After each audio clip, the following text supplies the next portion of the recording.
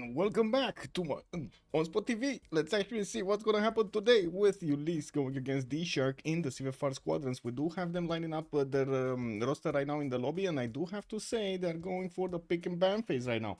Let me open up the screen so everybody can see what I see. Totally forgot to do this beforehand. Good evening, Lancer. Hello there, sir, and welcome. I do see Kyber. Good evening, sir, and welcome. To answer your question, it's gonna be next week. Next week 2 games, and then we're gonna have on the last weekend of the month the finals. We're gonna need to see the finals, the final game, right, the third game, because every game counts in the GOAT. Merry Christmas, the Beasley. Good evening, sir, and welcome. Ooh, that's kind of an early Christmas, isn't it? Early Christmas.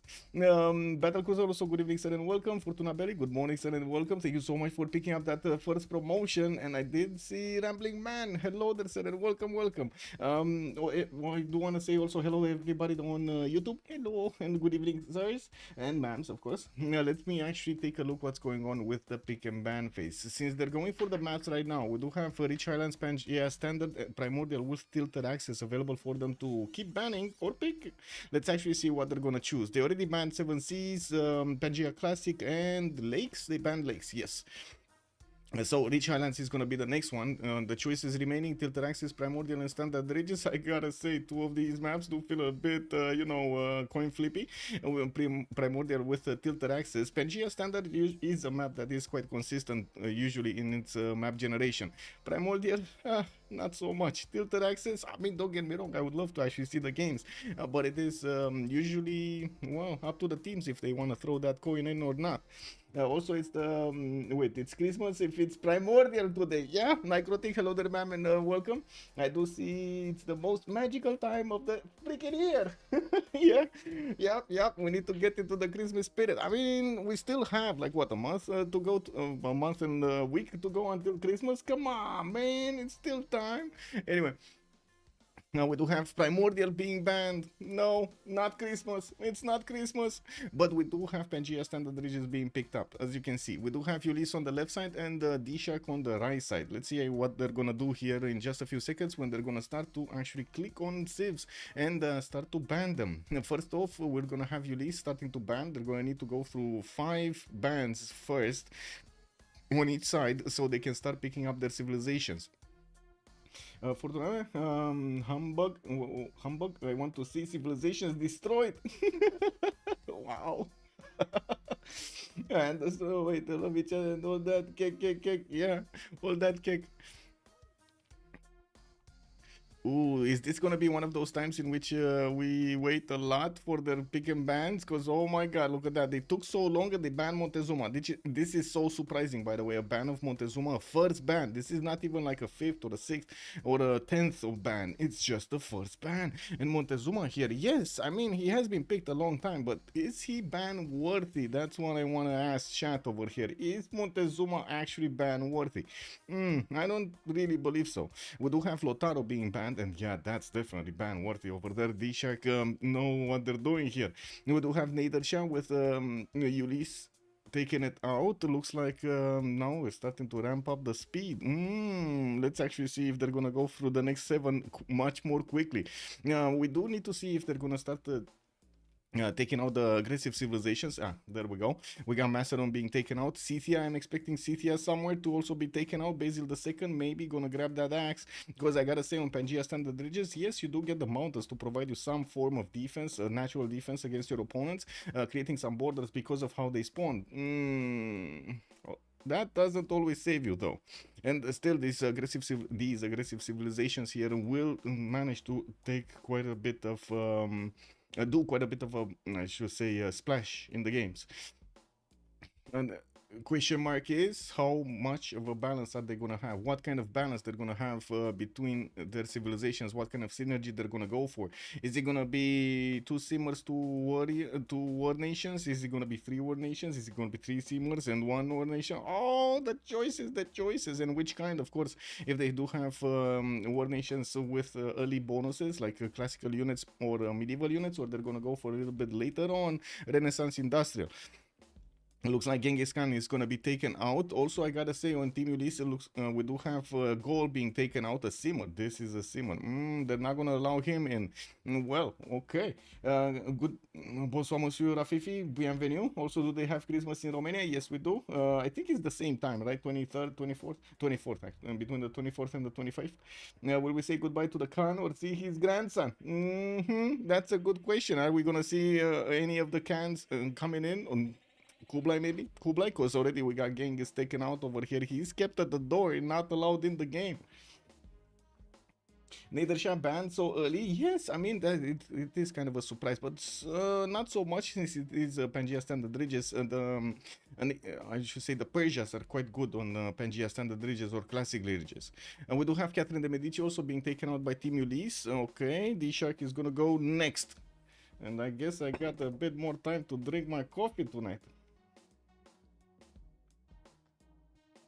And put up on the screen over here that we're gonna have Pangea standard ridges. It's been some time since we've seen actually Pangea standard ridges in the games.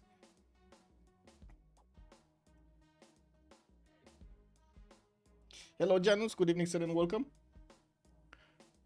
Okay, Scythia definitely appearing in the ban phase here from DShark, while Ulyss is going to need to take out the last civilization they have from the first pick, from the first ban phase. They're going to be the ones that are also going to set the tone for the game here with having the first choice. DShark afterwards will need to pick two immediately in sequence.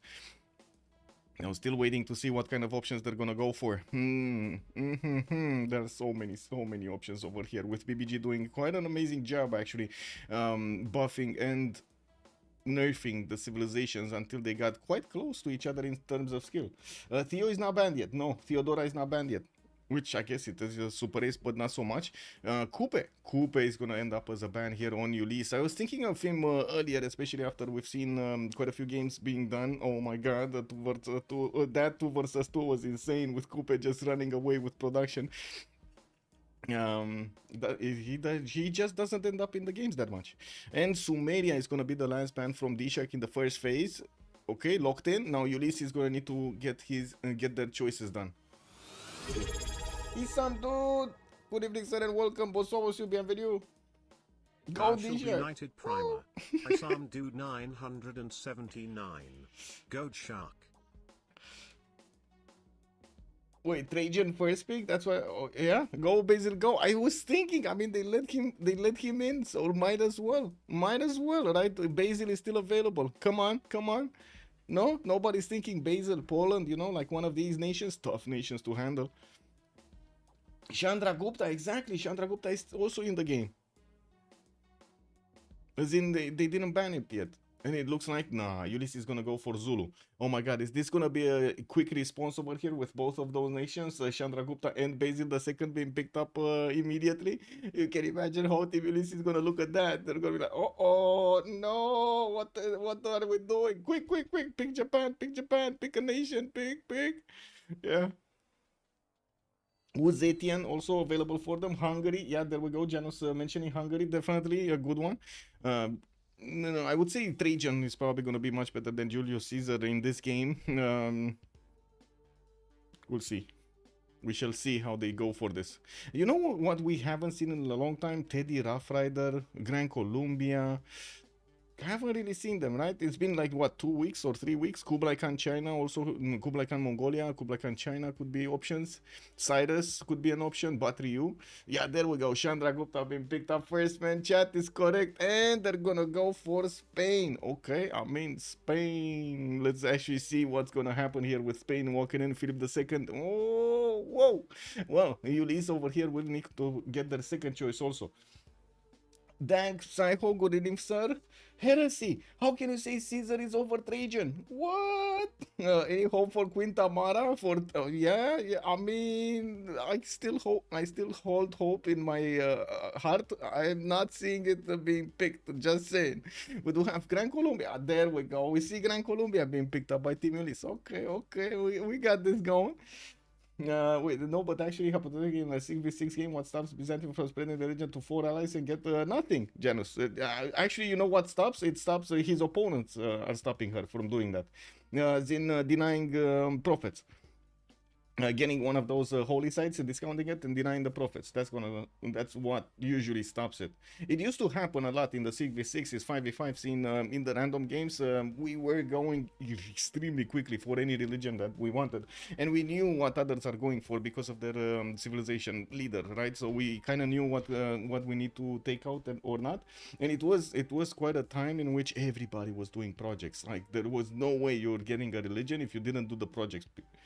Japan not that crazy important as first two picks. Yeah, true. I gotta say true. And now with the next ban phase, we do have DShark going for Cleopatra Egyptian.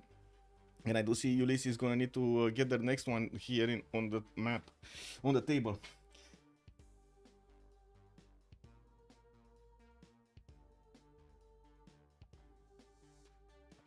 Blasphemy. Yeah. Heresy. Blasphemy. Yeah.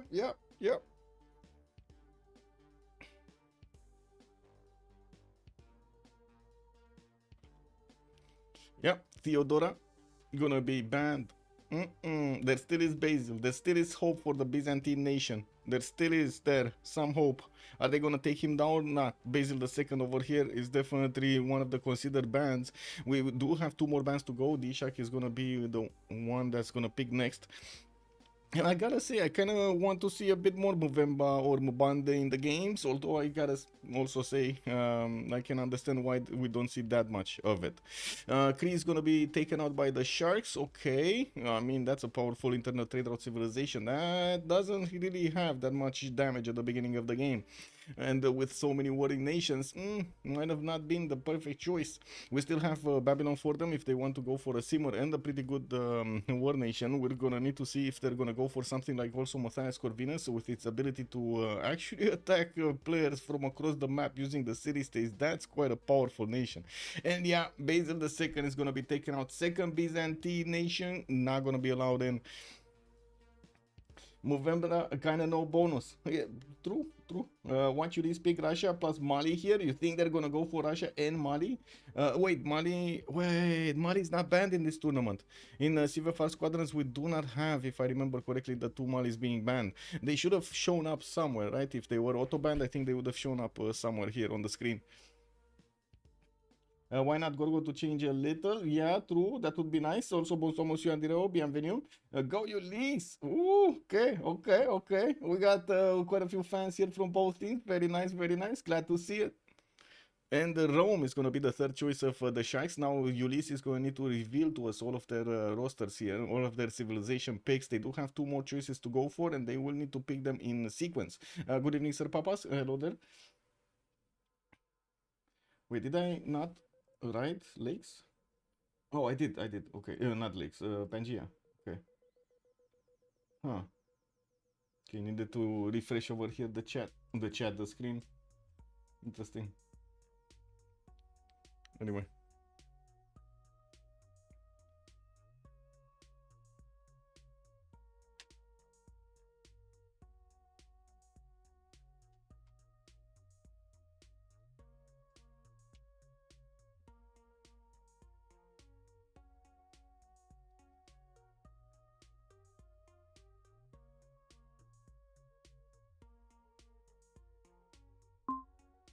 Wow, running down the clock, they thought this out and they're gonna go for Kublai, Mongolia. Okay, well, let's actually see the 4th one here. Team Ulyss is gonna need to finish their draft, and seems like they are thinking quite a bit about what kind of choice they're gonna go for against Chandragupta, Spain, and Rome at the same time. I gotta say, on both sides, we do have, actually on the left side, we might have some goal problems. With Zulu, not really well known for opening commercials. Gran Colombia is. Kublai, Mongolia, not so much actually, not so much. So they kind of need gold, I would assume, over here on Team Ulyss. On the Sharks, they do have Rome with commercial openers. Spain is definitely gonna get gold, and then Chandragupta, well, I mean, he's not gonna get that much gold, but still, he's gonna be okay. And he will have the gold from Rome and from Spain, so that's definitely gonna be fine. They don't really need to worry about the 4th choice as being like a commercial or a harbor opener. Ignore Japan. Why? No, I'm also quite a big fan of Matthias Corvinus in the game over here, yeah. You gotta go Poland if they pick Kublai. Oh my god, Poland win Hussars again, and they're gonna go for Babylon. No Poland here. We might see Poland on the Sharks team though. They still have a choice to go. So on the left side, Team Ulyss is going to go Zulu, Gran, Colombia, Kublai, Mongolia, and Babylon. Right side, we got Chandragupta with Spain, with Rome, and a fourth nation that needs to be picked up. Volkar, good evening, sir, and welcome on YouTube. Okay, just a few seconds here until the draft is going to be finished.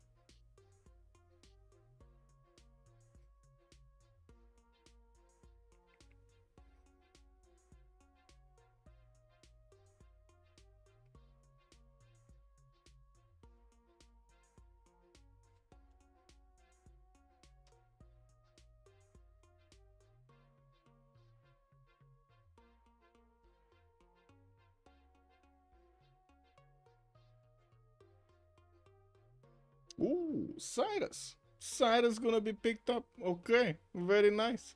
So we do have one team at least that did pick up the Persias.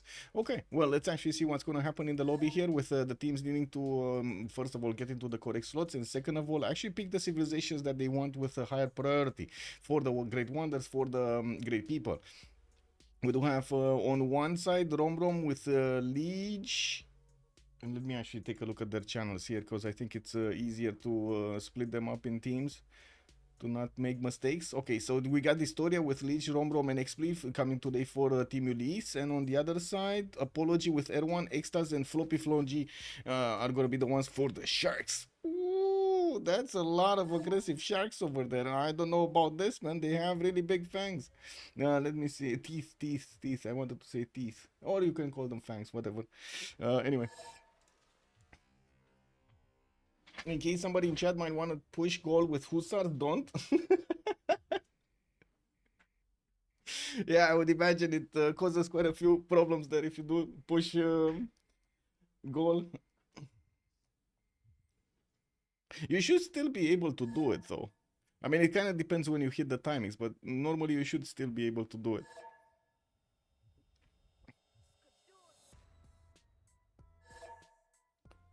I mean, sometimes it is what it is. No, when your opponent actually has what he needs to defend you, it is what it is.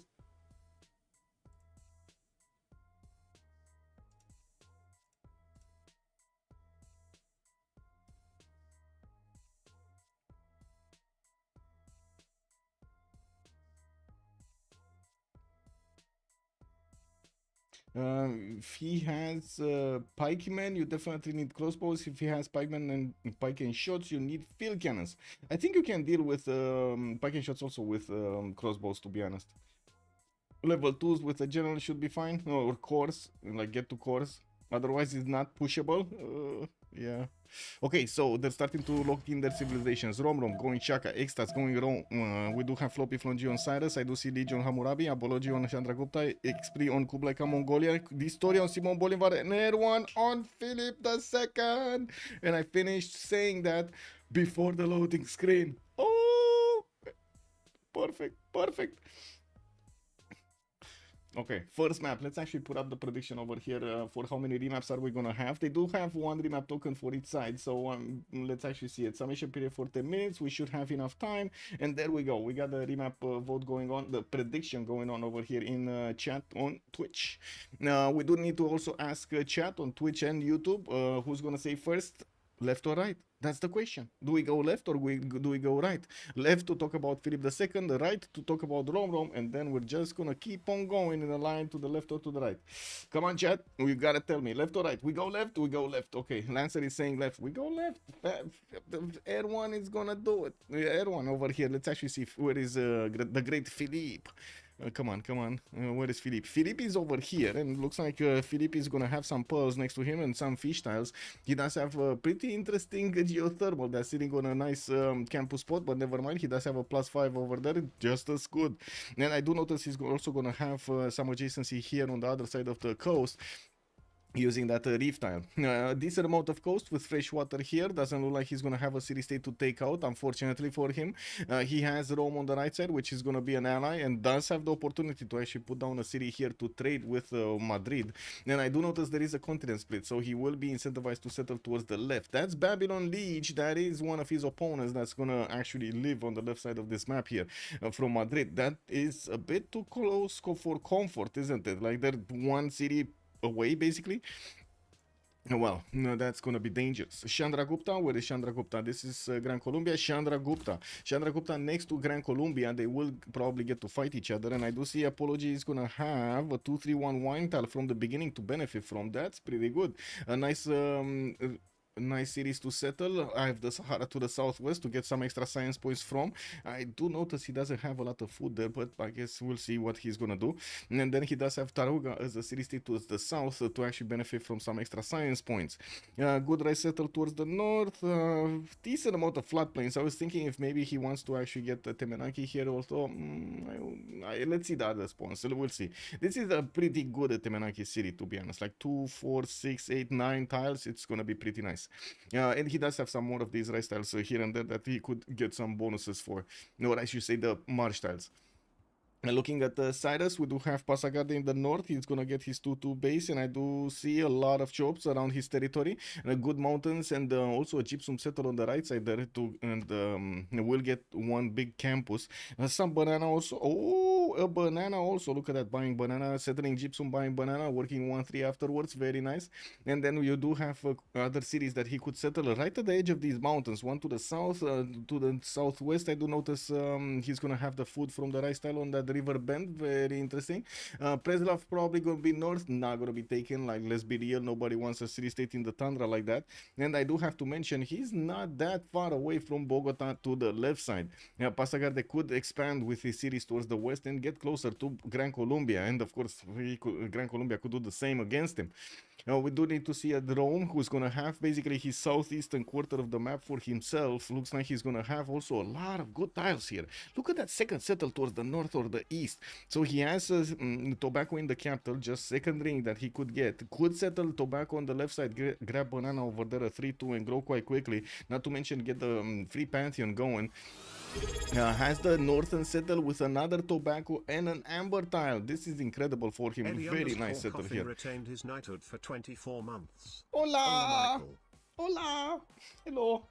Good evening, Eddie Coffin. Thank you so much for the prime, for the sub. Much appreciated, sir. Thank you, thank you.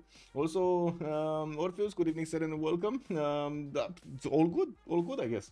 I have the Sahara, India. Yes. Did I miss something? The famous coastal Zulu? Yeah, a whole lot of mountains around Spain. Yes, indeed. I mean, this is Pangea standard ridges, so the mountains are gonna spawn a little bit more heavier than on in the classic ridges map. And I gotta say, this is marvelous on on Rome. Extazz will have such a good spawn over here. Or has such a good spawn over here. Moving to Gran Colombia, we do have Bogota with a 3-1 banana, not a 3-2, and I do see his 3-2 banana is going to be third ring towards the left side, a bit too expensive to get. He could settle the coal tile and I guess grab it from the second ring. Has more cities to settle, southeast, east, south. Does seem like he's going to have a good river network, and has also Zulu on the coast. This is not great, actually. Zulu on the coast, definitely not great. Not a bad spawn, but he's kind of far away from his opponents. Will not have an opportunity to actually go towards Chandragupta in the south because of the mountain range. Look how the mountains are actually stopping him from actually getting an army through.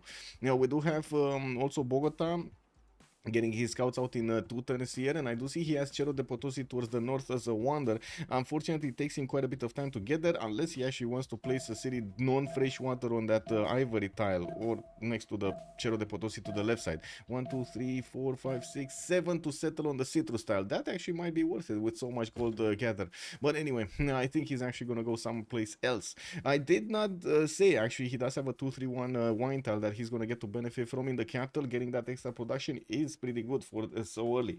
Also, Volcar was mentioning Choco Hills for Rome, Chocolate Hills also for Rome. Yes, indeed, to the southeast. I did not mention this because I didn't see the fresh water being close by, and I do have to say he's gonna need quite a few turns if he wants to go and have the fresh water. If he doesn't want fresh water, he could just settle the rice tile there and benefit anyway from the Chocolate Hills. Will not have the ability to aqueduct that easily, but I guess, you know, it is what it is. Sacrifices. That's a 1, 2, 3, 4, 5, 6 to settle city over there on the nice.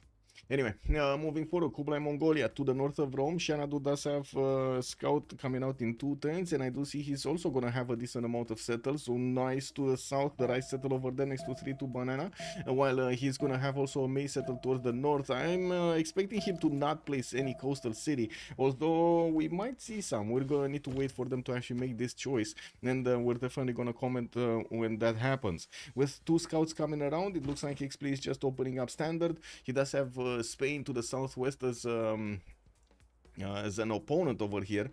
Wait, is it an opponent? Why? Okay. Okay, never mind. For a second over there, I don't know why I was thinking Xpli is on DShark, and my mind was confused, and it took me a while to actually go through all of these choices. But anyway, it's fine. Yeah, we got it. We got it. Now, I'm a bit surprised he's not actually working the right style to grow as quickly as possible, get that extra population going, and benefit from a few more points. Well, he got his second scout. He's gonna start discovering his north. At the moment, the visibility of the players is not that big. You can see they don't see the whole map here. Also, good evening, Muzrat. Hello there, sir, and welcome. If you want chocolate, you do what you have to do. Yeah, exactly. If you want chocolate, you do what you have to do. I'd say Ulyss remaps this and say goodbye to his 2-3-1 tile. No! Why would you take that away from him? How do you feel about eggnog? I have no idea what eggnog is, actually. No idea.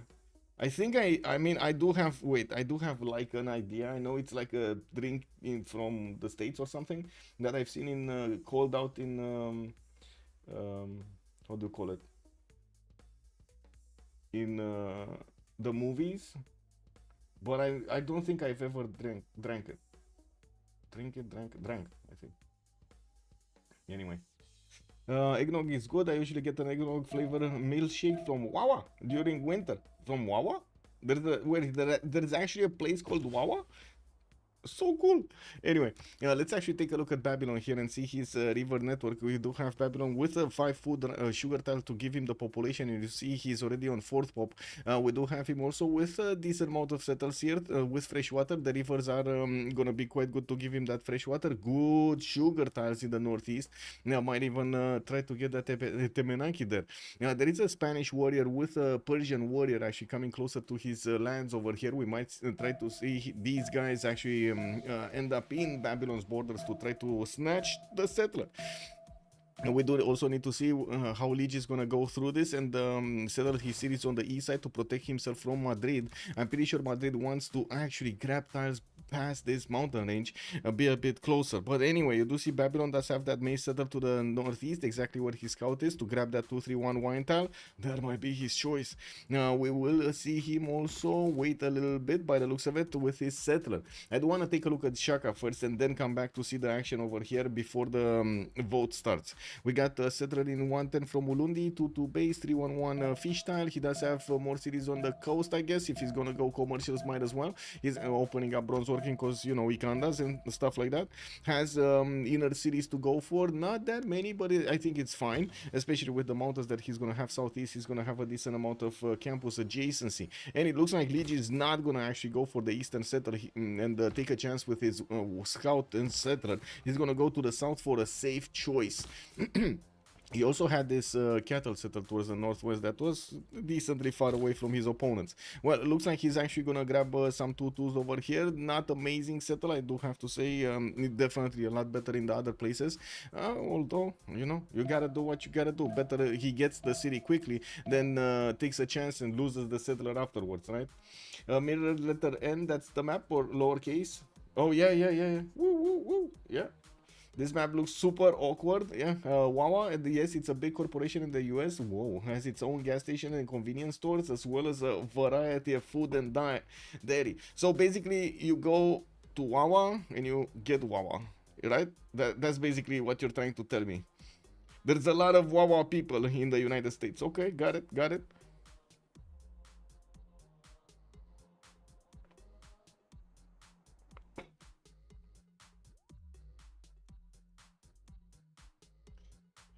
Wait, Volkar, what did you retract over there? You said something, but I didn't get to see. Is this the first map? Yes, this is the first map, Moonstrath. We don't know yet on what map they're gonna play on.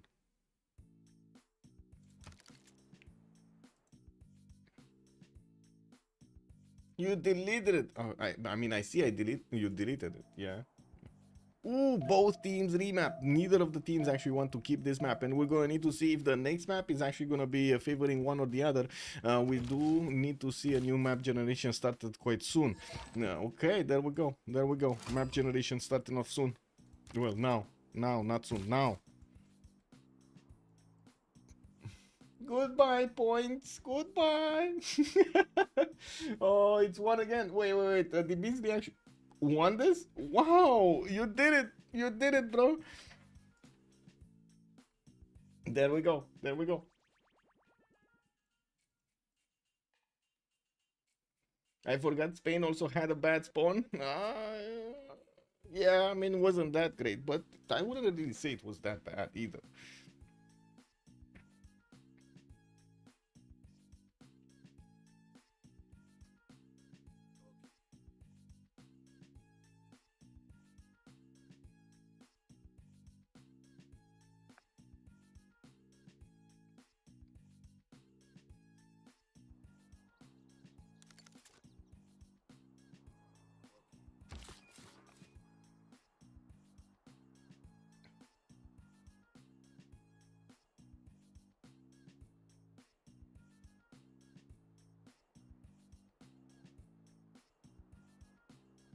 Well, this map kind of looks like a splash over here.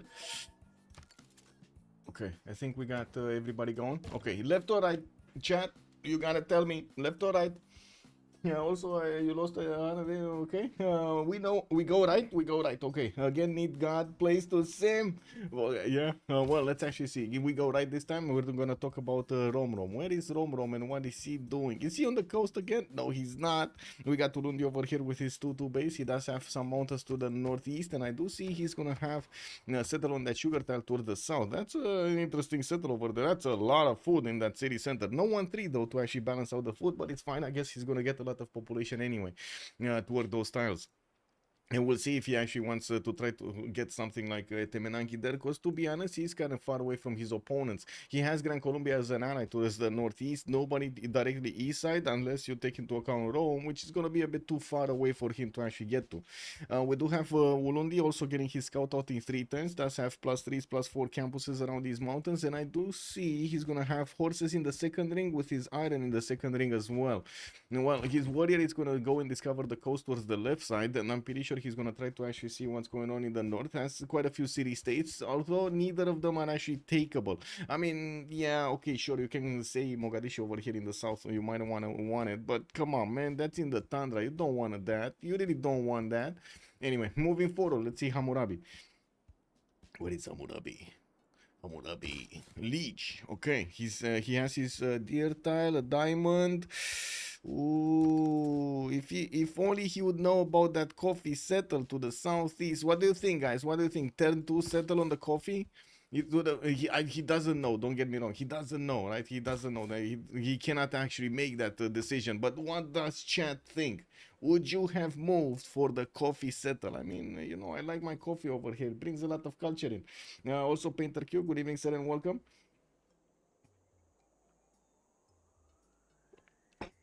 No coffee? What do you mean no coffee? You hate the coffee settle? You hate it? But why? It has 3-2-2s around it. Like, it's just the same as his settle in place, no? But then he has an extra culture point and the amenity to work. Well, he did settle a 1 tile to the north, and I do see he's going to get his scout in 4. He only has a single 2-2 with a bit of food there from the rice tile with the marsh in the north. Has a thing he had to go for and expand, and I'm pretty sure he's actually going to try to get as many cities as possible around these rivers. Again, for his palgums, for his replacement watermill, that does give him 1 extra food point on each of the improved tiles next to fresh water. Lege is going to also have a horse tile to the left side of Babylon, has his iron in the southeast in the second ring here, and I do not see that many more resources here. We'll have a lot of cocoa tiles next to the mountains towards the south, where he could settle the 2-2 and of course grab those tiles to get that gold in and improve the amenities there. Moving forward towards Kublai, Mongolia, he's very close to Rome, by the way, very close to Rome. There are, yes, quite a few mountains, kind of weird mountains over here in between them, like with 2-tile, 1-tile passageways. This is Pangea standard ridges, right? We do know that these are going to be created by the map generator. Xanadu will get his scout out in 3 turns, has a decent amount of cities here around the rivers, not amazing ones, as in I don't see that many good tiles around any city placement here. I guess he will get this one next to the mountains for that +3. Has a +5 campus in the capital that he's going to need to buy a 3rd ring tile for. Could go north to get a lot of chops. Has a banana there in the north. Actually, that probably is the best settle that he has, right? With the extra food over there. The banana tile, because to the west side, only a single hill with a 2-2 forest. Maybe another one here, but would need to split the tension up. I would definitely want to actually get a city to the west side to block Rome's movements. Although that city is so bad, I don't think it's justified. You know, we do have Xanadu here with an iron tile in the 2nd ring. His horse is also 2nd and 3rd ring. He has actually 3 horse tiles in the capital here, and I'm sorry that we don't see actually the resources, because the players did not go turn 2. Can you imagine? The players did not go turn 2. We just talked about 3 civs worth of information here, and they still did not click the end turn button. And it's not like one of them, it's like 7 of them. Yeah, I see Zulu sending tanks towards Madrid 5,300 years from now. Yeah, man, you look into the future there. I've always wanted a coffee plantation of my own. Yeah, that's an interesting want over there. Too much loss of tempo for the coffee settle. I see. I've always wanted. Oh, okay.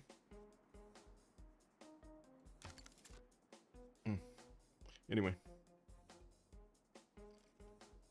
Finally, we are turn 2. Okay, let's go Gran Colombia, Simon Bolivar. Bogota, gonna get ivory tiles. Interesting that he didn't actually settle the ivory to the south. He is next to a banana to grab the extra food. Has a tea tile settled towards the north, and I do see sugar settled towards the east side here. Oh my god, so wait a second. Tea settle, sugar settle, and a citrus settle in the south to get 3 amenities worth just because of his cities. That's pretty good. Now he's also gonna have Rome over here on the right side to probably go against, and you do see on the left side he's gonna be happy with Zulu behind him. Romrom is probably gonna try to sim to a better unit and then send his units towards Rome. In the meantime, getting the gold for his teammates. I do have to say, Gran Colombia here is quite well known for early attacks because it does receive the F3 general, the commandant general at the first switch of the era. And before that, he could just go for something else than encampments, right? He doesn't need to actually invest into his encampments. Now we do have him getting his scout out, and I do see Distoria is gonna start moving towards the east, starting to put his settler in production. Only going for a single scout from what I can see. I don't see a single one around his territory here. We do have him also with horses in the 2nd ring, southwest of Bogota. While I do notice his scout is sitting on an iron tile here. It's same 2nd ring towards the southeast of Bogota. Has a few more iron tiles towards the west, although I gotta say in the south he's also gonna have some more of these horse tiles, but yeah, not amazing city over there. We do need to move forward towards Rome, which is in between Kublai, Mongolia and Gran Colombia. This is going to be quite a tough game here for Extazz. He does have the opportunity to get the scouts out to see what's going on around his cities, and of course he does see the geothermals in between the mountains here on the southeast of his empire. Has a triple continent split actually if he wants to benefit. Oh, I guess this green continent is going to be a bit too far off for him to actually get into. Now we do have him with also thinking the Bamaraha to the southwest, which is probably not gonna get here. Some of the tiles are good, don't get me wrong. We do have the 2-2-1-1 over here, the 3-1-1-1 wheat tile. The T tiles though do need improvements to get that extra production for, and of course, yeah, I mean you do get a bit of science and a bit of culture from them. I would also imagine he's gonna want to actually put a city in between him and Mongolia to have a defensive posture here. Could easily get that city on the 2-2-1 on the geothermal to actually work for him, and of course we'll see if he can actually block the chokes from Xpli. Xpli does have those K-shakes, so it's going to be quite hard for any kind of Rome defense to actually hold up over here. Good thing he does have chokes, and definitely the K-shakes are going to have a problem to deploy enough of the K-shakes to attack into one single unit. Rome Iron in the capital, first ring. I do see horses second ring here towards the northeast, and his population is growing quite quickly. He doesn't have actually any extra food from the marsh tiles or rices over here, but I guess, you know, we'll see how this develops. Okay, next up, Cyrus. What do we have here? Pasagarde. We got him with a settler coming out in 3 turns. He does have the southeastern settle that he's probably gonna go for. Is it first? So has settle over here. He's definitely gonna get settled towards the southwest on the other side of the river. I wouldn't imagine he's actually gonna go for his side of the river here. Could settle on the oil tile. Shouldn't be a problem to actually get there and the benefit from the 2-2 deer tiles. But he will probably need to settle also Crater Lake later on. And we do have him also to the southeast with some amber tiles, and I do see a 3-2 banana over there that he could grab for the extra food. A geothermal that will give him some adjacency towards campuses, and I do see he's gonna have that this double continent split to the east side with a new continent. He's gonna have Padna as an ally towards the southeast and Babylon as an opponent to the left side. He's definitely gonna need to prepare his army over here and also his infrastructure to go towards Babylon later on in the game, or maybe not even that late. We might see some coming out quite quickly. He just popped a free builder from a hut, and I do see his settler is coming up in 110 here from the capital city. That would be his first one. I don't think he actually has any kind of technology to improve stuff here, no? Did he discover animal husbandry, or did he go for pottery first? Because usually Cyrus does want to go for pottery first to try to get as quickly as possible his commercials down. Also, Cyrus second city should settle on the 1-2 before between Crater Lake and the 6 tile below. 1-2 Crater Lake and the 6 tile lake. What? 6 tile lake? Oh, this one. Oh, yeah. I mean, sure. Yeah.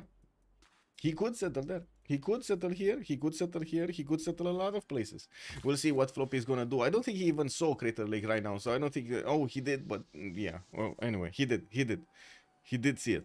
He didn't go next to it, but he does see it. And you do notice how he's actually breaching the fog of war, so he's seeing what he has around him to make the best choice for his settler. He did see the lake to the east, and I do notice he knows about the north, he knows about the southwest, doesn't really know about this southeast though. And I don't think he actually cares that much. Let's actually see where he's moving. Southwest, okay. And we do have him with iron in the capital in Pasagarde, and I do see his iron is gonna be first ring. Has some horses here in the second ring from Pasagarde in the east that he's gonna need to grab and improve. His builder is still waiting for the animal husbandry technology for him to actually start improving stuff around his territory. Has a volcano also that I need to mention. We don't have it active yet. We might see it active a little bit later on in the game and might actually destroy some of the tiles here. In the meantime, well, I guess he's going to need to start improving these tiles. And I'm actually quite curious if he's gonna wanna chop this deer tile or let it burn, because you know deers are actually extremely good chops, so you might as well chop it before the exploding volcano that's gonna take away your choices. We do have Chandragupta also on the map here with Panda. Oh my god, the gods have arrived with 2 forest fires for the Gupta. We got Apology here getting a settler out in 5 turns, just popped a hut and got 20 gold. And I do see Erwan is moving from the south with one of his warriors. Unfortunately, Apology is going directly there. Wait a second, is he actually going here? They're allies. Okay, never mind, they're allies, it's fine. He's actually probably gonna grab one of the stone tiles over there. 2-2 base, 3-2 banana to grab. No. Oh, he's going right. He's going right. He's actually going directly in between the forest fires. You can't settle forest fires. If I remember correctly, you cannot do that, right? You cannot settle forest fires. Wait, Genghis Khan, I have a few skills in Civ6, perfect UIs in the chief of them. Also a wonder giving amenities due to the good settler and the Hui 5 amenities. That city will be bonkers. Yes, indeed.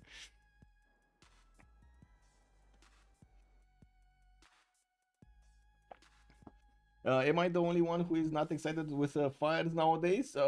Probably. Well, we do have, by the way, the reforestation happening here, the regrowth happening. He has a 2-3 tile over there to benefit from. And I do notice he's going to have horses in the north from Pana and also horses over here right next to that second city. Both of them are going to be easy to acquire.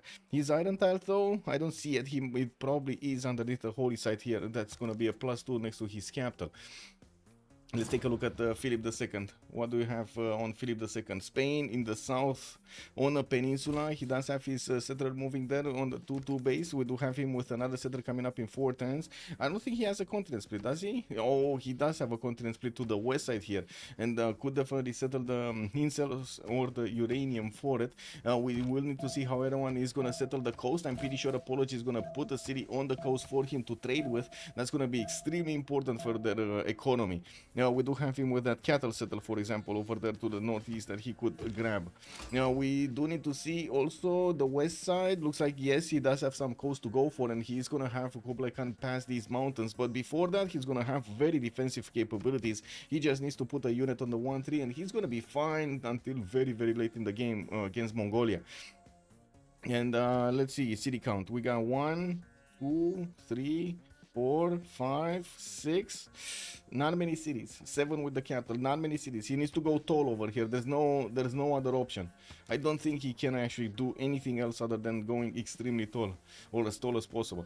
He did open up with holy site of +3 holy site here to the northwest between the mountains and the forest. And I do see Madrid does benefit from iron and horses in the east side of his empire, with some also turtles in the southwest of Madrid. 2 resource heavy compared to Civ6, yeah. Wait, remember Civ5 where it would be Godspawn on Aztec with those lakes? No, I don't remember Civ5 and or what was it with the lakes, to be honest. Oh, there's a little bit of fighting going on here. Looks like Mongolia did grab that geothermal settle to stop Extazz from settling it. That definitely will make it for a war settle if he goes somewhere else. He does have a slinger over there, and I do see his warriors moving from the north. We might actually see Extazz wanting to take that tile and not settle anywhere else. I do see Karakorum did get settled on a tile that he's going to have the horses right next to his city center. We do have a third city also coming around in 2-10s from Xanadu, and well, I do see he's going to need to back settle or north settle, especially on that scout settle towards the north, towards Persia. Do we have any pantheons yet? No, not really. Babylon is moving west side with his settle. The third one, I do see he's starting off on his monuments and doesn't have a builder yet. Didn't pop one from a hut. He did manage to pillage one of the improvements of La Venta, and that actually gave him quite a bit of a gold surplus here. Faith surplus. We do have him on 7 faith right now in the bank. Is he making faith? Yes, he's making 1 faith at 10. So he did go for the God King card here for the extra golden faith. We do have, or does he have any faith generation from somewhere else? I don't think so, right? He doesn't have Moksha, not a district, and he doesn't actually have, maybe he has a city-state envoy in? Not this one. Nazca? Maybe here? Wait. No? And Chinguetti? No. Okay, so he doesn't. So it is the God King card. Okay, well, do see Romrom is gonna get his third city out. Ondini did get placed towards the south, and you do see how fast this city grows because of the extra sugar points. I'm actually expecting him to try to get Lady of the Reeds and Marshes because of the city center here, and maybe even try to get a Temenangi. I didn't see anybody with a pretty good Temenangi city anywhere else, and it looks like Sparta did actually get settled towards the southwest, towards Crater Lake. I was expecting him to settle oil, but I guess the 2-2 base is just as good, and he's gonna be closer to the banana to get the food points. I was my initial oil impression was that he's gonna settle another city exactly where Muzrat was pointing out on Crater Lake, but he didn't. So it is what it is. If he wanted to pair with the God King card, yeah, he lost envoy by declaring war on La Venta, not the best move.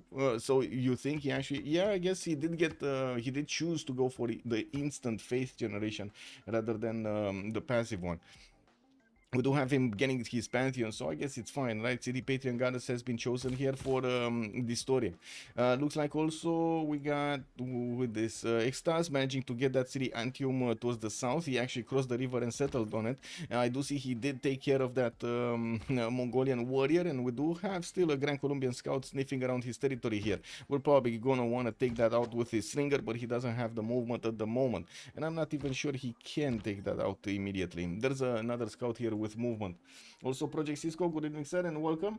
Kublai is front line, so might not grab the lady. Yeah, true. Oh, look at this. Babylon is going for the lady. Babylon is going for the lady. We got a Shuna here with 18 turns at Temenanki. He's sending his settler towards the south, towards that stone settle, and I do see he's grabbing a builder. We're probably going to need to see him improving his horse style. There we go, the passion. We do have the city of Ishuna already 3 Pope, and I do notice he is already working a single 2-2 here. Doesn't really have any other, unless he spends a lot of gold to get the 1-3 base, or switch this one. He might actually get to switch this one to the northwest. Oh, buonasera. FC_Lev_ retained his knighthood for 26 months. Good evening, everyone. Good evening, sir. Thank you so much for the tier 1 sub. Much appreciated. Thank you, thank you, thank you. Still no Pantheon yet from Lege, although I do believe we kind of know what it is, right? It's going to be Lady of the Region Marshes here. That's a lot of bonuses that he's getting. He did also manage to get into the borders of Sparta, the Persian city, and he's sitting on one of his campus tiles. Passagarde did place another one, a +2 towards the north, and I do see he did improve his also horse tiles. Going towards the south here, I'm actually waiting to see where is he going to settle. Is he going to settle a sheep tile, amber tile, or try to go across the river there, or maybe even 2-1. Ooh, Scout is still alive, got a promotion. We got a Persian Scout not managing to do enough damage against the Lege's unit, and as you can see, that's a level 2 Scout with the promotions of Ranger and Sentry to get that extra sight going. Still no Pantheon yet from Persia though. Pana about to finish his holy site, got a second one in Mumbai. It looks like by the placement of these holy sites, he's gonna want to go Sacred Path here. And we do see him still needing to get that settled in the south. He's preferring to go for the food next to the bananas there on the west side, where he does have access to, first of all, settling on a 3-1 banana, second of all, getting another 3-2 banana in the first ring, and grabbing a 2-1 sill tile on the west side. He does have also in the north a settle that he could get on that wine tile, but no very good tiles around it, right? Well, I guess he does have a 1-1 here. Anyway, we will see. Still no Pantheon. Spain, did he get a Pantheon? No. Oh, still going for holy sites. Another one coming up from Seville. That is going to be a +4 here, giving him that adjacency towards faith generation. And this is going to be the big moment. Is he settling uranium, or is he settling incense, or is he actually going for the sheep settler to the southwest? He might be incentivized to try to clump up as much as possible, like not get his cities that much space in between them, settling them min distance, so he gets to settle as many as possible. I'm not that convinced it's good to actually go for the uranium tile, because you're kind of blocking yourself out from this river unless you go and settle the iron far away in the mountains over there. Anyway, yeah, we do have Mongolia starting to place down encampments. I do see one got placed down. Xanadu is getting a slinger out, and I do see India's warrior with Persia's scout did manage to take care of the warrior of the scout of Mongolia. Or is this the scout of Mongolia? It might be this one. I'm not sure. Did he get 3 scouts or 2 scouts? I know one is here. And I see this one here. And I know there was one on the 2-1 base. And I see these warriors and the Persian scout are damaged. So that's why I'm thinking he might have actually attacked the scout over there and took it out. Still no Pantheon yet. Rome did go for God of the Forge. Makes sense. Extazz is front line. And where is he going with this settler? Wow. Wow, that's kind of very far away in between the mountains there. 1, 2, 3, 4, 5, 6, and 7 to settle. And I gotta say, it's gonna cause quite a few issues to actually get his units recovered, right, from there. That's kind of far away from the front line.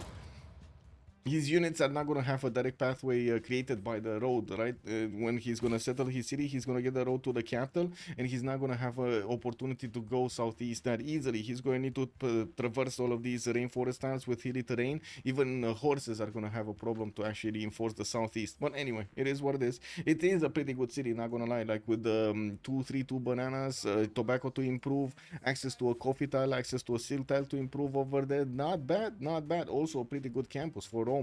He did manage to put down his first +3 campus towards the north, and I would imagine he's going to place one from Antium. I'm a bit surprised he didn't actually go and place it directly on that maze tile right now. We do have him grabbing a builder in 2 turns from that city center. Gran Colombia gonna go for his opener with commercials. We do have him with that city patron goddess, giving him the 40% towards the first district in a city. Valencia did get settled the tobacco tile. Okay, tobacco still blocks that settle, by the way. It still blocks the settle in between the mountains. And he knows about it. He knows that he just blocked his settle. Okay. Getting his shrines up for the faith. Still nothing happening here. Shuna gonna get that Temenaki 7 turns. We do have Lady of the Region Marshes coming up here. And look at that. Extra production points coming up on his floodplain tiles. And I do see even his marsh tiles are starting to get some more improvements here. A 2-3 base underneath Babylon does look amazing. He does need to buy the cocoa tiles or maybe wait for it to grow into them. He does have a builder coming up in 4 turns. And I'm pretty sure irrigation is going to be one of his priorities here. Getting currency in 3 turns, craftsmanship in 5. Okay, do we have Zulu going for Pantheon? Yes, God of War and Plunder, and it looks like he did choose to go for Liang in the city of Ondini. Will probably go for the Liang left tree to get the protection against floods, and at the same time get that extra production on all of these tiles. Now we do also see he's building up his Ikanda count and did not start off with commercial, so I mean it kind of makes sense. Shaka's gonna follow up with writing, and will probably go for currency next to get the commercial technology. He's not going immediately for the 4th and the 5th settler. We do have him building up some builders in the meantime, or training some builders in the meantime, I should say. More pantheons? No. Any pantheon enjoyers here? No. Okay, triple campus setup here from Persia at the beginning. He does have his 2-3 deer tile to chop and get that campus immediately. Sparta is only gonna have a 0 adjacency one, but I guess he's building it for the discount anyway. Hello, Icletian. Good evening, sir, and welcome. Also, Conquistadors arrive early this year. Yeah, they might be. Also, I'm surprised to see Spain going holy side. Maybe he wants to boost his ally. I'm also surprised, but yeah. I was thinking just about that. Let's actually get it going. Let's get the prediction going for who will win. On one side we got Ulyss, on the other side we got the Sharks. We will set a 30-minute submission period because I'm pretty sure this game is gonna keep on going. It's gonna go longer. Let's go also put up the team labels on the screen here so we do know who is who. On the left side we do have the Sharks, and on the right side we're gonna have Ulyss. There we go. Very nice, very nice.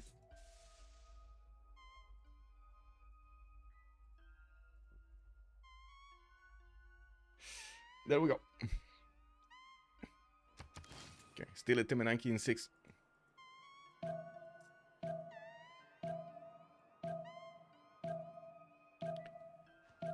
Ooh, city states. Let's talk about city states. Muscat with Mogadishu for the trade bonuses. We do have only 2 of them. Muscat's gonna be here, and Mogadishu is gonna be somewhere to the southwest of Zulu. Cardiff and Singapore with Hong Kong will be the ones for industry. I do see La Venta, Nazca, and Chinguetti will be providing some faith bonuses, and I'm pretty sure Apology with Erwan are gonna be happy about that. On the other side, we don't really have anybody with Holy Site. Prediction? No, I don't know. Anyway, we do have Fez with Bologna for science. I do see we also will have one single culture city state in the game. That's going to be Vilnius, with also Engazargamu for the military, a single military state in the game. Usually you do see players trying to gang up on one of these city states with their units. They did not have the opportunity this game around. God of Open Sky has been chosen by Persia Cyrus to get going his extra culture on these pastures. He did improve his horse tile, got one of these sheep tiles improved, and has a few more sheep tiles to go for that extra culture. Not bad. He did also settle Tushpa on that amber tile that's going to give him one extra culture point, and he did leave open the tobacco settle to the southwest of Tushpa, which is not amazing for his early settle, but it definitely can work later on. We will probably also see him sending one city towards the north here. That's a pretty good city with the geothermal giving him a very strong campus. There is an Indian scout coming next to his capital, but that's fine, and next to his cities, that's fine. That is his ally. And what is going on here? Okay, Mongolia triple encampment setup. Looks like we don't see Rome actually going for his encampments at the moment, and I do have to say Rome is going for his archery in 3 turns, with Pingala establishing in the capital city, and did choose to go for God of the Forge, so he's definitely expecting war against his opponent here. It's more of a question of what kind of setup, when is he gonna get his general rather than anything else. Now we do have Bogota going for commercial hub investments already. Looks like the first merchant is Zankian, so he's gonna want to get that extra trade out capacity in his empire and provide his cities with a bit more gold. Now we do have also in the scientist screen, not an important one. Persia is making 2 points, Rome is 1. Engineers, I guess this is gonna take a while, nothing important, and Sun Tzu is gonna be the first one. Sun Tzu is actually gonna be the first one for the generals. Now opener here in Babylon with 3 commercials. I'm pretty sure he's gonna place one there from Eshuna. There we go, northwest, and he did start to build a lot of farms around that city center. Now with Temenaki finishing up in 3 turns, he's gonna be very happy when he's actually gonna improve, how to say, get all of these tiles with the extra science and also the extra production. That's not bad. That looks amazing, by the way. That city looks amazing. Now we do have in the yields tab actually as already with 11 science and 9 culture next to Xpli 7 and 6. We do have him only with 23 points of production, which might cause a problem. We're going to need to see when he's going to start improving stuff, if things are going to get better. He did manage to place down a campus. That's a +5 to the northeast of Antium. Very nice, very nice. And I do see a Mongolia scout is trying to get in. Maybe he's going to try to get around that slinger and pillage some of the tiles. Chandragupta, still no pantheon, still no religion, going for moksha in the capital, 3 turns, and I do see he keeps on building up his shrines in the holy sites. The same thing can be said about Spain, which did go for earth goddess as a pantheon, and will start improving his amenities here. He does have a jade tile to improve, turtles to improve. I do see an olive tile to the northeast, gypsum over there in the north of Seville. That's pretty good for his amenities at the beginning of the game. We're going to need to see if he's going to manage to keep his people happy above +3. Also, Volkar was asking, do we believe in Persia will bully Babylon enough without encampment? Rome may die fast even with legions? Show how much population each player has. So yes, I do agree. First of all, let's take it one by one. I do agree. Rome over here is threading the needle basically, not getting his encampments up, and we're going to need to see how quickly and if they can actually deny the generals from him. Mongolia over here being in between 2 opponents and having also the ally in Romrom, it will mean Zulu is going to grab a lot of generals and Mongolia will have the opportunity to probably grab one. He does have an encampment training project coming up in 2 turns with God of Craftsman as a pantheon, getting that extra production going on so many tiles. That is one of the explanations here for how much production he has at the moment. 33 versus Extazz's 24. That's a lot of bonuses there. You got Tyson. Who is that? Where is Tyson? Mike Tyson. When was it? Era. Here is the population, by the way. 8, 9, 10, 8, 9, 10, 13, 14. Zulu seems to have a way bigger population than everybody else. Ondini over here giving him so much pop. He's already on 6, and I do see he has so much food in just one single city center. 21 points compared to the capital city of Ulundi, which only has 14 points. Now we do have him getting new settlers in production, starting to work on his government plaza in the capital, and I do see he's gonna have quite a few stones, chops, not to mention 1 tree is here to actually help his government plaza build stuff much faster, or I guess his city center build stuff much faster. Babylon will finish at Temenanki Liang next turn in the city of Veshuran. We will get to see all of those science points beaming in our eyes. Noob 00798, good evening, sir, and welcome. Also, Zulu super big because of the sugars. Yeah, we all know that the only Tyson is in Michael's house is Athena. Athena. I don't know what she is actually. I gotta say, she has been much quieter. Yeah. She started to actually calm down. Perfect. Okay, Rome, where is he going? Traders, is he going? Okay, next time Bronze working politically in 5. The capital city did build a government plaza to give a bit more adjacency to that campus. It's a +4, and we do see him starting to pump out archers. So we will need to see him plug the chokes, right? He has a 2-tile choke here and another 2 1-tile chokes that he's going to need to plug. 8 pop Rome, 8 pop Spain. Problem with temp in key positions. We do need to see what kind of religion Spain is gonna get. We might actually see him going for feed the world over here to get that food generation going. Anyway, Moksha establishing in Madrid. Monuments coming around. More builders. Also, I do see finally a pantheon for India. He did indeed go for Sacred Path. Now we did point. I did point out that the holy sites are basically gonna get that bonus because of the placements where he placed them. We do need to see him start improving some of his resources, and he's getting builders to do exactly that. We're 1028, we got 3 more turns to go, and we do need to check the era squad if anybody's slacking. It looks like Xpli is missing 1 point, although I gotta say he didn't get a general yet, so he will probably get this going. He does need another project. He might not. Oh, he will probably get the points with horseback or something. No, he doesn't. Oh my god, he's going masonry and state workforce. Okay, well, state workforce definitely makes sense. Masonry, not sure. He does have a few stone chops, actually quite a few. I do 1, 2, 3, 4, 5 around his cities. Definitely could get a lot of horses with more chops in other technologies, but I think his priority should be to get that point. Maybe he's gonna get it. I don't know, revealing a wonder or something like this. He still has time, right? 2 more turns. Zulu plus Kublai may get all the generals. I think so too, Volkar. Oh my god, yes, you're right. I mean, Zulu with already 6 points a 10, Mongolia with 3 points a 10, and nobody else, like as in Rome, it did not manage to actually put down an encampment and start working, and this is the problem. This is a big problem, actually. Gonna need to see what's going to happen. I do like how Extazz is actually preparing his defense. A lot of archers will definitely help him keep away Mongolia, but not for long. He does need strong units to put on the front line before be in front of them. Okay, still no religion, by the way. Still no religion from either Spain or India. And looking at the Great Prophet screen, we got Spain getting his Great Prophet next turn, while India will need at least 3 more turns to get that going. We do have Hanging Gardens, also placed down by Babylon. With Temenaki finished, now we get to see all of these beautiful tiles in Ashuna. Getting a Palgum also. Oh my god, he's gonna have like 4, 3, 1 tiles everywhere. This is insane. We got Magnus in 4 turns here, going in the capital city with the Hanging Gardens coming up in 5. And I do see he's starting to improve his cocoa tiles to the south of Mari here. That is settled on a river, so he's going to get the fresh water, finishing his commercials up. Zankian did get picked up earlier by Gran Colombia, while Zulu did get the first general Sansu.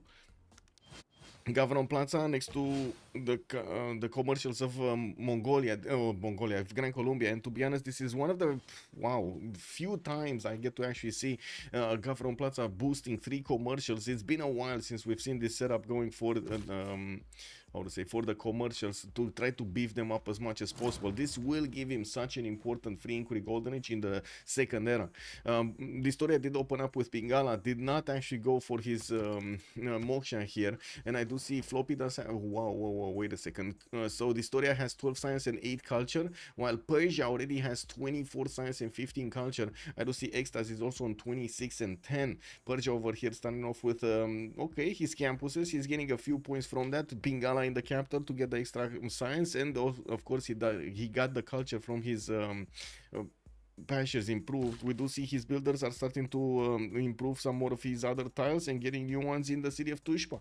Now also trying to go for the encampment training project. It's going to be interesting. We do have him close to Babylon over here on the left side, which he might actually go and attack into. But we don't have him with the possibility to get the general, or at least I don't think so, especially if Zulu is going to get a whiff of what's going on, and he will see that somebody's making, there we go. He doesn't even need to see, he just put an encampment training project in Ondini's production queues, and now we're going to see him probably get 2 generals, right? Mongolia is going to get 1 for sure, and then Zulu is going to grab the next 2. There we go. We got Xpli here getting 2 encampment training projects. He only needs 1, but he's getting 2 of them next turn. What is Persia on the priority? Persia is played by Floppy. Floppy is here. Okay. Third slot. So Extazz has a priority over him. Where is Romrom? Oh, Romrom is top slot. Okay, never mind. Romrom is top slot. Okay, we got Zulu and Mongolia. Yeah, there we go. There we go. They got all of them. They got all of them. There we go. 2 generals picked up by Mongolia, 1 general picked up by Zulu, and that's it. Mongolia did actually get the military engineer general, and now he's happy with it. Trungtrak is going to give the bonuses to his units, and then the military engineer is going to also build the pathways for his units to go against the opponents. Also, Idoki is still 18 out of 19. No, they got the golden age. I'm not sure exactly how, but they got the golden age. It's probably that general that gave him the extra points, no? Anyway, we do have the golden age started, and we're going to talk about the golden age points right about now. Monumentality Golden Age on Philip II. He does have 34 faith at 10 with 9 science and 17 culture. I do see he got his religion, and it's going to be Catholicism, with choral music and pilgrimage being his options. Shrines and temples providing him the culture, and pilgrimage getting the faith going. I do see also Chandragupta. Let's actually take a look at the Gupta here with 9 science and 15 culture. Northward, he has 27 points of faith per 10, which is kind of surprising because he does have very, very good holy sites, and started improving his bananas over there to get some extra gold. His religion is Eastern Orthodoxy, with feed the world and tithe giving him the bonuses of food and of course gold from those city centers. Now we still have him, by the way, with a builder for the last 5 turns. He kept the builder here on the seal tile, did not get to improve it. He's definitely going to need new settlers. He's putting them in the production queues using the early empire card to get going, and of course we're going to need to see how he's going to get to chop and improve all of these tiles with his builders to give him the boost that he needs for the next era. We do have also Cyrus here, 3 cities strong, getting 4th city out next turn. Sparta is going to go for the next city here. I did notice his government plaza, yes, got finished, but it did not actually go for improvement in it, a special building in it. We might actually see one started off after this settler is starting to move from Pasagarde. If he does move it towards the north, he might actually have time to build something like ancestral hall over here to get going. Although we might see Warlord's throne being chosen, especially with Babylon being so close to him. Anyway, moving towards Rome here, we do have him on 3 cities, getting his warriors out, and I do see slingers are getting the promotions for archers, while I do notice Mongolia is starting to put his own archers up in Karakorum. We don't yet have horses coming out from Mongolia, but we do have horses coming out from Rome. I do see an encampment is being placed from Cumae. City Antium does not have an extra population point, sorry, the 4th population point for him to actually place down an encampment here, and I do notice Extazz is keeping the chokes plugged with his archers. Well, Extazz is 27 science, 17 culture, definitely much bigger science number than Xpli on 9 and 25. Production wise, Extazz is still lagging behind with only 31 points, while Xpli is on 40. Well, looking at the Simon Bolivar, we do have Pembroke and Voice Golden Age on the Gran Colombia, getting his campuses down, and I do see him discounting them. That's a 210 campus in Quito, and we do have him building the Temple of Artemis in Bogota, so he's gonna get all of those extra amenities here, given by the pastures, the plantations, and the camps that he's gonna have. He only has like 3 tiles that I can see he can improve. 4 tiles with the banana, and then he's gonna have citrus for Cuenca. That's another amenity there. Horse in Panama. Well, I guess he could actually switch this from the top to the bottom. Citrus over here, also plantation, very nice. Northward, he doesn't get any resource in Quito. Anyway, he does have also 23 science with 21 culture. Pretty good opener here. Xpli, 9 science, 25 culture. 4th settler coming around from Xanadu, starting to move his archers forward. We might see him try to shift enter those archers on the hills and in the forest, so he can actually start shooting down these Roman units. We're gonna also need to see if Extazz is moving forward his archer line, so he can try to shoot back at any units coming against him. With Guard of the Craftsman, he's managing to get a lot of production going. 40 points of production. Pingala establishing Karakorum for the extra science, while he's gonna finish a +3 campus over there in the north. Kokekota still needs 2 turns to get another district going, while he's getting his builder trained over there. We do have to take a look at also Lege. Lege 4 cities, no, 3 cities strong. He's still on 3 cities, getting his Palgums up. And I do see him, oh my god, with so much bonus over here. Look how amazing this looks. This is incredible. Anyway, we do have him with new builders from Ashuna, and I still don't see him actually grabbing new cities or training new settlers. We do have Magnus establishing the capital city of Babylon, where he's gonna get a builder. Could easily chop out the deer tile, and I'm pretty sure he wants to chop also that 2-2 forest over there with the builder, so he can keep on placing districts between his government plaza and that hanging gardens. That will mean he's gonna get very strong theater squares in between those tiles. Romrom, 19 science with 25 culture, Pembrush and Voice Golden Age. We do have Romrom here on Zulu, backline, 4 city strong, getting audience chamber as an improvement in his government plaza. And I do see him starting to get quite a few new settlers. Already has 1 out, with another 2 finishing next turn from his city Nobamba and Nondini. Getting commercials to start working on those great merchant points and start to roll in the gold for his teammates. He already has 31 gold a turn before he actually finished any commercial. Not bad. That's a lot of resources that he got to improve with the plantation with the plantations. Hanging gardens in Babylon seems legit. Yeah. Do we have like a league table for the teams? Yes. Let me find it out for you.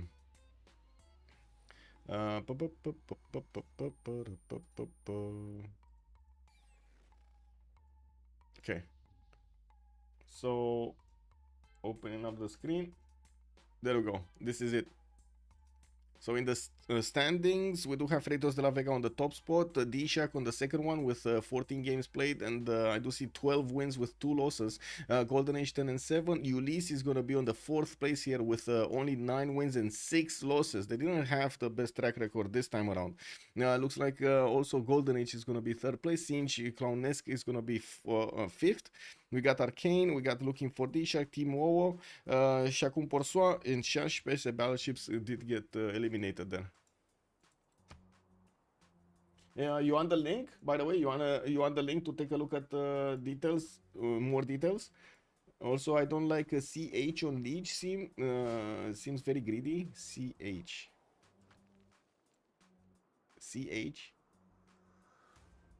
Commercial hubs, you mean? Commercial hubs? Yes, Orpheus. Just a second. I'll get it.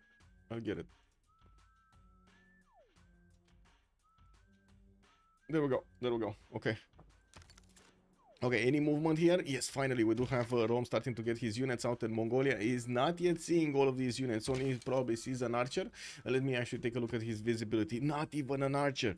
He's not gonna know when the horses are gonna cross. Well, I do see Xpli is getting his own horses here from Xanadu and Karakorum, getting his ordu in the city of Kota, while at the moment he didn't actually build the ordus in the cities he's getting his units out yet. Now, usually you do see the Mongolian players trying to build the ordus way before they're actually trying to get units out, so they do benefit from the extra movement, they do benefit from that extra experience that they are wanting. I do have to say he does have a bit of a problem here in Xanadu with the population available. He just chopped a horse, will 2-10 the ordu next, or might even just chop it.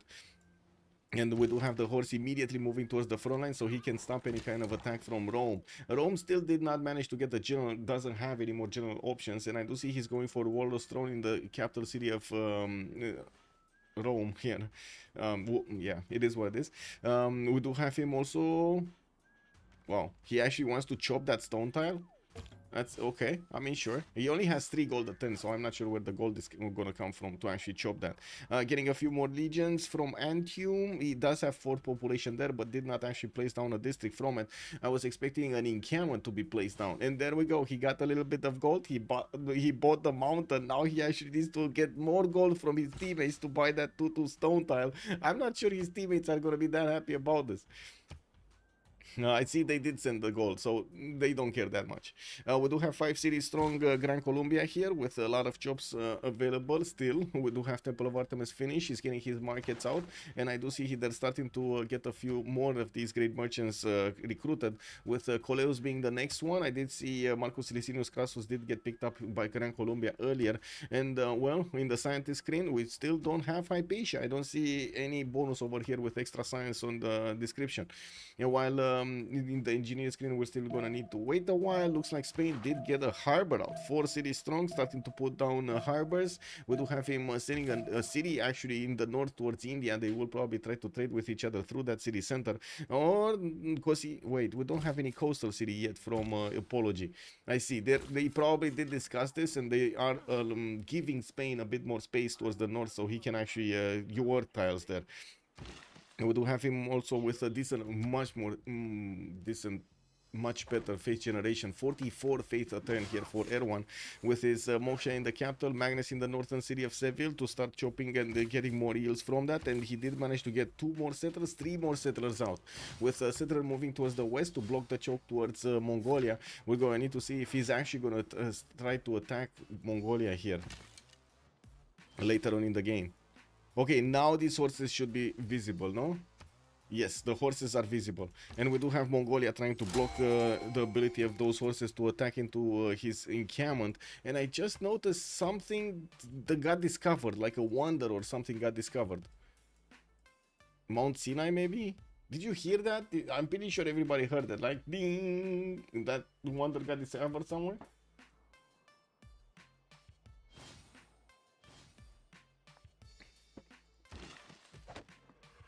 Magnus establishing in 2 turns here in Mumbai. We do have Moksha in the capital of Pana, going for a sister hall.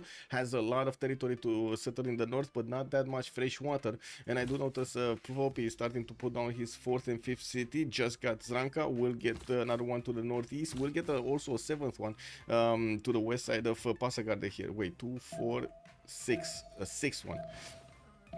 Anyway, now we do have Babylon starting to go for a Colosseum. 3 turns, actually, not starting. He's building Colosseum in 3 turns from Eshuna, while we do see him only with Sabon Kipidums on the eastern side. Can you imagine if only Persia would have gotten a few horses here in the cities of Babylon? He would have done so much damage. Now, Lege might be a bit out of, out of reach here. Cyrus is on 36 science, 31 culture, 55 points of production. But then we watch Lege, 3 cities, so 2 less cities than his opponent, 30 science, 25 culture, 82 points of production on just 3 cities. And we do have him starting to put down an encampment from Babylon. I do see he still has a lot of jobs in his cities, getting his 4th settler out from Mari, which will probably be next to the volcano towards the southeast, towards Rome, while he does have cities to settle in the north towards Singapore, and one over here to the city of Muscat. Okay, what's going on here? We do have Zulu starting to get a few horses. Probably will not get Mogadishu, but maybe he does want to take a city like Fez if it is going to be picked up by his opponent. Fez is actually FloppyFlong G city, so I'm pretty sure Zulu will want to take that city down. Whoa, whoa, whoa, whoa, whoa. We have Lege actually going for wait, Romrom here. Why is he going so fast here? Okay, interesting. Because I mean, he's next to Gran Colombia. He's his ally, right? Why is he going there? Maybe he wants to protect the settler or something. Okay, looks like the war has started between Mongolia and Rome, and we do have the archers starting to do quite a bit of damage against these units of Extazz. Same can be said about Extazz doing the damage against Rome here, with new legions coming from Antium and only 2 horses on the front line. He might have a problem. Mongolia does have bigger units. Well, more units. Okay, that horse will need to actually get back into the city center to get as much health as possible. Looks like Extazz did choose to bring back his archer line and not keep shooting over there, and bringing his legions is going to be an advantage, but not for long, especially since Mongolia does have the extra +5 from the general and Rome does not. We do have Rome's capital still on 6 pop and cannot get 7 pop that quickly. He's slowly getting there. No housing. Zulu reinforcements toward Mongolia. Where is that Zulu army going? I don't know where the Zulu army going. I want to know as well. Well, sure, they did. Gran Colombia did need to take care of one of the scouts here of his opponent, but I don't think that was how to say asking for horses there. He might be going to take out Vilnius or something by the looks of it. Okay, I guess he's making this settler poop his pants. Anyway, Persia did manage to get his warlord strong going in 410s, starting to get in common training projects, and we do have him about to recruit the next general. This is going to be important for Persia to actually have an attack possibility against Babylon. Babylon also trying to get in common training projects, has 3 chops, and I gotta say he did not get a project yet. No, he did get a project, 1 project. There are so many people trying to get generals right now, we might not see them get those generals. Persia did recruit Hypatia for the library getting the extra science points. Not bad, not bad. Maybe pressure Rome from other side a bit. Salmarion, good evening, sir, and welcome. Yeah, it would be interesting if we have a bit of pressure here. Although I was expecting Gran Colombia to put a bit of pressure, his opener is pretty good. He's going to manage to have quite a bit of an advantage later on in the game against Extazz. It's just a matter of time until his sim is going to, well, get be fruitful or get rewards from his sim. Finally, Mongolia did push back that Indian warrior, which was defending against the archer. We do have Xpli about to chop his last stone tile here. And I do see Spain did place Cordoba right in his face here. On the southeast of Coquecota. We do have 2, 4, 5, 6, 7 soon to be series from Erwan. 8 over here if he's going to go for the iron, and he does have a 9th on the peninsula, which does have quite a bit of these fish tiles. And I gotta say, I didn't check out his pantheon. He did go Earth Goddess. I was a bit surprised when I saw Earth Goddess, mostly because he doesn't have a lot of tiles to work. I was expecting him to go for God of the Sea, if I do remember a little bit. Mostly because he will get opportunity to work more tiles. For example, this city to the southeast of Madrid would be actually a good city if he's gonna get the God of the Sea. 1, 2, 3, 4, 5, 6, 7 tiles alongside those other 3 that he's gonna get, maybe 4 that he's gonna get from the land. Peninsula Southeast Madrid is so bad, no chops. Yes, I mean he does have 1, but yeah, no chops over here, no chops. And it's like if you don't have God of the Sea here, this is not a good city. Yeah. The lack of production over there on your sea resources is just gonna make it terrible. Okay, well, let's see if Extazz is gonna get to keep on shooting down his opponents here. It does look like his archer line needed to be back, and that means the Mongolian horses are, well, as you can see over here, are making fun of the hills and trying to pop their head out. We do have Victor establishing in Antium, more horses coming from Rome and that city center, and I do notice Mongolia is trying to get away with a scout to see what's going on the left side. We also have quite a few units from Gran Colombia making a semicircle of visibility here to the west of Extazz, so he sees if there are any units from Rome. You see how he actually has the vision? It's perfect, right? If Rome is gonna send any unit towards him, he's gonna know, and he's gonna know in good enough time so he can actually put into production some units so he can get them get the defense going. Yeah, I do see he did start off on Great Bath but did not finish it. Cuenca going for more builders. I would expect soon we're gonna see the feudalism timing coming from most of them. Xpli is gonna get a next turn. I do see Lege is going for drama and poetry, and then Simon Bolivar is gonna go for recorded history. That means he did already get the serfdom. Usually you do get feudalism and then you go for the bottom 3 towards the monarchy.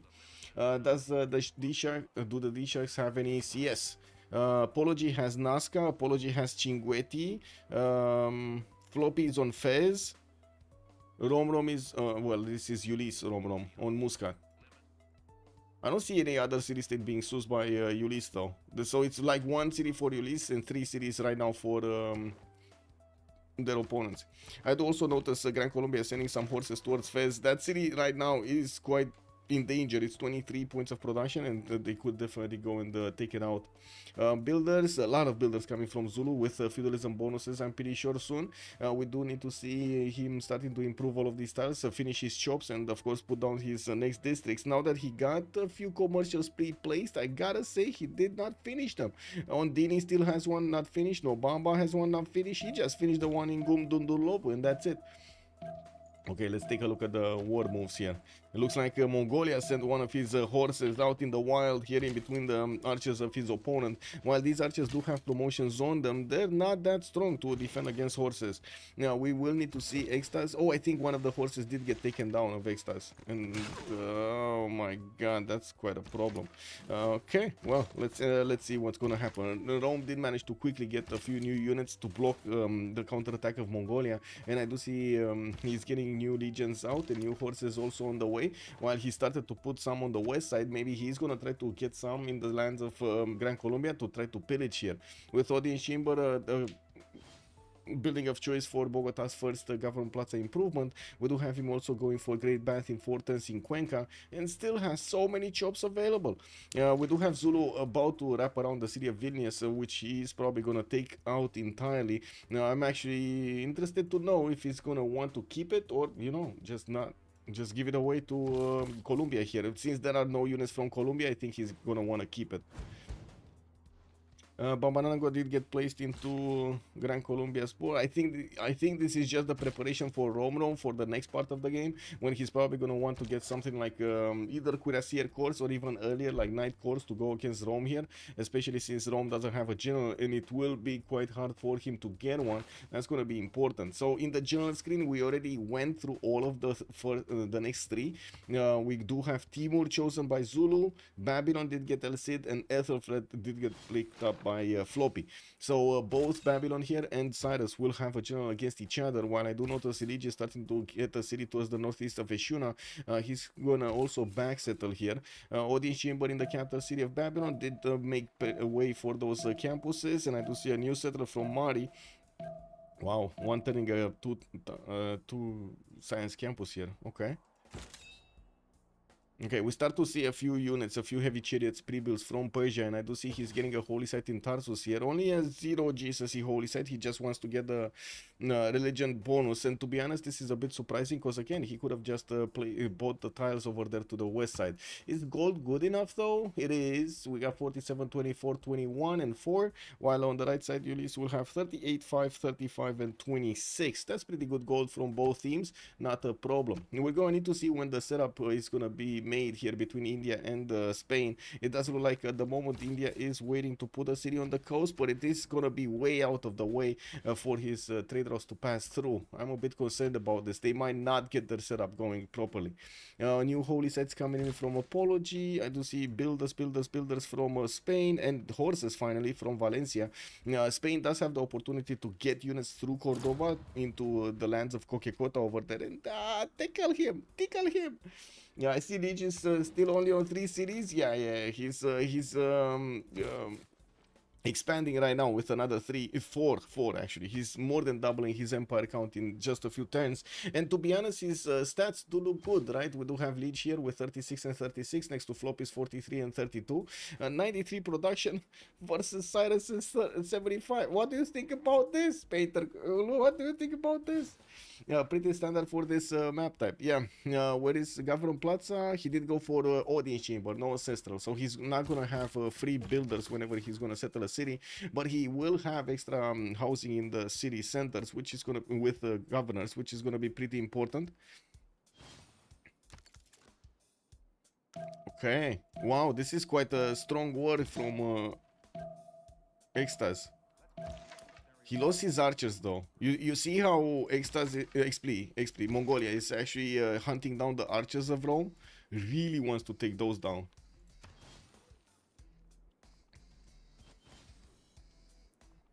How much production does that Temenaki city has? That's a good question. Actually, I'm curious myself. That's a 59 points production city. 59 with 1044. That's a 59 city. Like usually you have like barely like 20 in the capital or 30 in the capital. Look at that. He's 25 points in the capital production. Yeah, that's amazing. That is amazing.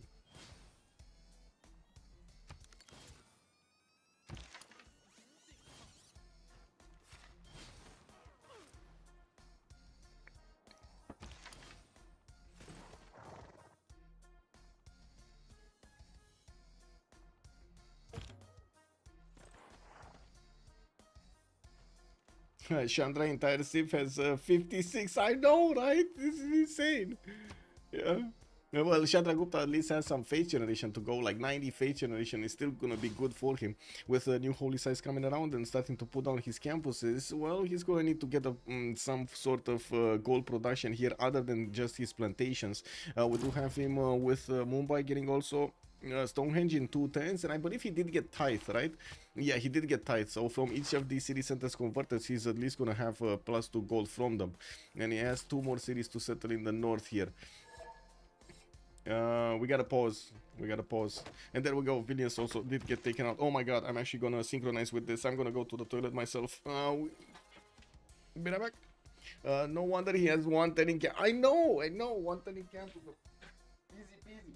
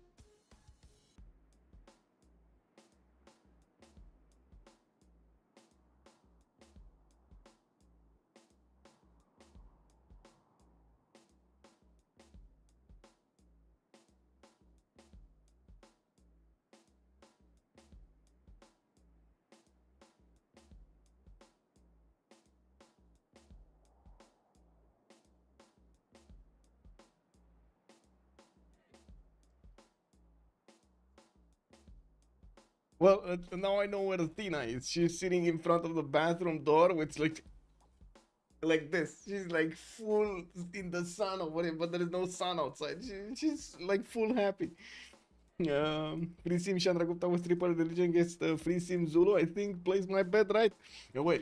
You bet on Ulyss, or what did you bet on? The second option. Oh, DShark. You placed on DShark. Okay.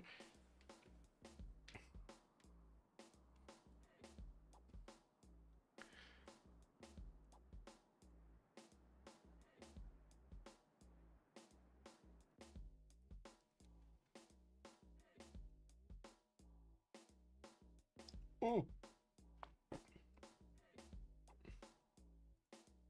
Also, wait, first aid. Good evening, sir, and welcome. Also, Jessica, hello there, ma'am, and welcome. Sounds like Rome is dead.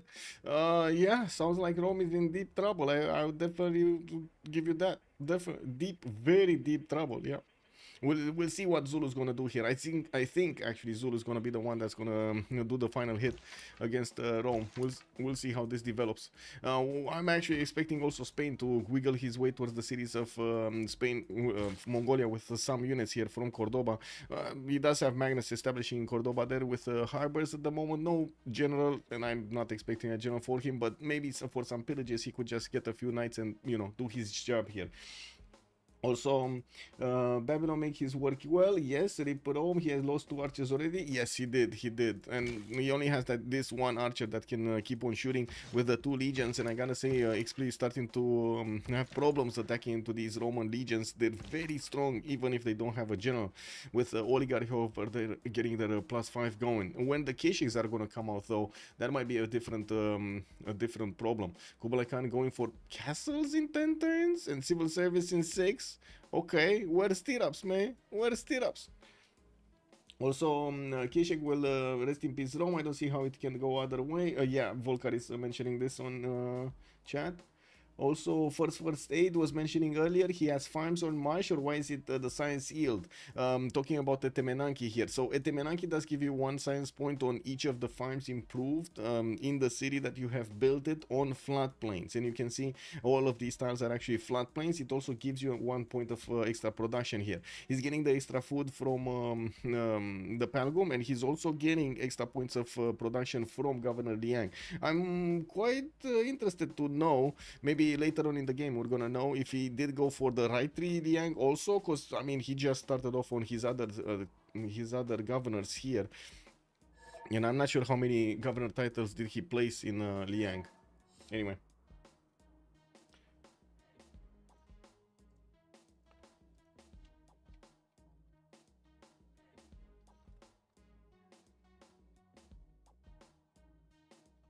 Yeah, let me see. I'm putting the big question over there on YouTube. If we can get some lights up in here, let's see how it is. Let's see how it goes.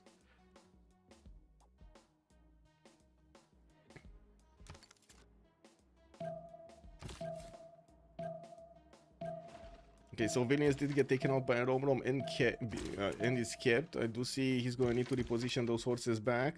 Shouldn't be a problem. He does get his pyramids out in 14 times from Gundulovo. I'm pretty sure he's going to try to get it faster with the builder able to chop. New builders with feudalism available for him to keep improving his styles, while he does have Timur moving towards Babanango here. We just saw Gran Colombia take away a science city state from their opponent. With just Bologna is open, and Bologna is over here towards the northeast of Persia. I would imagine this might be yeah, this is a pocket city state. Only the Sharks do have access to this city center. Nobody from Team Ulyss saw this city yet. As you can see, they have no visibility on the right side. They don't know Spanish territory. They don't know the Chandraguptan territory. Both of them did actually block these tiles, so they didn't let in any kind of scouts to get in there. They're not gonna get to actually see what's going on there. And I do also notice Mongolia just keeps on building up units, and he is starting to overwhelm the numbers of the Roman army here. I think one of the legions is gonna die at the cost of a horse here. Let's actually see. Xpli does have this archer attack, and this is as you can see, it can do quite a bit of damage against that legion, the 42 strength one. New archers coming around from Extazz. We do have him on 55 science and 28 culture. I do have to say he has good enough numbers so he can get to higher technologies. Crossbows are definitely going to help him defend. Mercenaries coming up in 4 also will help out. He does need to deal with this backline Mongolian horse. And finally, I see Gran Colombia starting to move to the east. Initially, I thought Rome is actually going to send quite a few units towards Gran Colombia, but it looks like he's just wrapping around with one of his horses, and might actually get a settler away from Gran Colombia, because that horse is going, yeah, he's going places. Popayan does get a horse next turn, so he might actually get to escort that settler. He does see the horse, by the way. The scout of Distoria did move north towards that horse.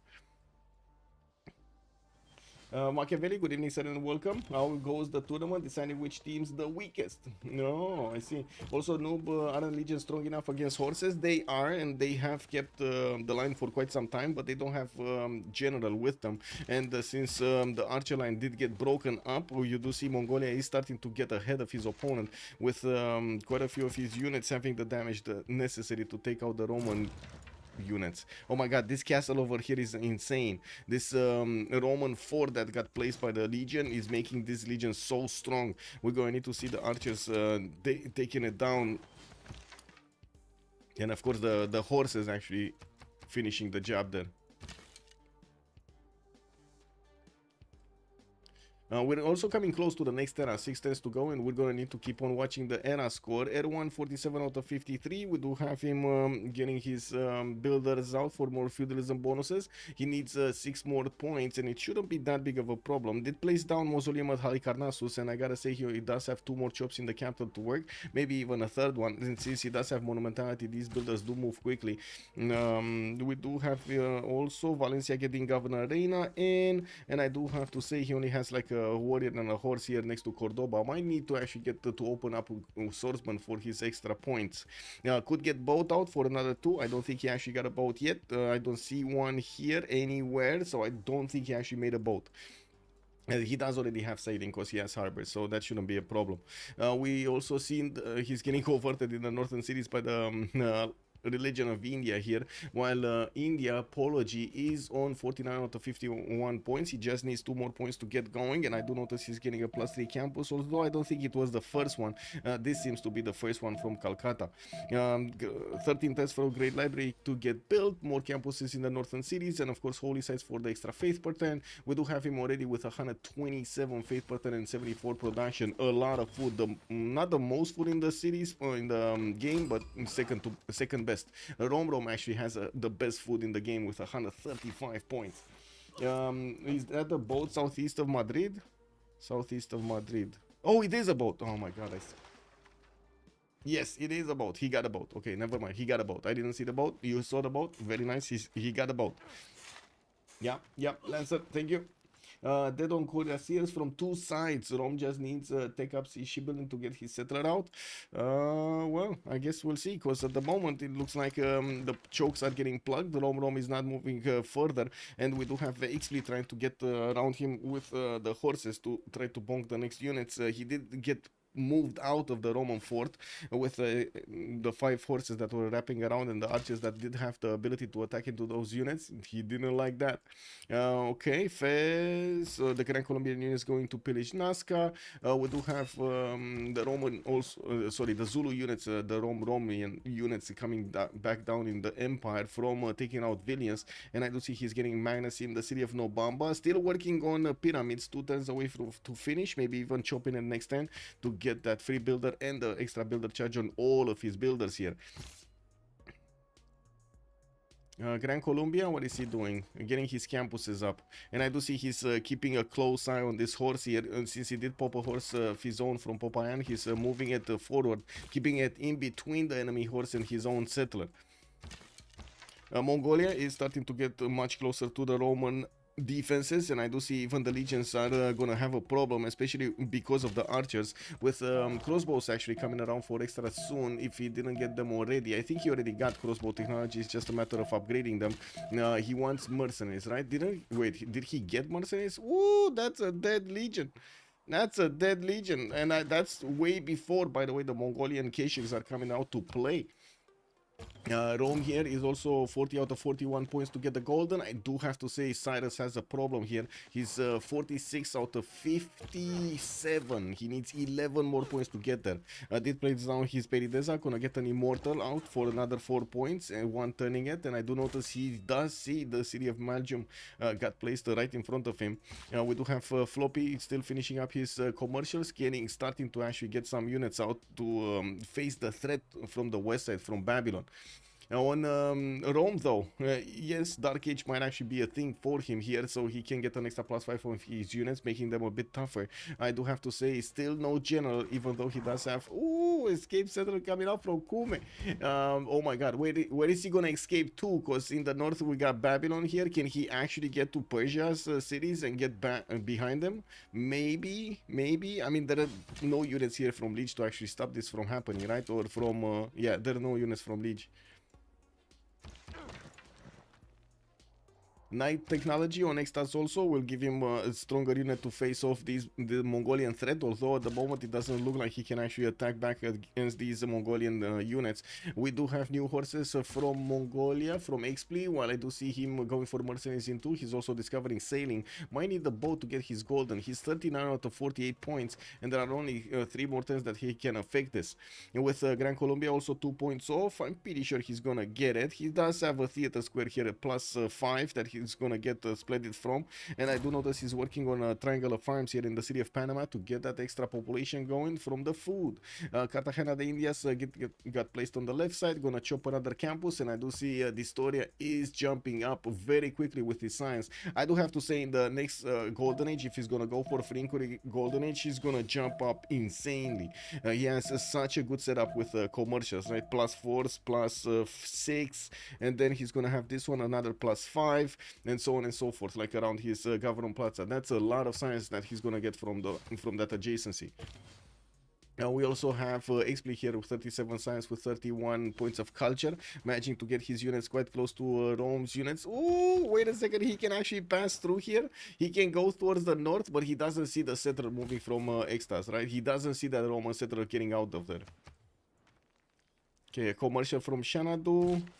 Didn't improve his tiles in the city of Xanadu. Unfortunately, he doesn't have that much production, only on 20, and he's only working like 1, 2, 3 tiles there, maybe. Yeah, 3 tiles basically. That's not, maybe 4 with the iron tile to the southwest. He definitely does need more tiles improved here, more mines improved.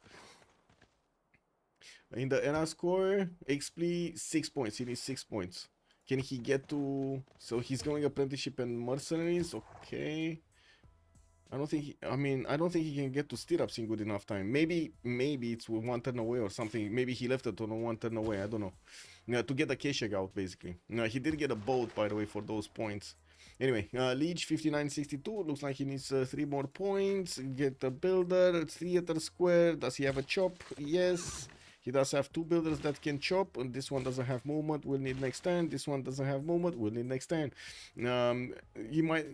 Is that the first one that he's building, a +3? No, that's not the first one. This was the first one. So he's not going to get another wave of points. Interesting. And I do have to say, initially I thought he's actually going to go for theater squares between there, but it looks like he will probably place an industrial zone there. Got Durkulikalsu in the north, east side, Malgium, north, Mashkaf Shapir towards Singapore, getting his Pelgrims up so he can actually get that extra food going. And I do see he still has a few chops available for him.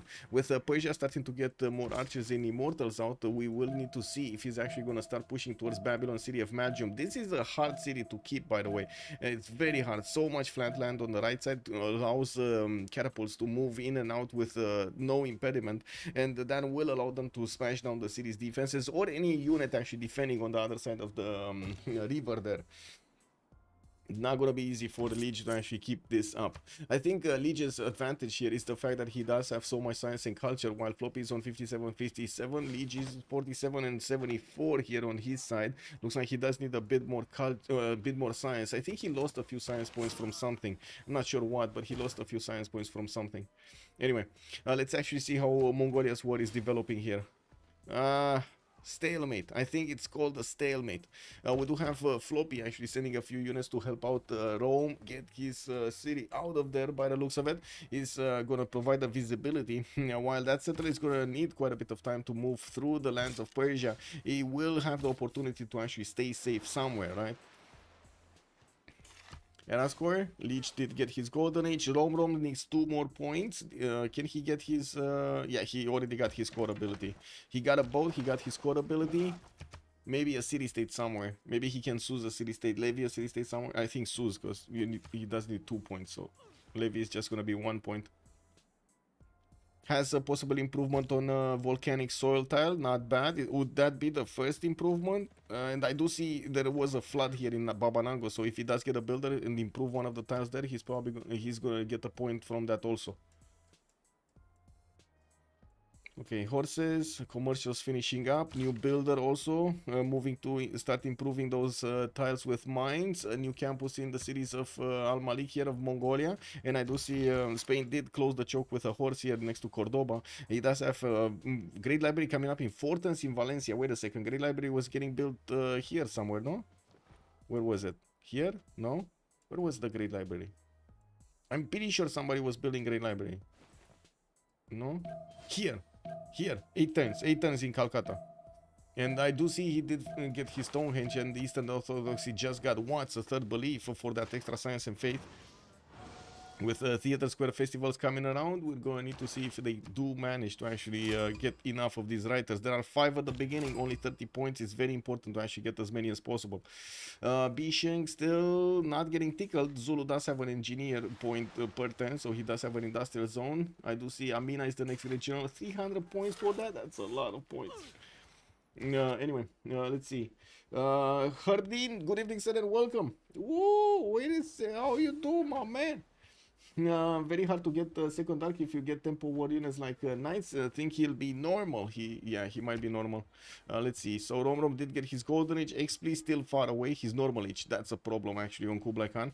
Extazz is 40 out of 41 points, and it doesn't look like he's actually gonna get the last one. So he's gonna be dark age here. Still didn't get a general. Couldn't get a general. His opponents denied it from him. Even his allies, I guess, denied it from him. Right? Lege did manage to get it. Mad Beats, good evening, sir, and welcome. What's with the same team? What's with the same team? Imagine him settling between India and Persia. Oh, you mean here? Yeah, that would be quite lol. Today I first time saw something called ranged cav. Is it a thing in Civ? Spearmen can do extra damage, for example, so they count as ranged units. Yes, K-Sheks, they, how to say, the K-Sheks are considered as ranged cavs. Yes. Saka Horsas, just K-Sheks, all of those units do get against them the extra damage from the anti-cavs. Yeah, what's the Zulu play? Just big sim. Zulu play, I think. I mean, yes, Sim getting the gold. He's on 70 gold a 10 on his team, and I would expect him to try to go for a later on timing against Rome if Rome is gonna still be alive. So he might actually be the one designated to take out that opponent over the Rome. He could just get a few of those Cuirassier cores and send them on their way. I think even Knight cores might actually do the trick over here. With so much pressure on Rome from Xpli, it might not be that easy for Extazz to actually keep that location there. Theater squares here from Dululovu, Builders Qualomenderini, and new settlers. Quite a few new settlers. Okay, did they go next era? Yes. So golden, golden, golden, dark, golden, golden, golden, golden. Everybody, even Xpli got a golden age. How did Xpli get? Wait a second. Wasn't he normal age? How did he manage to get that quickly a golden age? Wow. Didn't we? Oh my god, maybe I didn't see the points properly or something, but man, I was expecting him, how to say, I wasn't expecting this. That's very quick. A lot of points very quickly. Okay, industrial zone coming up from Valencia, 3 turns for Mausoleum, no more chops available in Madrid. I do see he's giving up on building the great library here in the city of Valencia with also, wait, are they...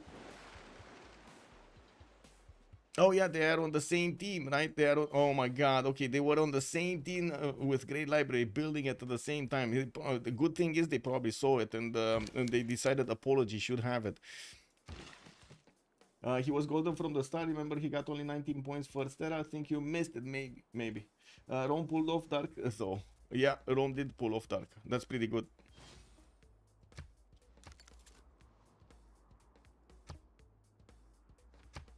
Okay, we do have Pikemen coming around, a correct unit to defend against the Cavs of Mongolia. While I gotta say Mongolia is getting quite a few horses out, we're going to need to see where he's gonna go.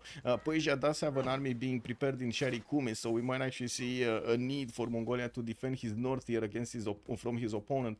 Cyrus FloppyFlong G is gonna also deploy an army towards the west side to probably defend against Babylon, not actually push into him. Babylon is creating Magium as a big defensive structure there. We do have more camels coming out from Persia, starting to get his libraries up in his campuses, and he's on 66 science with 62 culture. In 15 seconds, we're gonna have a pause for 2 minutes while they are gonna go through the Congress. We're gonna come back to see what they're up to next. He was 1.2 normal for like 5 turns. Yes, Clitian, look, he remembers. He was 1.2 normal for like the last 5. I don't know how he got that, but I mean, it's amazing that he got it. Don't get me wrong. Let's get this going.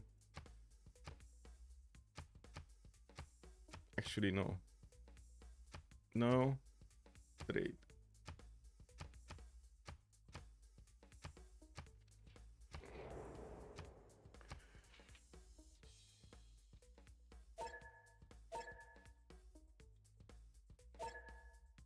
Okay, be right back.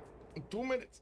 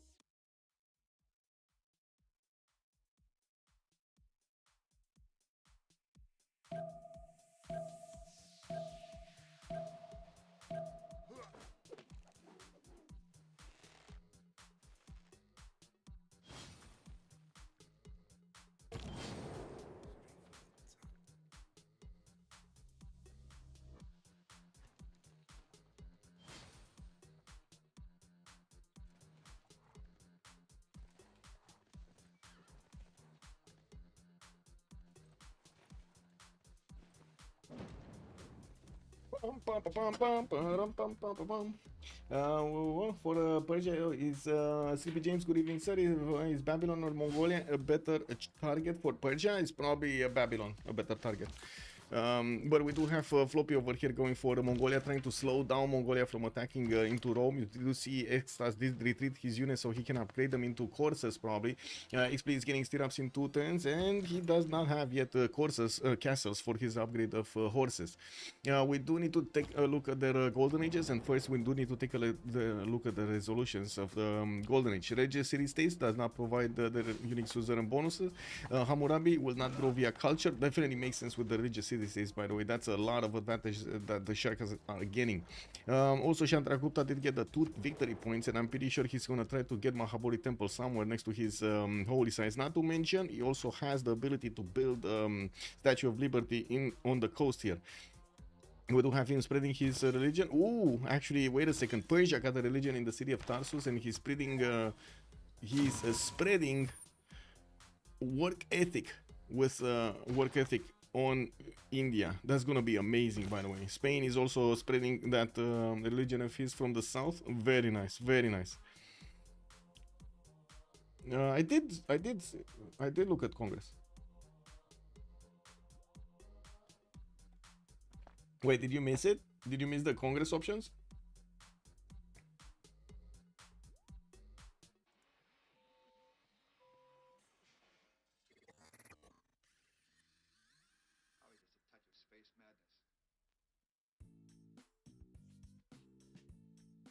Oh, I see. Yeah, makes sense.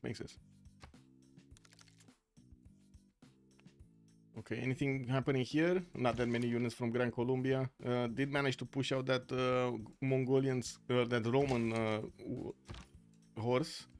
I do see Antium does have a decent amount of defense right now. Plugged the chokes quite nicely. And there's no way Mongolia is gonna punch through this without a lot of Kesheks. And again, the land looks very weird even for Kesheks.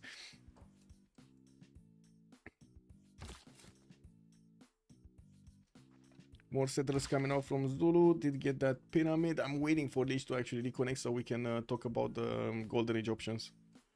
I think it's better to talk about while they are in the game and the action is happening. So keep going with this. Not split it up. I do see Babylon did get a few knights here on the east side of Magium, and starting to put more in the production screen of Shuna. And I do notice he's getting intelligence agency from Babylon here. Very nice, very nice. Golden options, yes, right after Lege is connecting. Yes. We're gonna go through them one by one.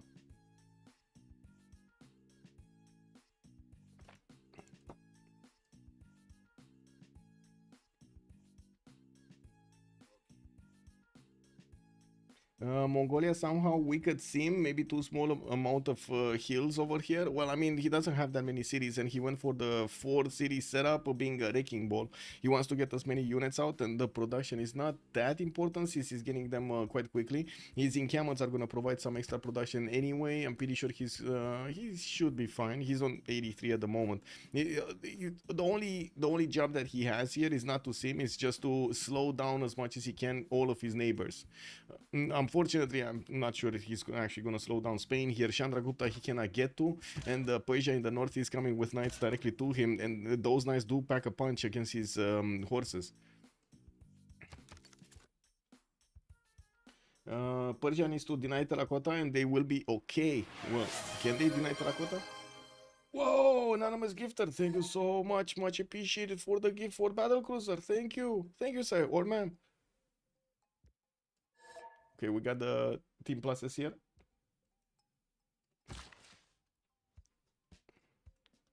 Just waiting for the Sharks. Oh no, there we go. Waiting for the... Anyway, let's see. So we did take a look at Philip. No, 65-66. He's on a Pembrasian Voice Golden Age. 116 points of production, 117 gold. Most gold in the game. He's getting his setup going for I would say industrial zones with his aqueducts between Sevin and Valladolid. We'll also have a spot for his industrial zone from Madrid over there in the north if he wants to place it next to the mountain or even in between those aqueducts for the best placement ever. He's getting another industrial zone in Valencia, which is going to get the boost from this aqueduct in Cordoba, and I do notice he doesn't yet have knights being positioned on the west side. Well, I gotta say he has a bit of time to get units if need be. Mongolia next to him, well, he does have a lot of units, but they're not upgraded yet. Chandragupta, 91 science, 77 culture. He did choose to go for a second monumentality golden age, and he does have 160 faith a turn to invest into those builders and settlers. New temples coming around for the extra bonuses, a lot of them actually, and I do see he's on 114 points of production also. Not insane like Lege's 192, but still pretty good at this point, especially with the face generation taken into account. Great library, finishing up in 5 turns in Calcutta, getting an industrial zone here in Panna. That's gonna be this one, that's gonna be a +3 only. No aqueduct setup for him from what I do notice. Now we do have also Cyrus, 71 science, 63 culture over here, 2, 4, 6, 7 cities with new encampments coming around from some of them, and getting his campuses going. I do see he does have an army towards Babylon here, but it's not that strong. Babylon, if he wants to, he could actually do significant damage against Persia before Persia can quickly react, because the majority of his army, his knights and his general is being sent towards the south, towards Al-Malik. There should have been, wait, didn't he get 2 generals? No, he didn't actually. It was Mongolia and Zulu that got the first ones. Anyway, Rome here does have 58 science with only 18 points of culture, and it does seem like he did go for a dark age this time around, building up pikemen as much as possible, while a Mongolian horse is actually checking out the city of Kume.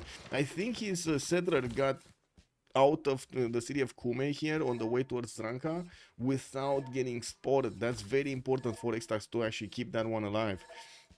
Now we do have also Distoria, 151 science and 46 culture. You can see how quickly he jumped up because of the free inquiry golden age and the setup of commercials that he has in between his cities.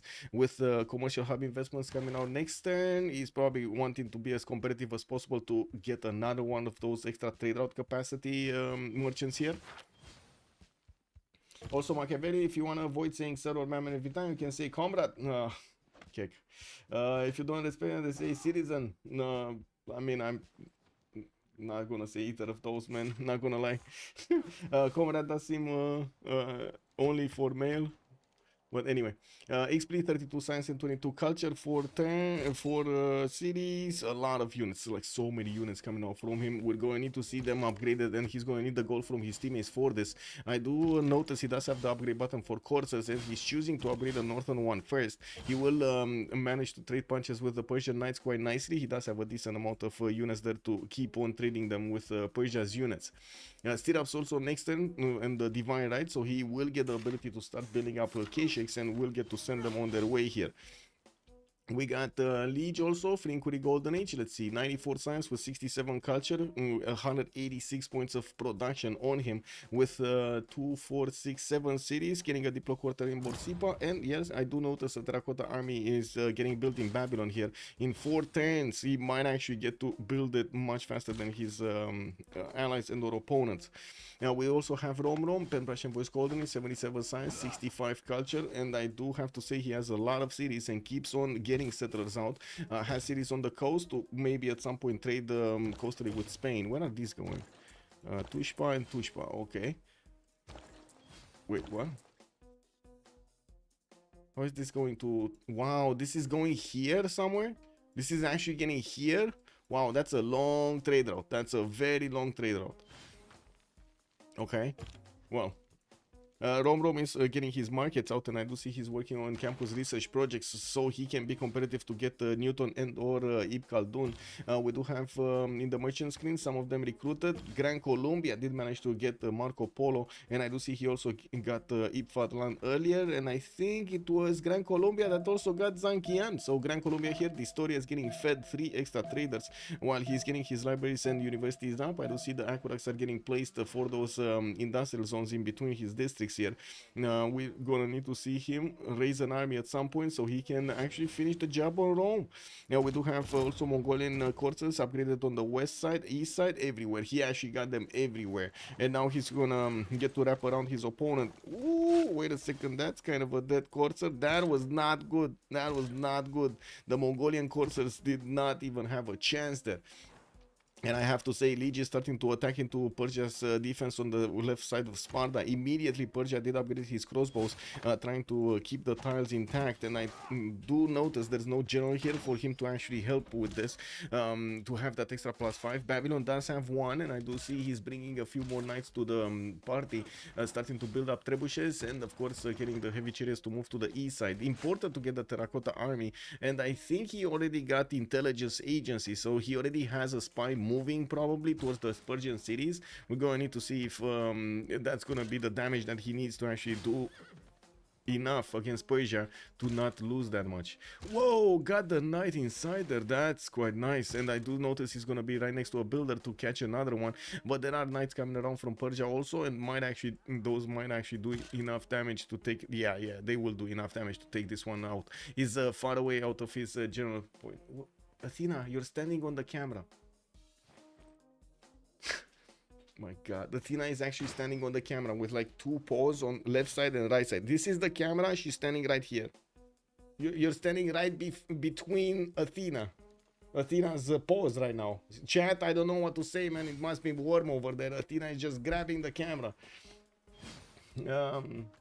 Why does Mongolia have a ship in the lake? Because he wanted the era score, Sleepy James. Also, no, actually, Comrade is sex muta in all the languages I know, including English. Maybe it's different in Romanian. Well, I don't know if it's gender neutral. I don't think it is that gender neutral. Athena, dă-te jos. Hai, vino cu ea.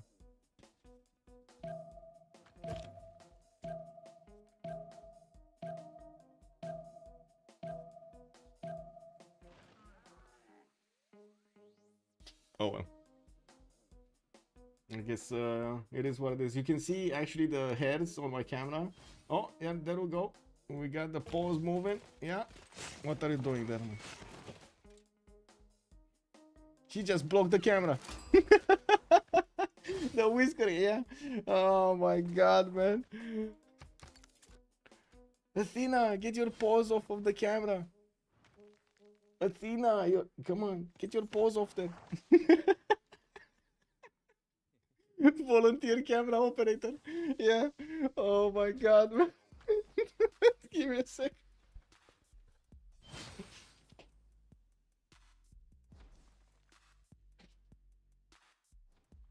Hai, stai aici tu. Hai, stai aici tu. Stai tu cu noi?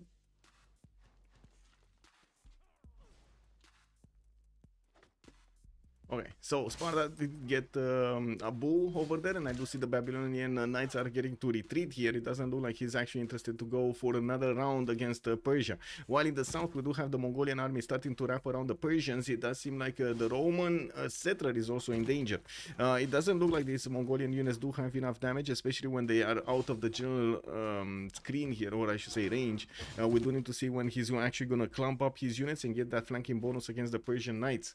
Looking here, doesn't look like he's interested in going Rome again. I would imagine Gran Colombia is going to finish Rome with maybe Llaneros. He's very quick to get Llaneros, by the way. He's getting printing in 3 turns, and I do see him on 163 science. He should be well on his way to getting that extra unit.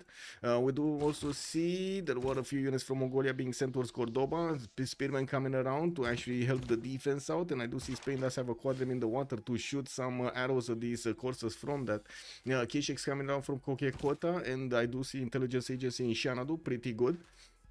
So we can get that extra spy. We still didn't see the spy from Lege in the cities of Persia, right? Yeah, there's no spy yet from Babylon in the cities of Persia.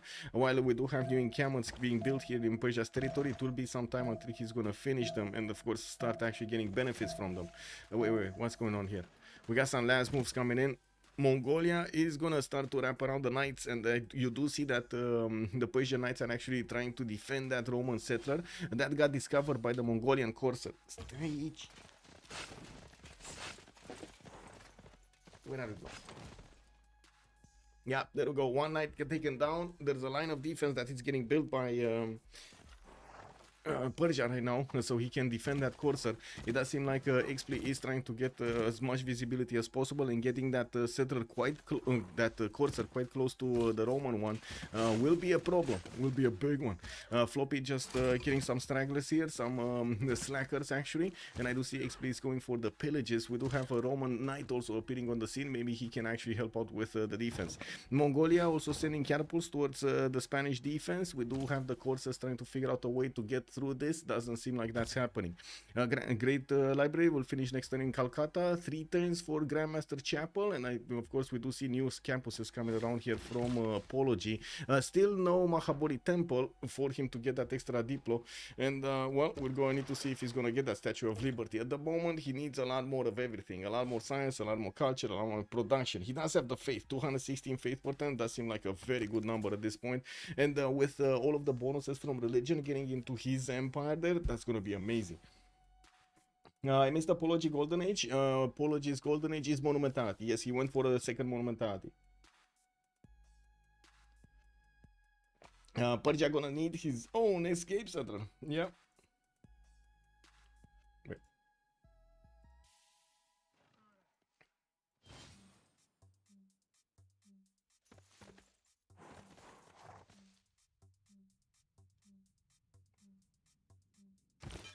Okay, 4 turns intelligence GSC here, and finally the spy of Babylon did arrive in the city of Sparta.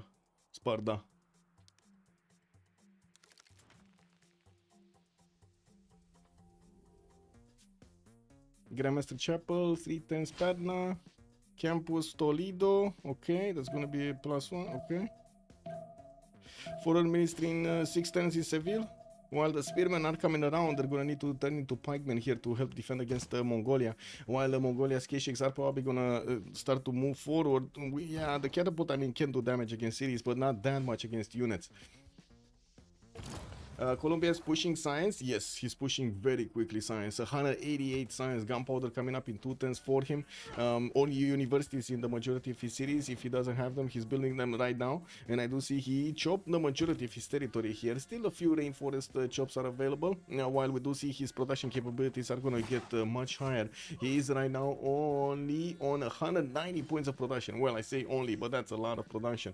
We also have Lege on 222, Romrom 197, and I gotta say that's significantly more than we do see on the side of DShark there, with only Apology being on 150, Floppy is on 125 on the Persia, and Philip II on 136.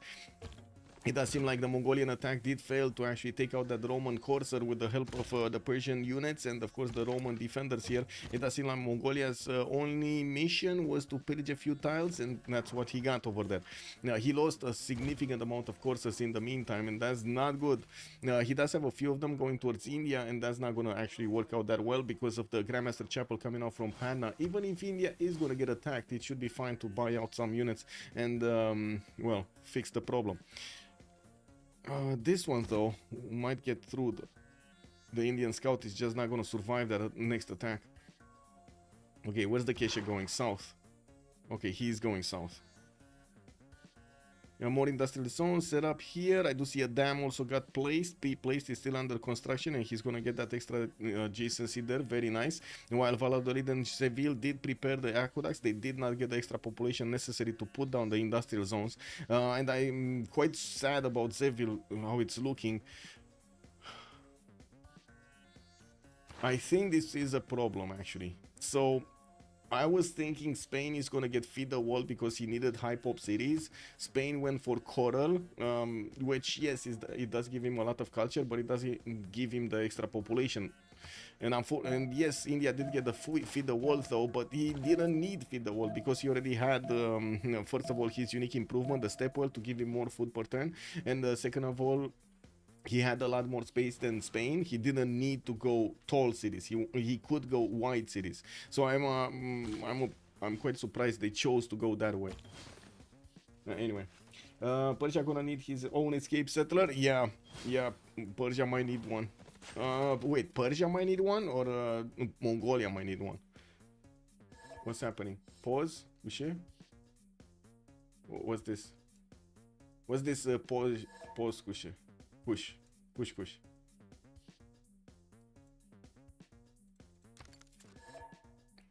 Wasn't this like a meal in France? Kush? Isn't that like a meal for young people?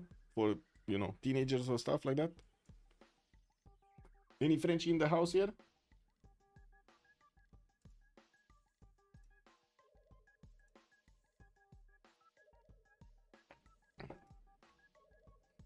Kush are for babies. Yeah, there we go. Andiro. I remember something from my lessons with, how to say, French.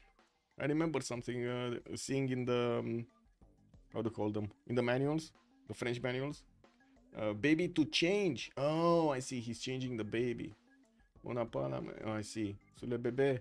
Le bébé.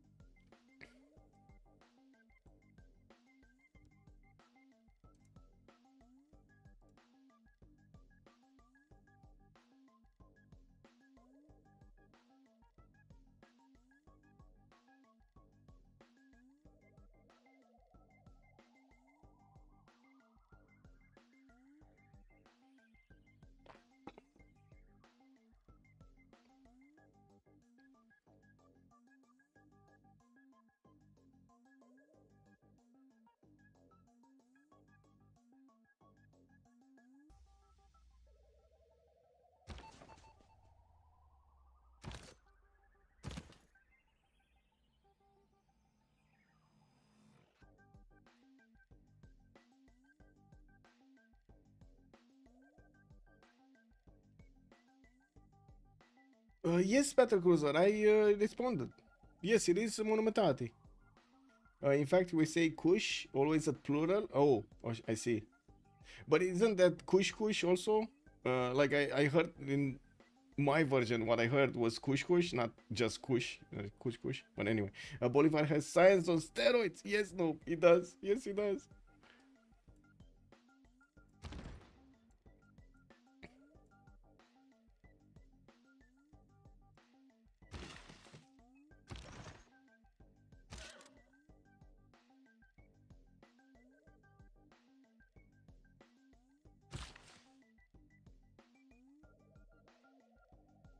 That's kush, a Moroccan dish. Oh, that's what I was remembering. Couscous. Okay, Isamdud, thank you, sir.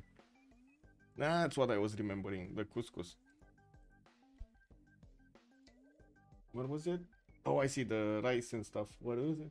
Steamed granules of rolled samolina that is often served with a stew spooned on top. Okay. Pearl millet, sorghum, bulgur, and other cereals are sometimes cooked in a similar way in other regions. Okay.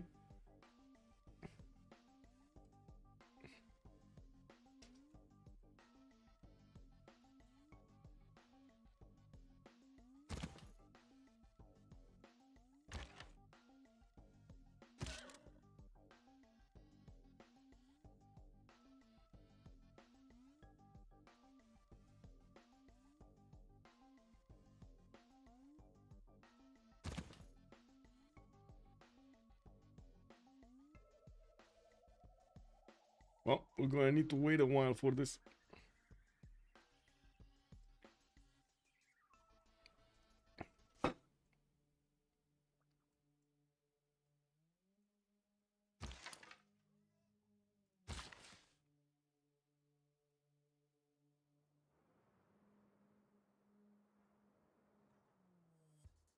I still don't get why Floppy was in oligarchy for 10 times before monarchy. He lost so much tempo.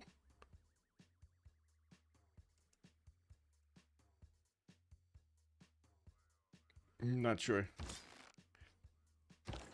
Not sure what to say about it. Maybe we can ask him after. Well, the good thing is he did save the Roman settler, and Rome is gonna get a safety settler in the north. But then Rome is gonna have a problem with Babylon next to him. Or I should say, Persia is gonna have a problem with Babylon next to him. There's a significant amount of science being gathered here on Lege.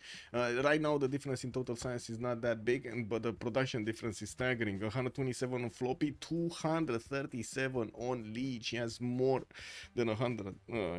extra. And with the campus research projects coming out from Babylon, I'm pretty sure his Lege over here is eyeballing getting that Newton or Ibn Khaldun. He did get the Colosseum, so he's getting the +3 at least in his series, +6 in the majority by the looks of it, +3 in some, +6 in others. That's a lot of bonuses that he's getting just from his people being happy. Apology is the biggest one in the science on the Sharks with 113 science and 95 culture. He does have 2, 4, 6, 8, 10 cities already and getting his chokes plugged as quickly as possible so Mongolian units don't get through. With GMC coming out next turn, he should be fine. I don't think there's that big of a problem for him. New campuses for the science, shrines for the faith, and of course he did chop the majority of his tiles here. Already has, oh my god, this was so much rainforest being chopped here. So much rainforest being chopped. My bets could be 2-2 today. Oh, Beasley nailing it today. I see. It's your lucky day, sir. He should have settled between Apology and North. Persia might lose this fight very soon. Yeah. Salmarion also, why no coastal trade with India? That's a good question. I don't know why. He does have one trade route. If I remember correctly, there was one trade route that was going through Srinagar towards Tushpa. The last time I actually checked it. But I... Oh, wait. It was in the water. Wasn't it in the water? Maybe it went through Valladolid or something. Anyway, we'll see. We'll see. He does have traders here to Panna, to Mumbai. This one is Calcutta, so the majority are going to India. This one is to look, the Valladolid to Tushpa. Valladolid to Tushpa.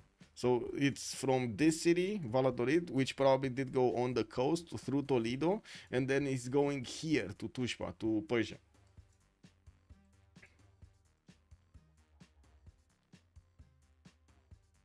Wow, chopping the banana. Why is he chopping the banana? Wow, the banana chopper over here from Erwan. Wow, it looks like it's getting heated up over here to the left of Cordoba with Spearman coming up there. I do see a Maritime did get upgraded, but then the Keshiks are going to start knocking down the doorstep here. We're going to need to see if Mongolia is going to bring a few more. He does have new one coming out next turn from Kokekota. Any intelligence agency finishing next turn in Shanadu. He did start sending his units towards the west, which to be honest, at the moment they can't really do anything. There are only 2 courses with 3 archers here. Not enough of an army. Actually, Rome should be able to smash this if he wants to, with the pikemen doing so much damage against the coursers. What is this? Désolé, c'est un EFAD ici. What does the EFAD mean? It's what? EFAD... Wait, what's this? Oh, it's a nursery. It's a nursery there. I see. Elderly house. Okay. It says nursery. If I look at it, it's like nursery. But anyway. Allergies? What's going on with allergies?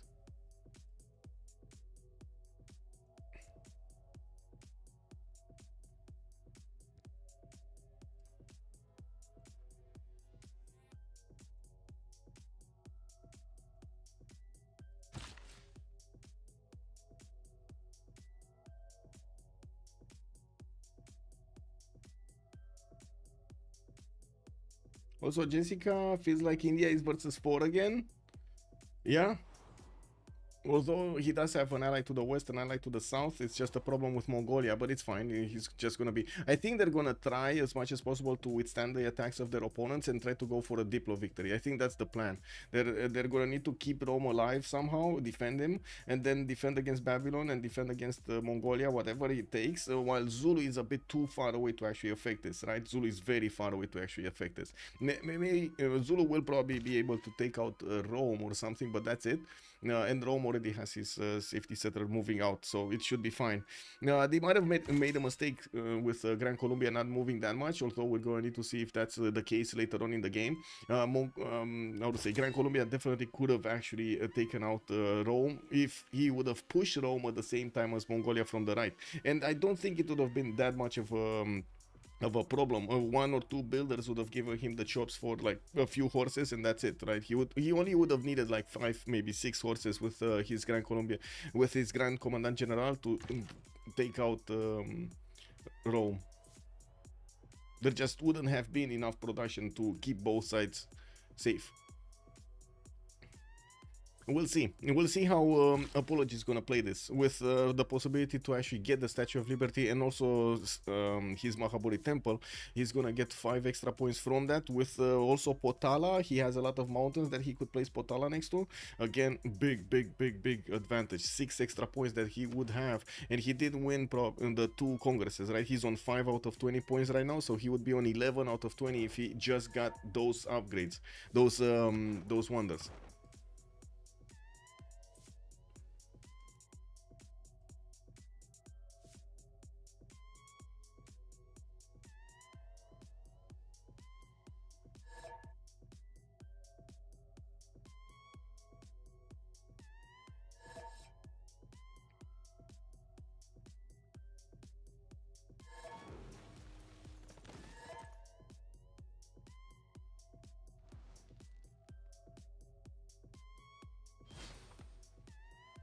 Okay, so Apology plugging chokes here with his Varus. Looks like he does have one of his swordsmen there. That shouldn't be a problem. We do have Persia actually keeping his knights on the toes of Mongolia here, getting them there as quickly as possible. Looks like Rome moving out. We do have Rome actually, yeah, moving out. The Teutons intelligence agency for Persia to finish, while Babylon just keeps his units next to the Persian borders but not pushes further. Oh my god, one turning of university in Ashuna. What is this production? 77 strength city in Ashuna right now, with a campus coming out from Babylon next turn. That's gonna be the one here. That's a +2, and we're gonna need to see when he's gonna start placing all of these other districts down. Looks like the industrial zone actually is from Ashuna, he's not from Babylon. We're gonna need to see it placed from Babylon. Also, he just needs 13 pop to get one down. You know, a lot of universities coming up in the cities of Gran Colombia to beef up his science. He's on 197 right now with 200 points. They're also going shipbuilding. Looks like he's gonna go top 3 for his industrialization. And I do notice Mongolia did upgrade his crossbows here. These are gonna eat the maritime strength quite nicely. And since Rome is not pushing that hard, it doesn't look like he's gonna have the ability to shoot back at these crossbows yet. With new knights coming around, a few coursers also coming out, we will need to see if Extazz is gonna have what it needs to, well, survive. Now we do have also Spain getting attacked soon. Xpli does have the Kishig about to attack next turn, but it's not enough damage just from one single unit. And we're going to need to see if the catapults are actually going to help out here. I don't think so, especially since Spain is preparing a defense with pikemen or even, piking shots later on. What is he? 94 science with 92 culture, pen brush and voice golden age. I think the second pen brush and voice golden age might have been a mistake over here for Spain. He did have good harbors to actually get the extra science from Finnish mausoleum in his capital. He would have gotten a lot of science. Okay, sure, a lot less culture, but a lot of science. Anyway, 166 points of production here for Erwan. Libraries, more markets coming in. I do notice Floppy is cleaning out the units of Mongolia, and we might actually see Mongolia being taken out at some point here. Definitely there will be strength from Spain and from India and from Persia. While I do see a second attack coming out from Babylon against the units of Persia, it looks like he ended up just finding a few of these and lost them. While one is being sent to the north, Persia is going to be able to stop that from moving into his territory. What do we have here? Consulates, we got more builders, okay, 210 universities in Cuenca, and of course markets in Panama. Now we do have also foreign ministry coming out for Ulundi. Well, we do see Zulu is starting to get galleys out, and this would be quite helpful if he does manage to get units against Spain on the coast. This would be extremely helpful actually. Do they see this? No, they don't see this. They actually have no idea that Zulu is starting to get the navy out. Can they see harbors? I mean, I guess they will see harbors, right? When he's gonna start rolling the admiral points, he does have 2 right now per turn. Flick77 has joined the round table. Ooh. Flick77, thank you so much for the follow, sir, and welcome. Also, how big is Babylon's second city? 100 production? It's 77, or at least the last time I checked it was 77. Let me double check. Yeah, it's 77.7. 777. We had some batteries back before in like 1990s, in the 90s actually. We did have like 77 batteries. Not sure if you guys remember those, or if you did have them. Did Spain get multiple continents? Yes, Rippy James. He does have on Cordoba and Valencia, 2 cities on another continent, but that's it. Also, wanting a university at 59 is wild. Yes, it is. Yes, it is. Don't you think India will clear everybody with fascism tank attack? No, I don't think so. I don't think he's gonna clear everybody. With Gran, Colombia, Babylon, and Zulu being on the other side, I don't think he's gonna clear anybody. Zulu alone should be able to withstand Chandragupta later on in the game.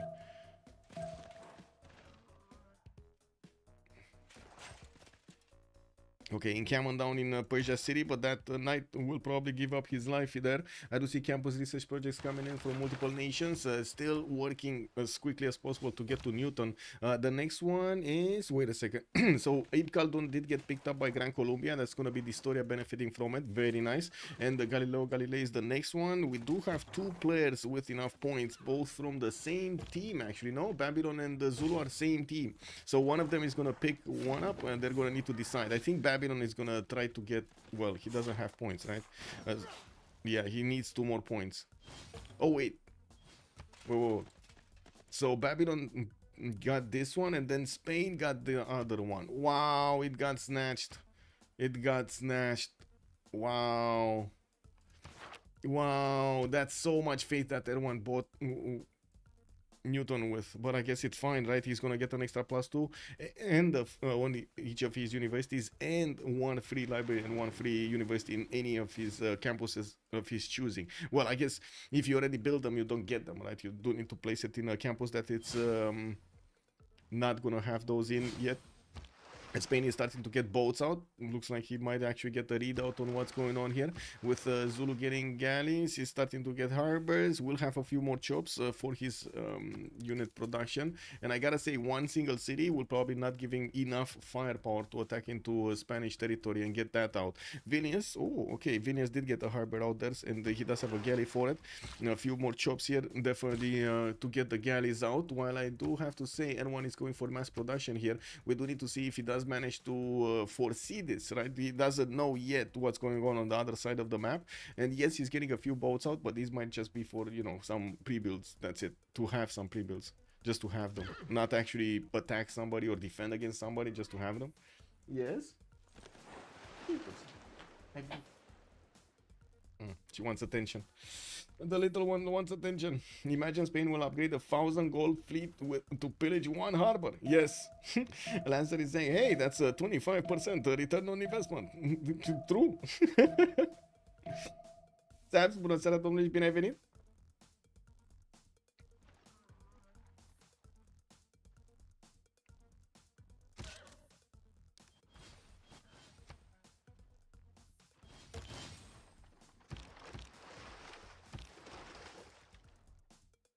Okay, foreign ministry in Seville here.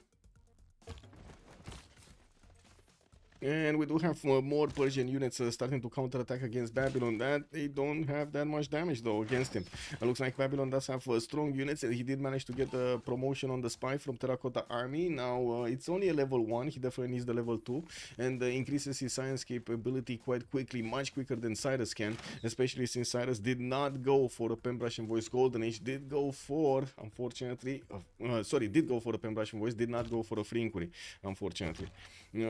So we're probably gonna see Lege here getting to ballistics much faster, which is gonna create a big advantage for him and a disadvantage for Persia. Looking at Rome, did manage to successfully defend. Oh my god, he can actually counterattack into Mongolia right now.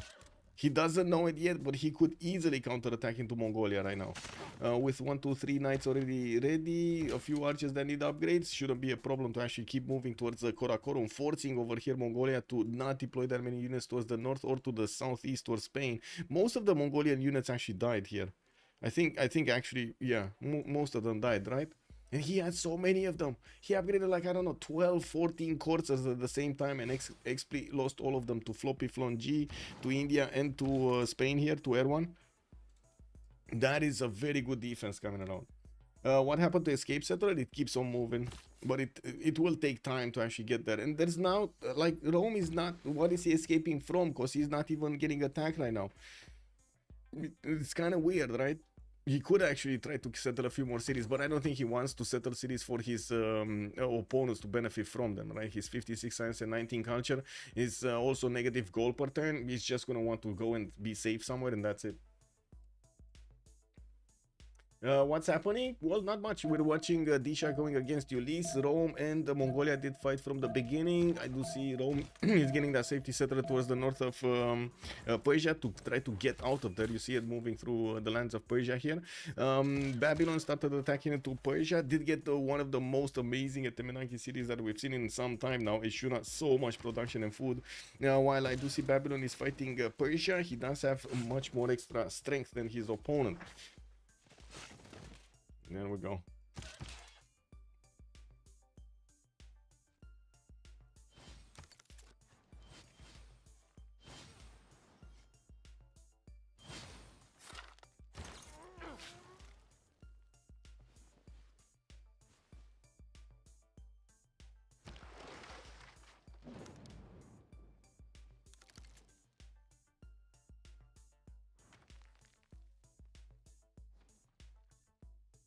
Okay, industrial zones, Quito. Okay, that's a lot of production extra that we're gonna have here on Distoria. 231 already, while Apology did manage to get to 228. Finally, Erwan 180. Lege is 269 and Romrom 229. All three of them do from Ulyss do have more than 100, more than 200, while Xpli is slacking behind with only 4 cities. But I guess for what he needs right now, it's not that big of an issue. He did notice the threat that Rome could counterattack, and now he placed his newly trained units in the city of Karakorum, so he can slow down Rome if need be.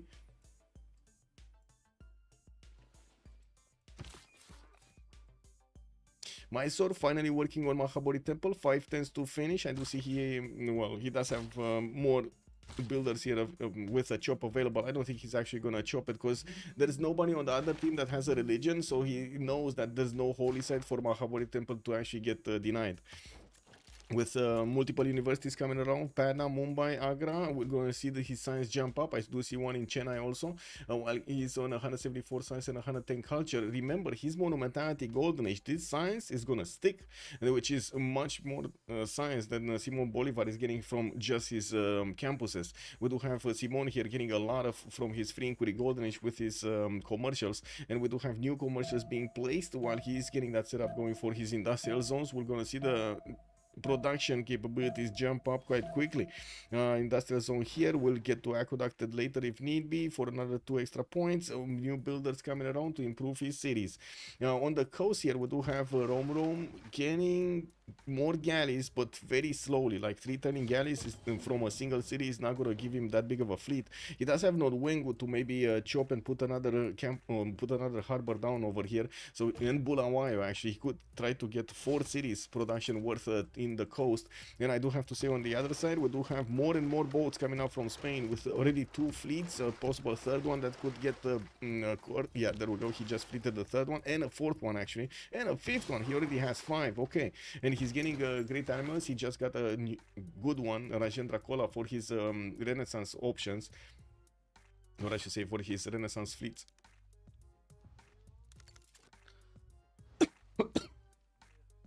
Why even bother contesting the coast of Zulu? Yeah.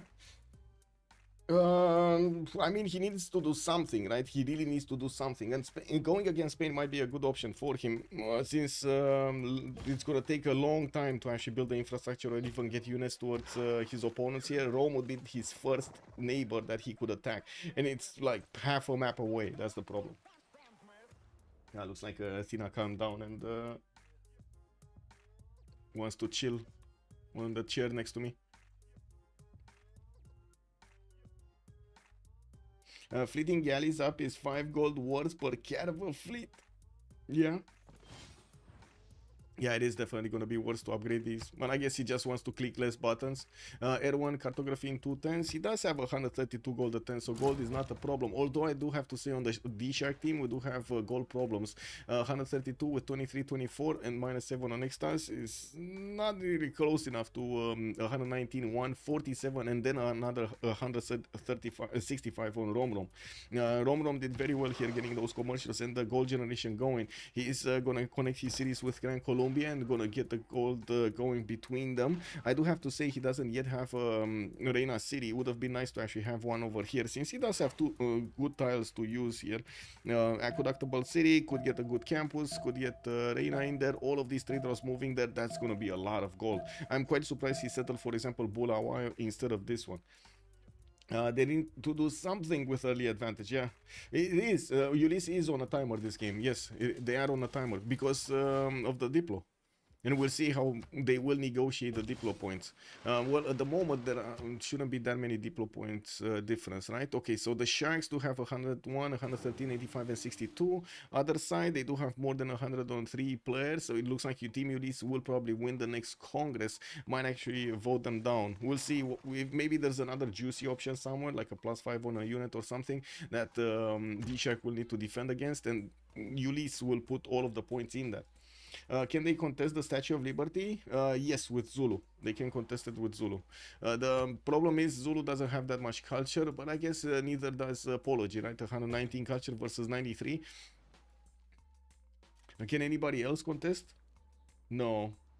Maybe, no. I mean, yeah, maybe here, but there is not enough chops to just get it down. Oh well. I do see Kilvakizivani getting finished in 4 turns here in the city of Vilnius, so maybe even next turn, because there is a builder that could chop it next turn, and we'll see the extra envoys coming up here on Zulu, which is going to be very nice. In the city-state screen, Bologna is still not revealed to their opponents. This is a DShark city, and it's giving them quite a bit of an advantage in the science screen. Mogadishu is being kept by Romrom. Muscat on Romrom also, he has both of the commercial city-states.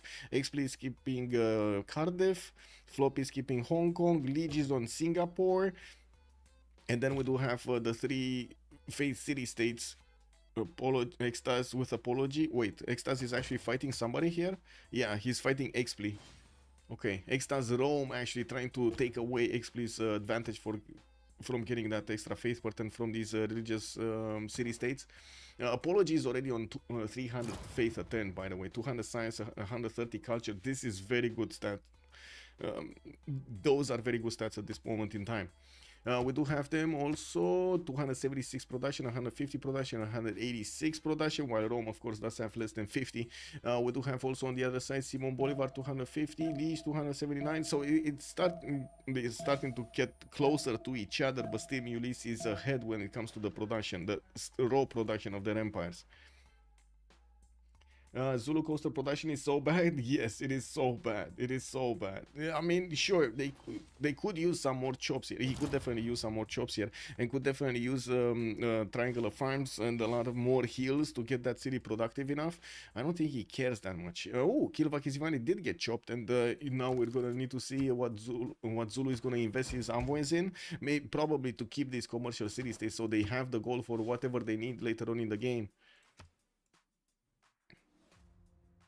Chancery in 3 turns in Quito. Okay, we got crossbows here in Kume. Extazz moving out. Okay, commercial subs here. We'll see.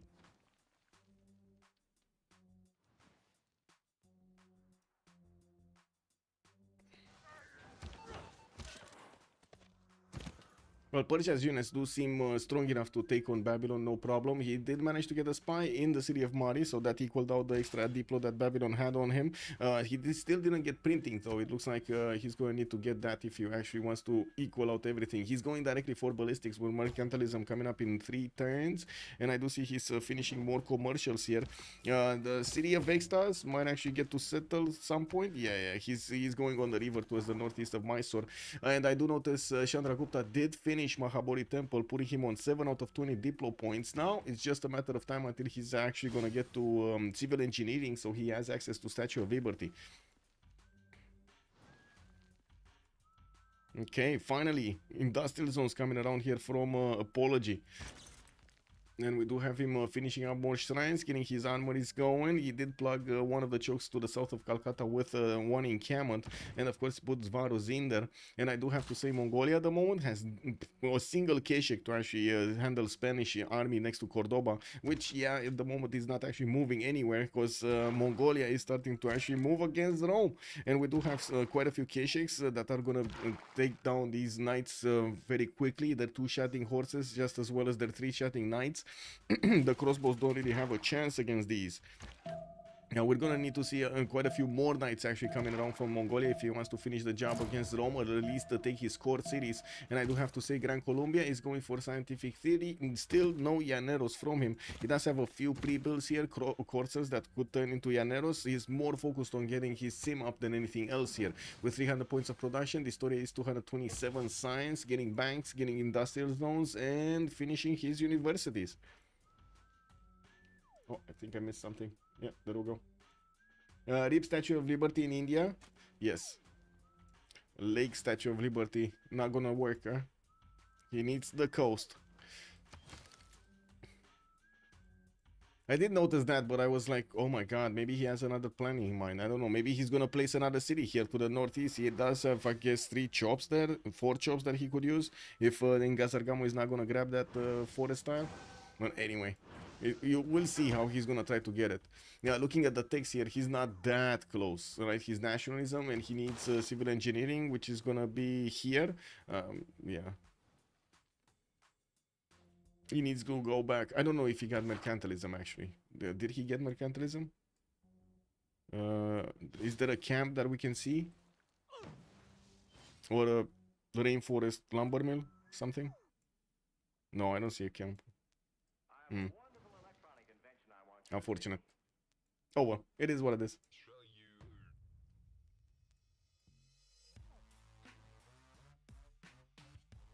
Okay, 5 times Monte Michel in Ondini. Caravel upgrades here from Zulu. That's not gonna help. We got caravel fleets coming out from Spain with an admiral. These guys will two-shot the caravels of Zulu with no more remorse. We got Ngoma on the coast, and it looks like Bulawayo is gonna be protected by the rainforest tiles, while Nondwengu is 3 tiles off. Until we're gonna see actually battleships coming out from Spain, there isn't that much that Zulu can do. We do have Erwan, 150 science, 120 culture, getting his shipyards up, and of course adding more production to his empire. Started off on quite a few industrial zones for his core cities, and he does have a +4 over here with a +7 over here and another +5 over here. Very nice, very nice. New settler coming out from Valencia. I'm curious where is he gonna place it. Probably the iron tile, but we'll see. And of course, at the moment he's not actually moving towards Mongolia at all. He did plug in a spy so he can actually equal out the intel, but that's about it.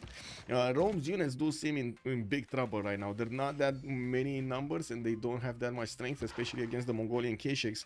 With the general and the military alliance on Mongolia, that is giving him enough damage on these units to take down the Rome's defenses.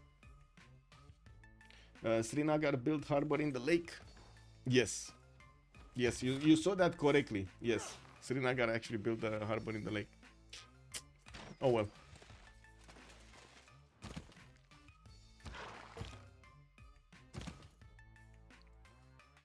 Okay, is this gonna be the turn? No.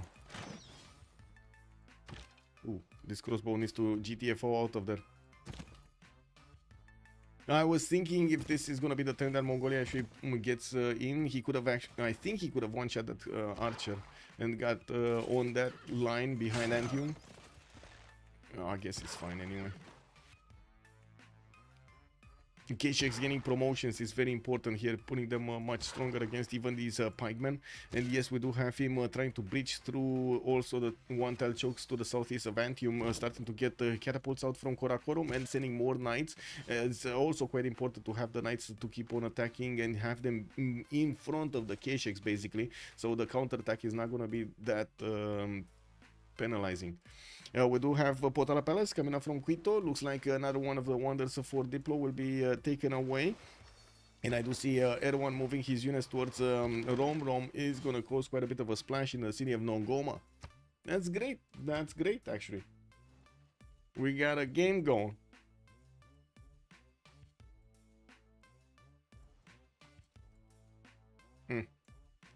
Okay, what's Babylon doing? Where is his ballistics? Ballistic apology 3 turns. Okay, Babylon, siege tactics, nationalism. Did he get ballistics? Yes, he did get ballistics. So it's just a matter of time to upgrade those. Floppy is going siege tactics, and I'm pretty sure he also got ballistics. No, but he was going ballistics, and he was like going full charge ballistics. I don't know what happened. Maybe he's waiting for somebody else to boost it, like apology there, and he's gonna get it at the same time.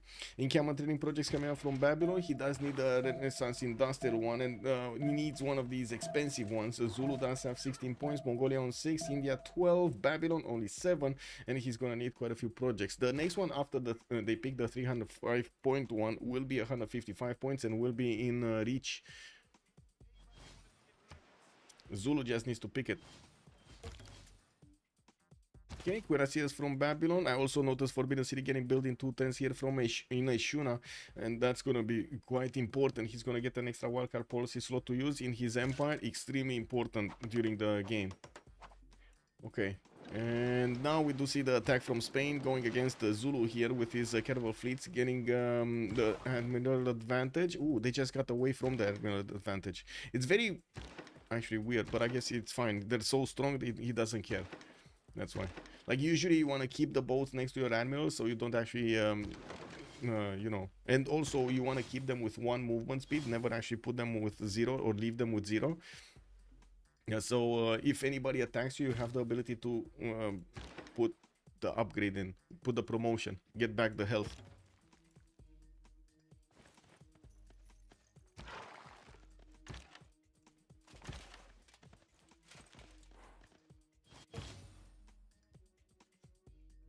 Oh well.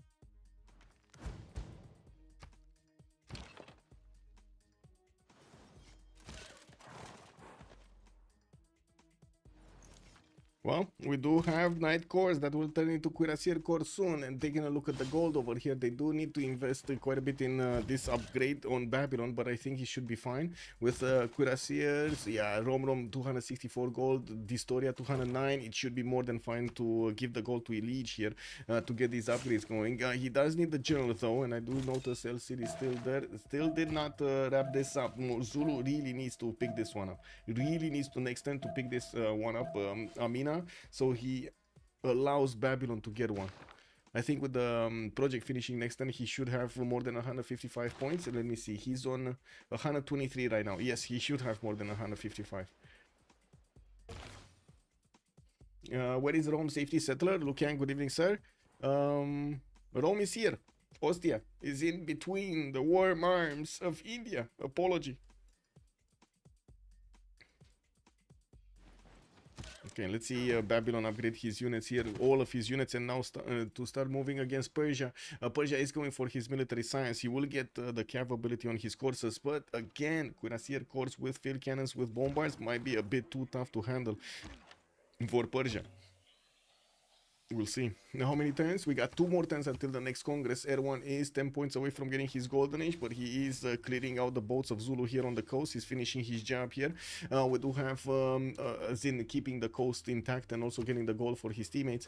We do have Apology, 8 points off from getting his golden age. He's 84 out of 92.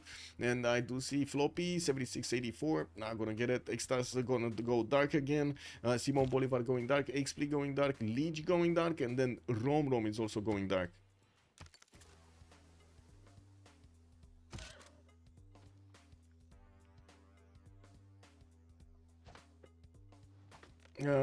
Yeah. Okay.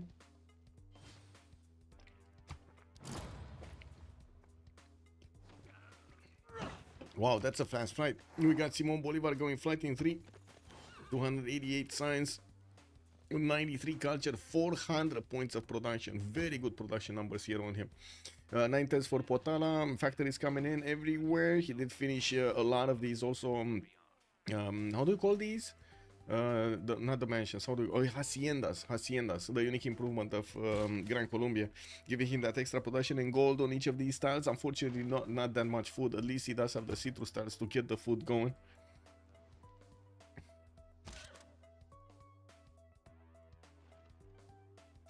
Ooh, counterattack from Persia into Mongolia's territory, forcing Mongolia to not deploy that many units against Rome. Looks like Rome is gonna stay alive. He's counterattacking here against the Mongolian attack, and while Persia did figure out how to get into Al-Malik, that is a problem for Mongolia. He might actually lose a city center here.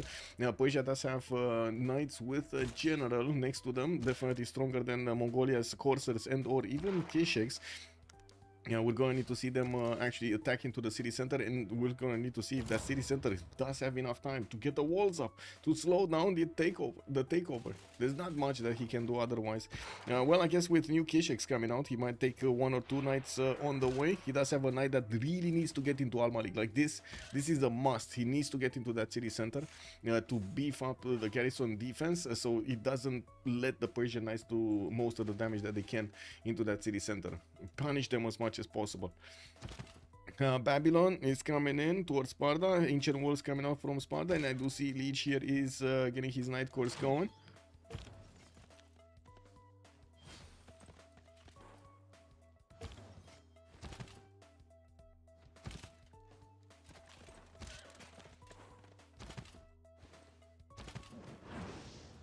Yeah, this is the Cuirassier course without a general. Oh, he does have Gustavus Adolphus. Okay, he did manage to get the general. Yep, they did manage to get a general. And India did pick up 2 of these good engineers, Imhotep and Isodor of Miletus. Maybe he's actually going to put down Potala somewhere and try to get it with the engineers. No, Imhotep is here, and then Isodor is here. Oh my god, he killed all of the tiles that he could get Potala. He could place it here on the mine. Yeah, he's not getting Potala. It looks like he's actually phased off here. He's not actually getting the points I was expecting him to get, like the wonders I was expecting him to get. I understand about the Statue of Liberty, but not placing the harbor here outside and not getting, I don't know, it feels weird. He's probably not that focused right now. Maybe he forgot. Maybe just like what we were hearing in chat, maybe they will try to force India here to just stomp the map, clear the map. We'll see if that happens. We do have also India attacking into Bologna now that that city did get revealed to their opponents. Distoria did plug in everything he had in there, 20 envoys, 19 envoys in total. He's about to breach the 300 science mark, while Apology is 216 on that Monumentality Golden Age. And we do have Lege also on 219, next to Floppy is 110. That is major problems, especially since he's pushing in and quite strongly against his opponent here. We might actually see Floppy fall down. Wait, Zulu sending caravels out? Okay. He's sending them away.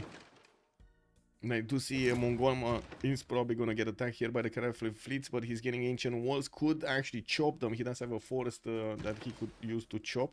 And I gotta say, Spain is not actually seeing those caravels. It's outside. They are outside of his visibility here, you see?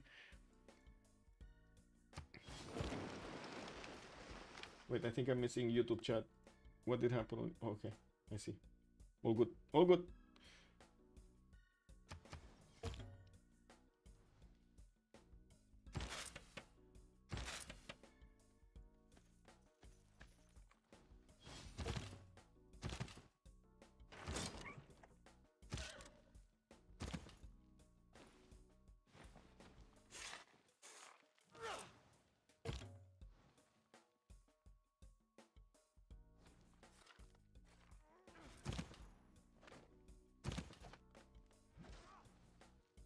Okay, multiple spies coming in from Mongolia? Nah, not really. I do have to say he did manage to push back his opponent Persia from the borders of Al-Malik, and without that many units, actually. A bit surprising that Floppy didn't get more here.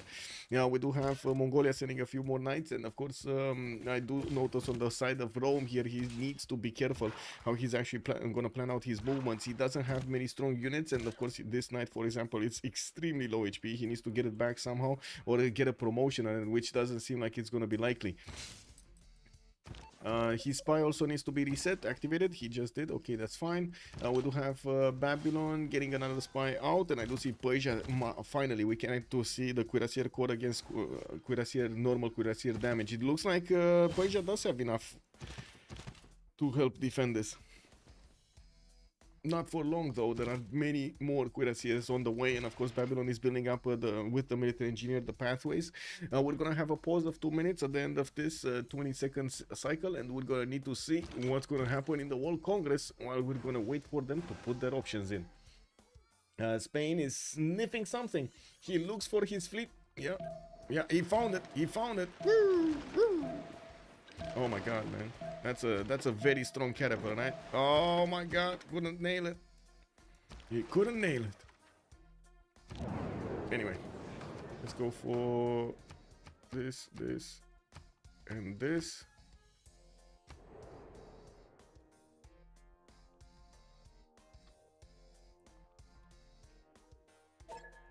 Okay, be right back. 2 minutes.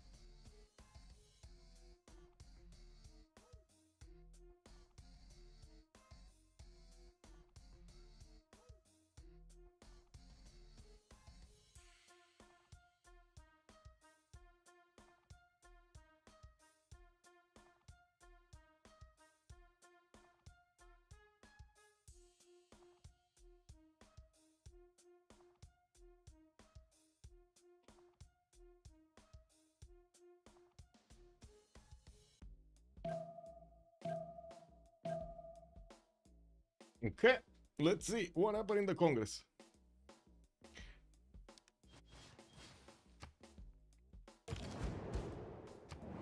Theocracy, okay, Chandragupta. So theocracy loses a wildcard policy slide.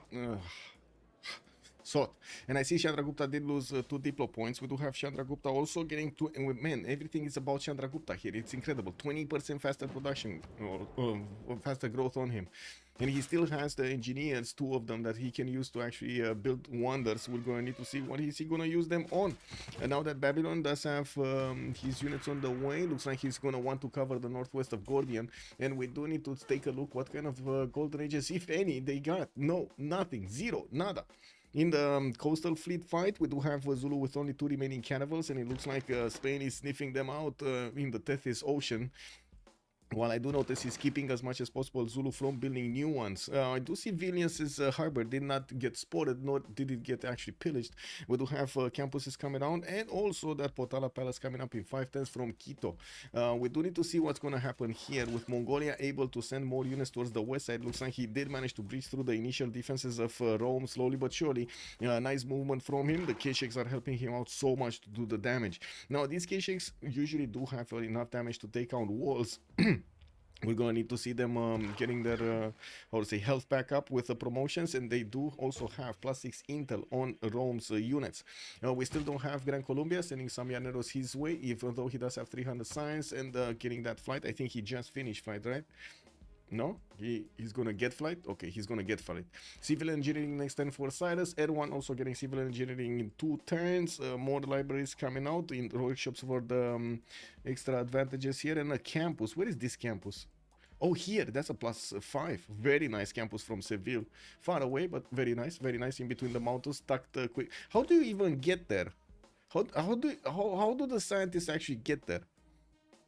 Do they actually need to get a boat somewhere from the holy site here to go? Oh my god, man, to go into the mountains. That's such a weird placement. Can you imagine in real life how much how much it takes to go from Seville to this campus over here through all of these? Oh my god, through the water over there. Yeah. Well, I guess the scientists are gonna have quite a bit of a show over here with a volcano next to the mountains. That's pretty cool. In the water. Does Chandragupta have a mausoleum? Spain built it. Yeah, Spain built it in the capital. Okay, I think his Lege's time to shine here. What do we have him? We do have rifling in 4 turns. Looks like he's getting his military academies. More factories going. 434 points of production. I gotta say, he kept his advantage in science versus Cyrus. 191 science versus Floppy's 119. While yes, we do have universities and new campuses coming out from Floppy. It's gonna take a while until he's gonna recover, if at any point he's gonna recover his science number. Now we do have Babylon still keeping up his university count also. Shuna did finish Forbidden City. We will see Babylon benefit from an extra wildcard policy. He used it for a Republican legacy. Liberalism for the extra amenities there, and of course the commercial hub investments to get more gold. He's only on 73 gold a turn, not that much, but I gotta say there's so much gold on the side of Ulyss than there is on the side of the Sharks. And we do have Bologna about to be taken down. It does seem like Apology is gonna manage to breach through the defenses with his 2 bombards, the Knight and the Varu next to it. Now, while I do notice Apology does have a few coursers, cuirassiers going towards Engarzagamo. What is this? Oh, this is okay, this is the spot for Statue of Liberty. He's trying to get Statue of Liberty there, but that is so weird. He lost 2 of them, right? No, he lost 1. He lost the Potala Palace, or he's gonna lose Potala Palace because I don't think he has enough, right? Isodor of Miletus here has not started working on it. Apology, military science, castles for Erwan, civil engineering there, exploration also coming up for Apology. He need to just build a tunnel, yeah, but there is no tunnel now, right? So how are they, like, imagine how are they getting all of that material there, like, to build the libraries and everything? How are they getting that through if there's no mountain tunnel here? I'm pretty sure nobody, like literally nobody's gonna carry all of that equipment through the mountains and cross over, right? With not Liberty, it is St. Peter spot. Yeah. Also cool with hello there, sir, and welcome. Can we imagine getting science by praying to the Max Mountains? Yeah, yeah. Hey, getting science while praying. It is what it is. Okay. How is Mongolia destroying Rome here? Slowly destroying Rome. More walls going up. Mongolia's gonna have to take on Pagan shots. That's gonna be a problem. That's a very strong unit for even Extazz's Keshex to take on. He needs like 4 or 5 of them to take this one down. Bologna just got deleted from the game. We do have Mongolia that going directly towards Rome. Interesting choice instead of going towards Antium, where I guess there is Governor Victor established there, giving the +3 garrison commander bonus to all of those units. Rule Valley coming out next turn in Bogota. We do have Coach Distoria here with 280 science, 130 culture, 527 points of production on the big man. And I gotta say also Lege has 436, Romrom 371. Gonna need to see if the deploy is actually gonna be the winning condition for the Shy Squad. It looks like they're kind of losing on the sim here. If Chandragupta is not gonna start moving, Spain are gonna get more science, and Cyrus is not gonna get up. That's a big problem. Babylon is gonna get tanks much faster than Floppy will. With Floppy going for rifling, we already have Lege going for refining. And I do have to say Babylon here is still building up his infrastructure, getting a dam in Shuna to protect his tiles, and also getting that extra production towards his industrial zones here. Very nice. Coal power plants coming in. Ooh, baby, that's gonna be so much science, so much production. Apology finally getting his industrialization next, and he has not only a lot of cities, but he also has a lot of mines built around these cities, with 351 points right now, and almost 400 points of faith available for Apology to use to buy out units if need be. He's still in a normal age, so he doesn't have the monumentality bonus anymore. Trivandrum just got placed. The harbor is also getting placed. He has 1, 2, 3, 4, 5, 6, 7 chops that he could get into that wonder, and also Emotep with Isodor available for him to actually build the wonder. Can you please check Chandra's amenities? Yes. He's on +3. Yeah, +3 in the majority of the cities. Just hired dwarves. Salmario, good evening, sir, and welcome. Well, Zulu's caravels just keep on going towards the other side of the planet here, trying to get to the shoreline. Maybe they can get over there and be free. I'm pretty sure Spanish fleet are gonna catch them, and we're gonna need to see if they're gonna get anything here. I don't think so. This boat over here has enough distance to cover until he gets to the caravel of Zulu, and by the looks of it, India will have the ability to shoot it down anyway. Okay, that's fine. There we go. That's it. This caravel is not going anywhere. Wherever it's going, it's gonna get locked out. Yeah, it is what it is. He's gonna need to get a few frigates, like 1 or 2 frigates, to take out that city center of Zulu. I guess he doesn't care that much at the moment. He more wants to get back his science, or get his science up, and get his culture up. Zaragoza did get placed on that iron tile, getting a commercial. Wow, this city doesn't actually have anything to work here. He's gonna need a builder there as quickly as possible to get that going. I'd also notice he's preparing himself for a possible mountain attack, and put one of his spearman corps on the one tile that he did not buy from Cordoba, so you know, Mongolia can actually build a tunnel there.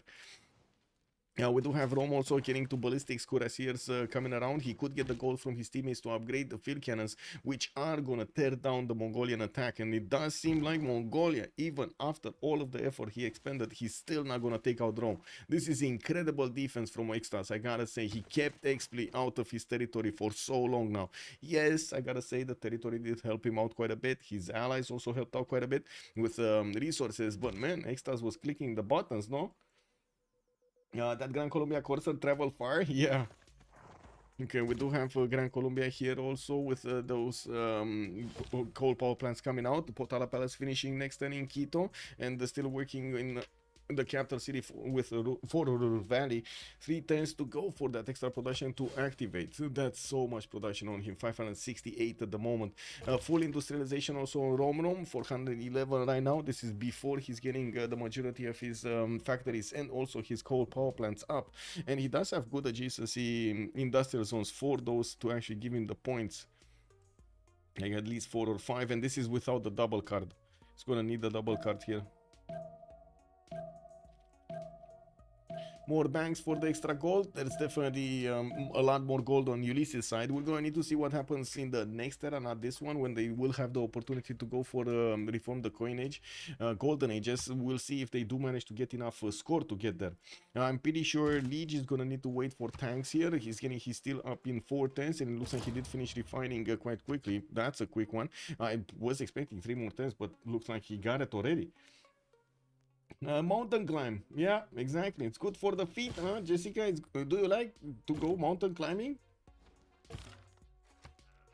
We got more industrial zones coming out from Babylon, and I did see India is plugging in a spy in his opponent's territory here. Again, not that much of a military from him, nor does he actually have, how to say, want to go against his opponents right now, but he's preparing his infrastructure. So we might actually see something be done over here by Apology later on in the game, with multiple encampments getting their military academies in them, of course, alongside the armories and the stables and or barracks.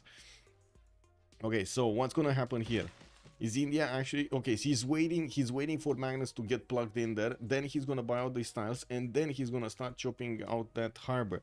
It should be like what, 1 chop or 2 chops to get the harbor down. Then you need the lighthouse.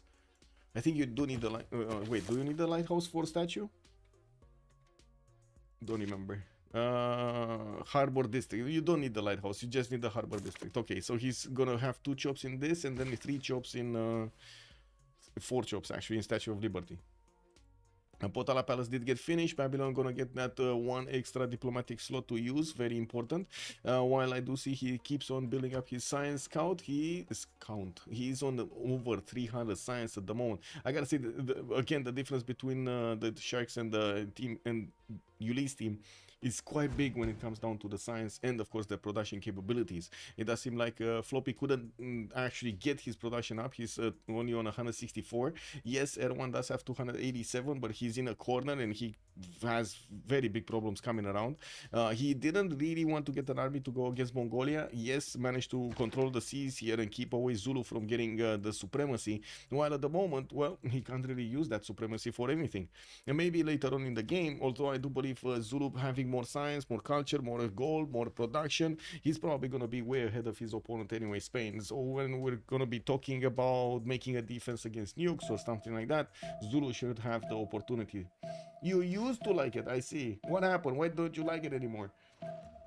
Also, Cisco, welcome back, sir. Wait, you can place India's unique improvements in the Tundra. I actually never seen that either. Wait, where is the unique improvement in the Tundra? Well, where did you see the unique improvement of India in the Tundra? This is a campus. You saw it on one of the builders or something? Oh, it says you can build it here. I see. I see why. I see what you saw. Okay. The step 1. I see. I mean, man, this game is making you, is giving you, how to say, suggestions of settling cities in the middle of lakes. I'm not sure you can actually take this game seriously, you know, like wherever is gonna try to suggest you something, you need to use your brain to actually figure this out. You know what I mean? Anyway, we do have 110 harbor here. He only needed 1 chop. He's going to need a bit of gold from his teammates, and gold is a problem. It's at a premium for apology. He's probably going to need to milk everything he can from his allies here.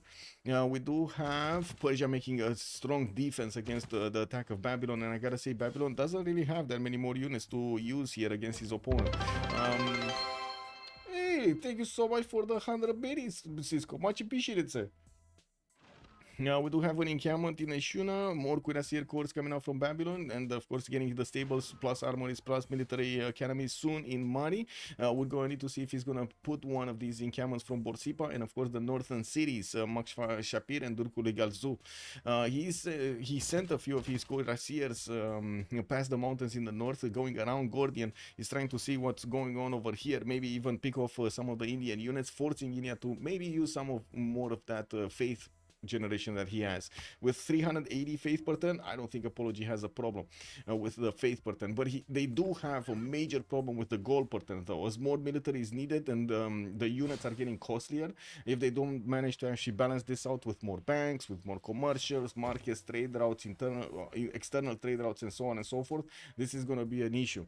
Zulu did lose both of the commercial city-states. Wow. So wait a second. Zulu did lose Muscat, he lost Mogadishu. Mogadishu got picked up by Floppy. Romrom is keeping Muscat. So okay, at least they have 1 each, right? But Zulu had both at some point in the game. Now he's down to 187 points. He was up to like 250 or something from those city-states. Okay, looks like Kume is being placed under siege, but Mongolia doesn't have that many units with strong HP to keep going, to keep attacking into it. He's probably going to lose them to the wall defense, and of course, yeah, there we go. One just got lost. And the units of Rome. Yeah, doesn't seem like Mongolia is getting anywhere. Like the second Rome actually got cuirassiers, that's over. That attack is over, since Mongolia didn't have cuirassiers, didn't have field cannons of his own. And the funny thing is, Rome didn't even upgrade his crossbows into field cannons. He could have asked for money to upgrade these, but again, money is at a premium, right? They don't really have a lot of gold. Some Llaneros coming in Caracas. I do see one of them did get upgraded. This is going to be a strong one to attack into Extazz if need be. But again, not that many units from Colombia. Distoria just ignored his opponent completely here. We do kind of know what DShark's win condition is here, and I'm pretty sure we're going to be talking Diplo with Apology on 6 out of 20, with Apology trying his best to actually get the Statue of Liberty here in Trivandrum. I would imagine we're gonna need to figure out what Ulyss's win condition is gonna be. Alhambra in Babylon getting 3 turns, very nice. Art Museum in Ashuna, we do have multiple workshops also getting online here for Babylon to use the extra production for. And well, I do see India, no. Not well. India is sending a few cuirassier corps, a few calf corps to reinforce the defense. They're gonna try to keep India out of this war since he does have such a big mountain range. It looks like he's gonna be the one that's gonna help out his teammates with also units, not only gold, to try to keep them alive there. You don't like walking downhill? Okay. So you like walking uphill, but not downhill. Yeah. Yeah. I can't fault you for that.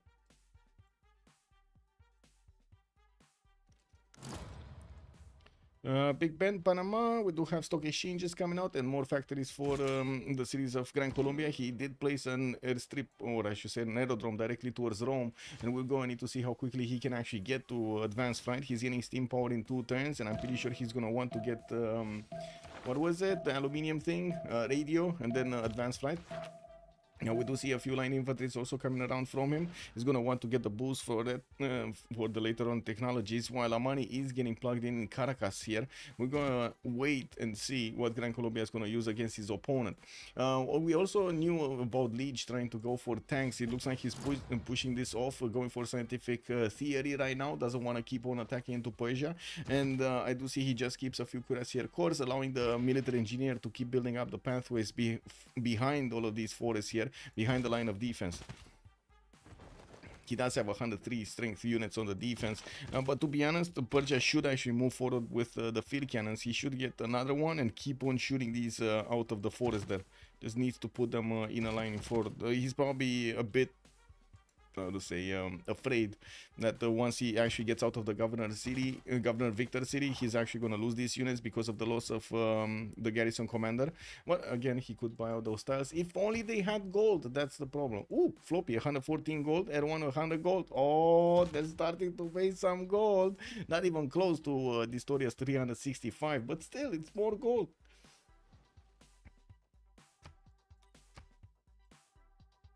Okay, Spain making more fleets. No, coal power plants getting an entertainment complex. This is a bit weird. He just got 2 very close to each other.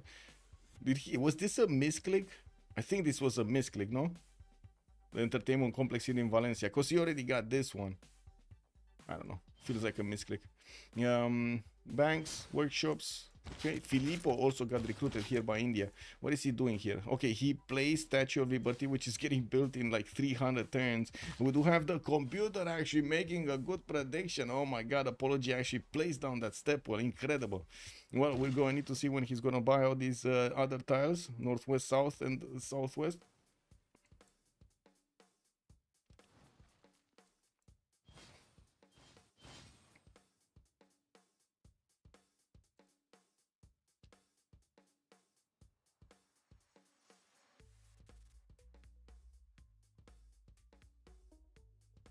Anything happening? Oh, there is actually a Spanish frigate fleet that did manage to get next to the Zulu city of Nongoma and is taking it down. We do see Zulu, well, didn't improve that city at all. Only a single mile got there, and of course he got the harbor. That's about it. Now he's far away with the other cities to actually be afraid of the Spanish fleets, even battleships later on in the game. The northern fleets did finish this off. We do need to wait for the next time to see what Trivandrum is going to do here with the Statue of Liberty. How quickly he can get this going. If India has 3 Vandrum city, then who does the 4 Vandrum city? That's a good question, we don't know yet. Maybe it's Gandhi.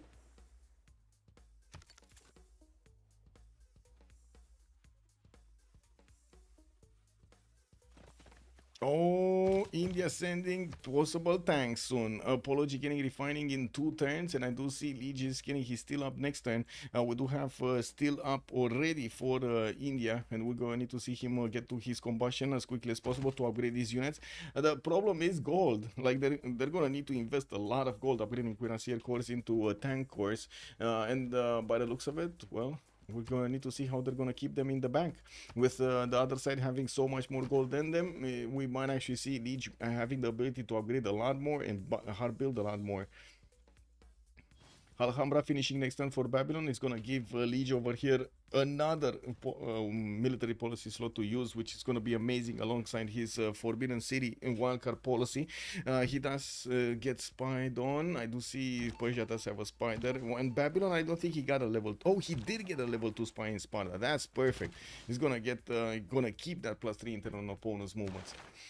Great people screen. I do notice we did have actually Leonardo da Vinci picked up by Gran Colombia, giving his workshops an extra +3 culture each, which is very, very good.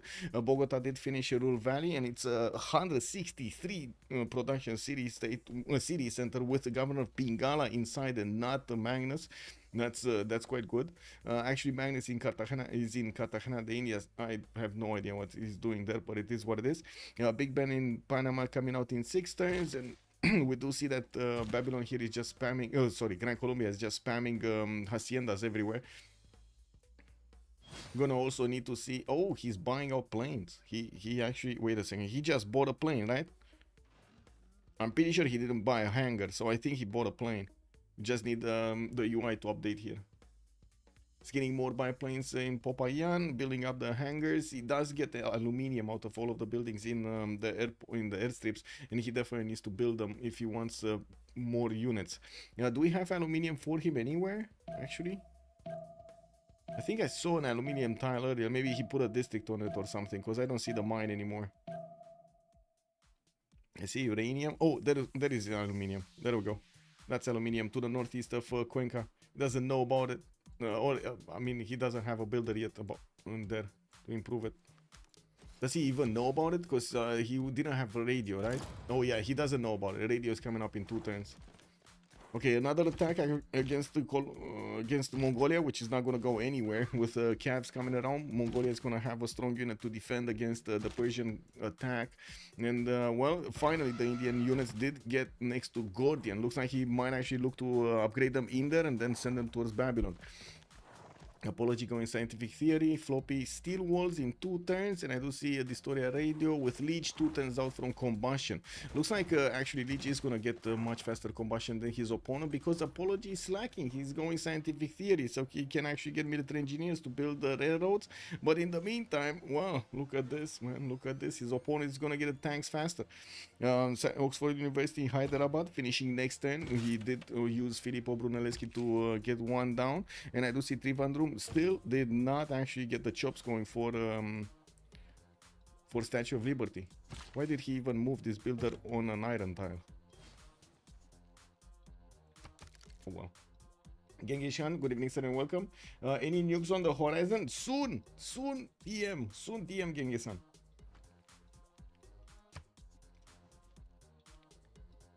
Okay, settlers from Shanadu, more of these calves coming around. Looks like he didn't need to retreat from Rome's defenses, the Rome's attack, and yes, we do have Gran Colombia needing to also defend his biplanes here. Now, these biplanes right now are stronger than the cuirassiers, and they will not get shot back by these cuirassiers. This is going to be quite a problem for Rome to defend, if he can even defend against this.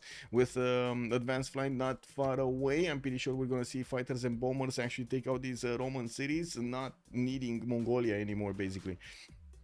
Okay, on the side of Spain, we do have some more universities coming around, workshops in there in Seville, and he's getting his spies in Valencia. Barcelona gonna get an art museum, and yeah, we do have factories here in Toledo. Anything happening here? No. Archaeologists, more aerodromes. Are we going to be talking about, that's the fastest one, what, jet bombers with helicopters, right? It might be jet bombers, helicopters from Gran Colombia. And if he does get jet bombers with helicopters, he should be going very quickly through the lands of Rome, and then very quickly also through the lands of Persia, especially with Babylon actually getting tanks soon. Babylon really needs to get a lot more though. Okay, he's one turning cuirassier corps from his cities. Unbelievable production here on Lege. We got him 260 science, 626 production. Next to Apology is 530, and also Floppy is only 180. He has 4 times the production of Floppy. Wow. Wow. Well, I guess 3 times the production of Floppy, not 2. Not 3. Not 4. Not 4. 3.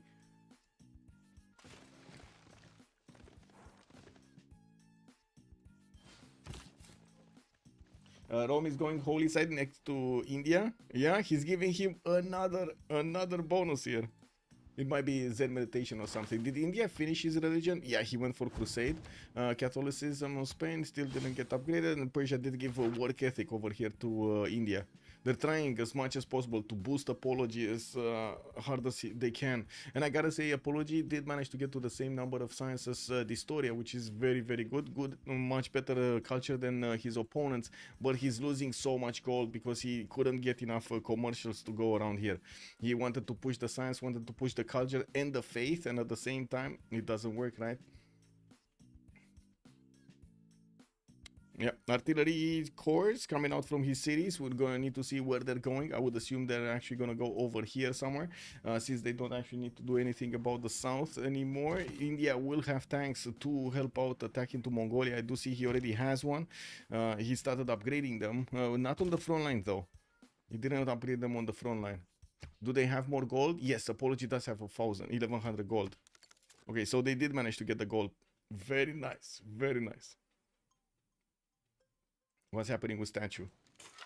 Okay, still no chops. He did get the iron to couple together with that stepwell, but no chops yet. He still did not plug in the chops. Nor is he actually building, bringing Filippo, or not yet there. What is? Wait, wasn't there Imhotep and Isodor also here? What did he use them for? Oh, they probably used them for. He probably used them for the Oxford University, which is definitely important here. Okay, Nongoma did get taken out. Looks like Romrom lost a city center. That's, I think, the first city that got taken out, no? Yeah, I think that's the first city from Zulu. He's gonna buy tiles with better chops if he manages to pillage something. Okay. Yeah.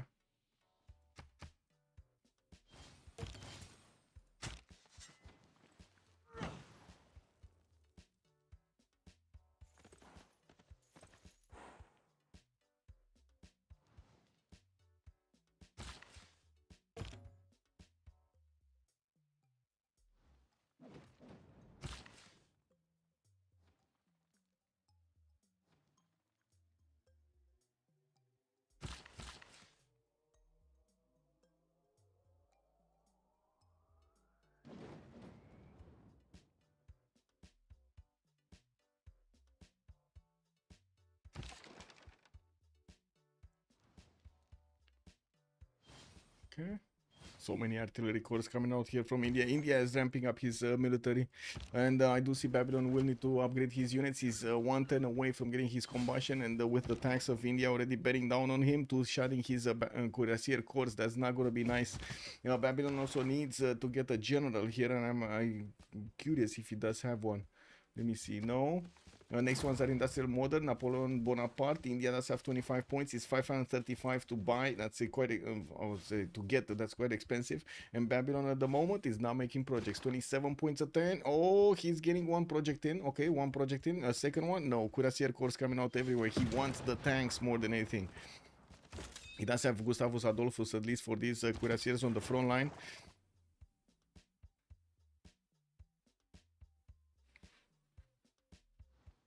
It does seem like India is gonna have the advantage here. Nah, not enough tanks, not enough power. I mean, I guess he could go in through the field cannon. There's no way these cuirassiers are gonna counterattack into the tank corps, and they're also gonna be next turn upgrading themselves, so they're not gonna actually move anywhere. But that's about it, right? He could take out the cuirassier corps and a field cannon, and that's about it. And then we'll meet the Babylonian tanks. And if these cuirassiers are actually so strong, you can imagine the tanks are gonna be quite as strong as well. Just as strong, I mean. Okay, we do have Rome starting to get attacked by the biplanes. We do have the cuirassiers dying left, right, and center. Llaneros are also starting to move towards the capital city of Rome. While I do notice India is starting to put these spies in there in the cities of Gran Colombia, trying to get some stuff from it. We don't know yet what is he gonna do there. More biplanes coming in. Advanced flight in 210s to make available the upgrade for these biplanes to get into fighters.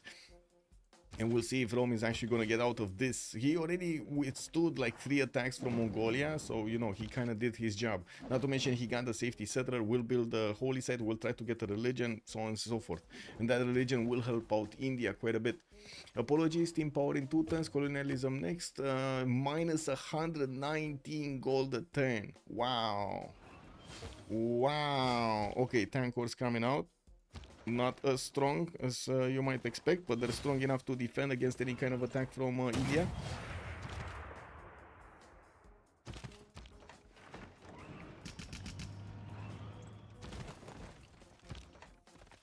Okay, 1 unit got taken down. And as you can see, Babylon is repositioning his units inside of the borders of Magium, so he can actually get his cuirassiers upgraded into tanks. Has a lot of them, much more than India at the moment, although I gotta say India did start to build his railroad, and he will reinforce this front line quite quickly. He has tank armies coming out, which are going to be stronger than the units of Babylon, and we're going to need to see who's going to get the generals. India will probably have priority here. He's only 3 turns out from actually getting enough points to get the general.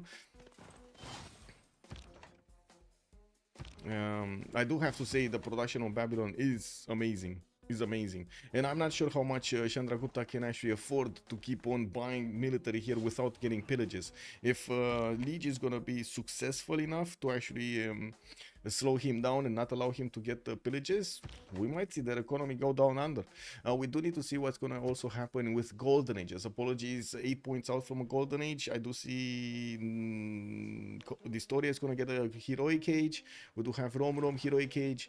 No, actually not heroic age yet. He does need 8 more points to get to the heroic age. Floppy dark age, Erwan dark age. Erwan needs to get the golden. He needs to reform the coinage. If he doesn't get reform the coinage, this is gonna get messy really quickly. Apology, yes, if he gets reform the coinage, he's probably gonna manage to like get to 0 something income. That might not be what he needs.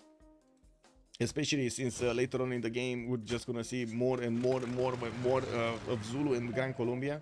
Jet bombers and helicopters are gonna come out here from Simon Bolivar. Zulu can anytime start building up his tank armies if he wants to. Romrom going for his ballistics here after getting his industrialization and his production. Whoa, only 458 points of production. I was expecting a lot more from Zulu. I don't know why. Well, am I the only one that was expecting more production here from Zulu? I don't think so.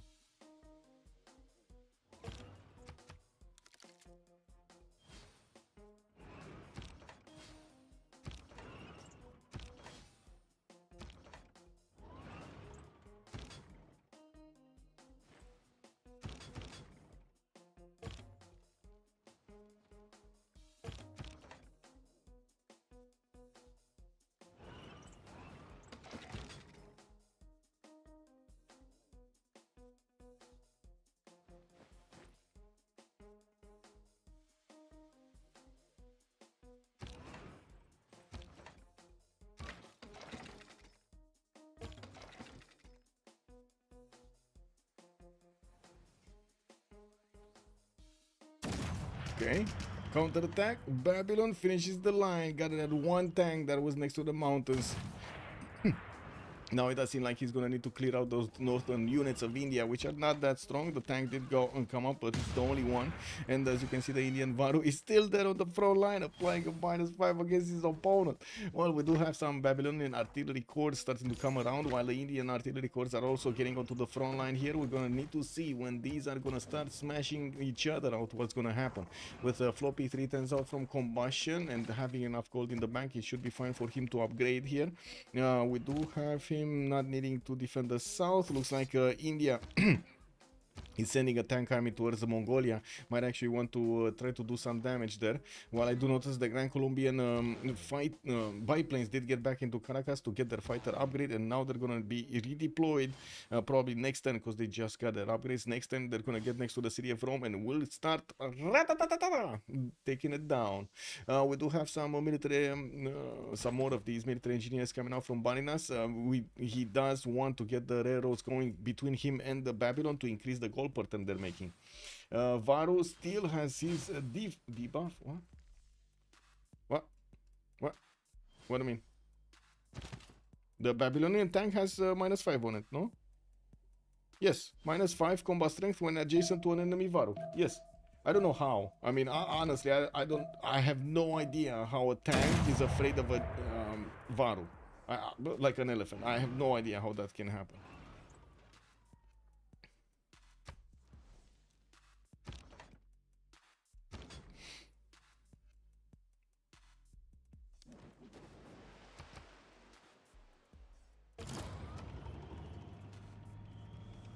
Why is it so low GPD on Spain? Do they not?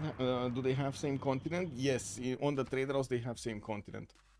I think it's a problem with the setup.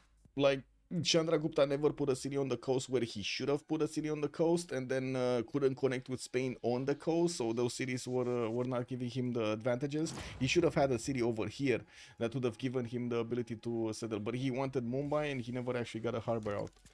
So yeah. There are some traders in the water, but definitely not enough gold. Definitely not enough gold. Apology is gonna go for his research labs. Chemistry coming out in 2 turns. Lege is getting synthetic materials in 4 for that helicopter advantage. He is building up tanks so quickly. By the way, 2 turning tank cores, 3 turning tank cores from some of his cities. But we do need to see how quickly actually India can get those armies out. Because I see he keeps on buying out armies and sending them to the front line as quickly as possible. And this is getting more and more dangerous for Babylon.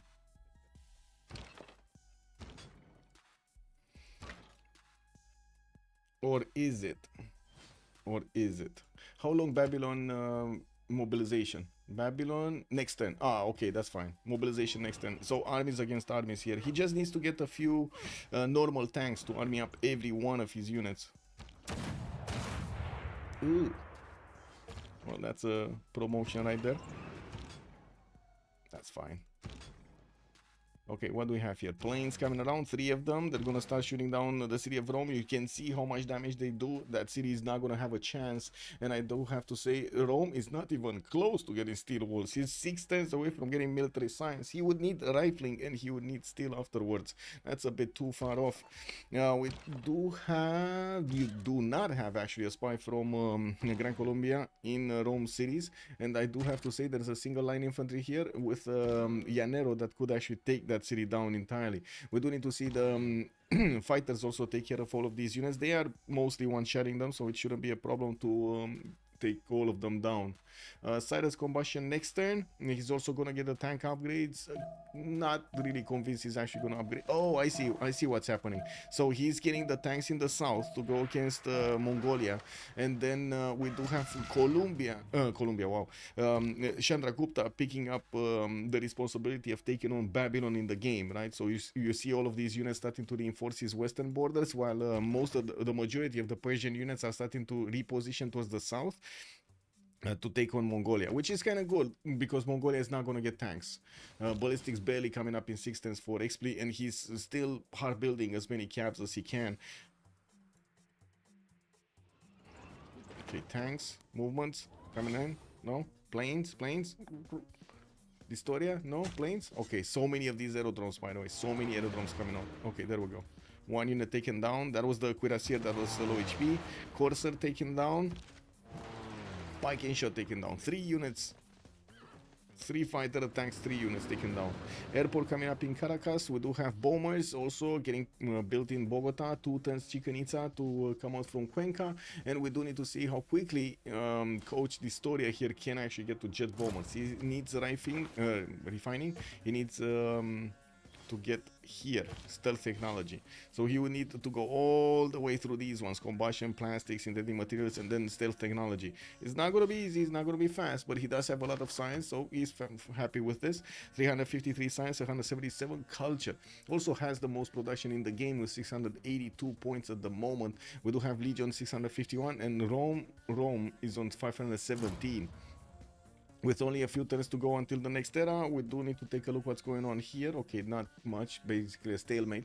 Chandragupta, 3 points off from getting golden, or I should say, yeah, golden, because he's in a normal age right now. Extazz is 61-61. He's gonna be heroic? No, he's not. He's actually gonna be normal age. He only has like, you know, 61 out of 72 points. Distoria did manage to get his gold heroic age. He's in a dark age now. He's gonna get heroic. 151 out of 120. Kublai, Mongolia, 70 out of 78. Lege, 122 out of 132. 10 points off there from getting his golden age. And the Romrom did manage to secure his reform the coinage, and I should say his entire heroic age. Military academy is coming in for Zulu. We do have granaries, more Ikandas, and of course Zulu to get him the amenities in his cities, trying to build the Taj Mahal in Ulundi, and of course getting biplanes from his airports. How many turns? 4 turns, and he's getting in 3 turns a biplane. Okay, I mean, he already got to secure his golden age there. Shouldn't need a biplane. Did he buy one somewhere or got one somewhere for the points, or are those gonna be the points for flight from the first plane? I think those are gonna be the points for the first plane. He does need to take out Mogadishu though. No? Yeah, he does need to take out Mogadishu. I'm actually quite surprised they didn't take out the city center till now. Yes, I know it's 101 strength. Yes, I know he would need bombers, artilleries, or something to attack into it. But he does have infantry, could easily get infantry armies, and as now he's getting the flight, he should have the ability to do that. No, I was thinking for a second that if maybe Gran Colombia can send 1 or 2 bombers to deal with Mogadishu's defense, but oh my god, man, that actually grew in front of our eyes from 101 to 107. If it keeps going, not even GDRs or nukes are gonna take care of this city center. Wow, that's too strong. Okay, Gran Colombia wants to get a few pillages off. Distoria getting greedy here.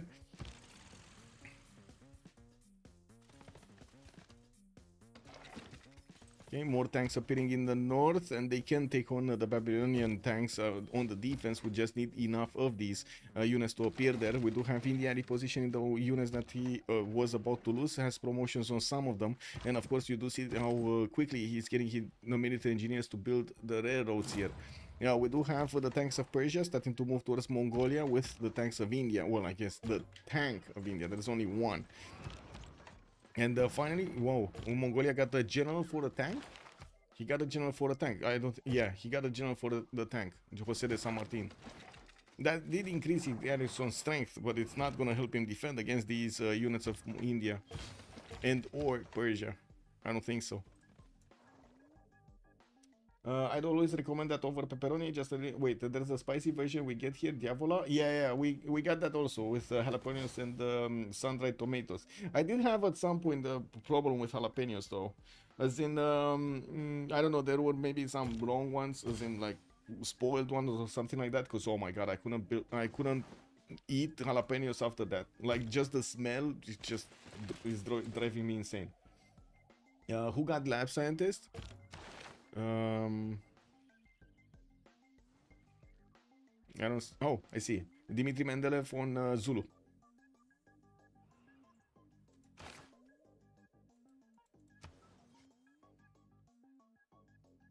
Okay, capital city of Rome will probably go down next turn. Antium is probably going to be next. Kume on the way. While in the meantime, we do have Gran Colombia here getting his bombers out. I do see he's gonna finish that Chichen Itza next turn, going for a few more art museums so he can get that extra culture going. I mean, Distoria does have 200 culture, it's pretty good. He went higher than Chandragupta, and he doesn't have a religion. Also has 733 points of production here on Distoria, is looking very nice.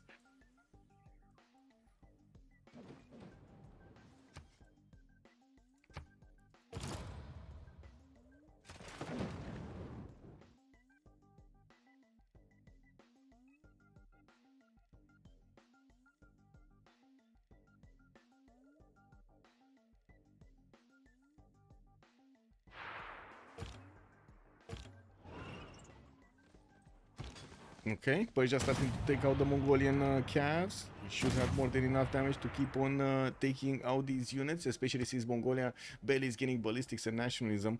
It's very far off from actually having a unit to succeed there. We do have Gran Colombia also needing one more turn. No, he does have the line infantry with enough movement, so he needs the fighters to keep to attack into the city center and then take it out with the line infantry. New bombers Bogota. Wait, he never got a bomber?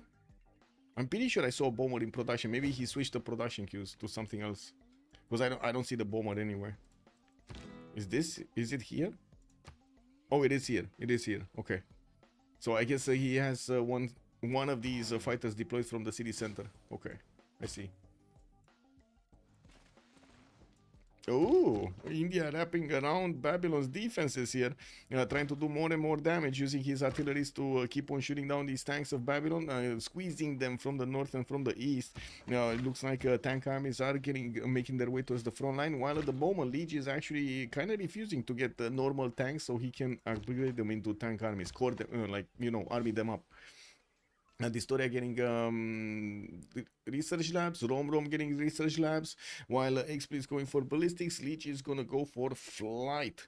We do need to see if Mongolia here is actually gonna fall, because India is gonna push into him with tank armies and getting himself some artilleries on the way. This is gonna help him deal with the wall problem much faster than we can actually see Mongolia get units out.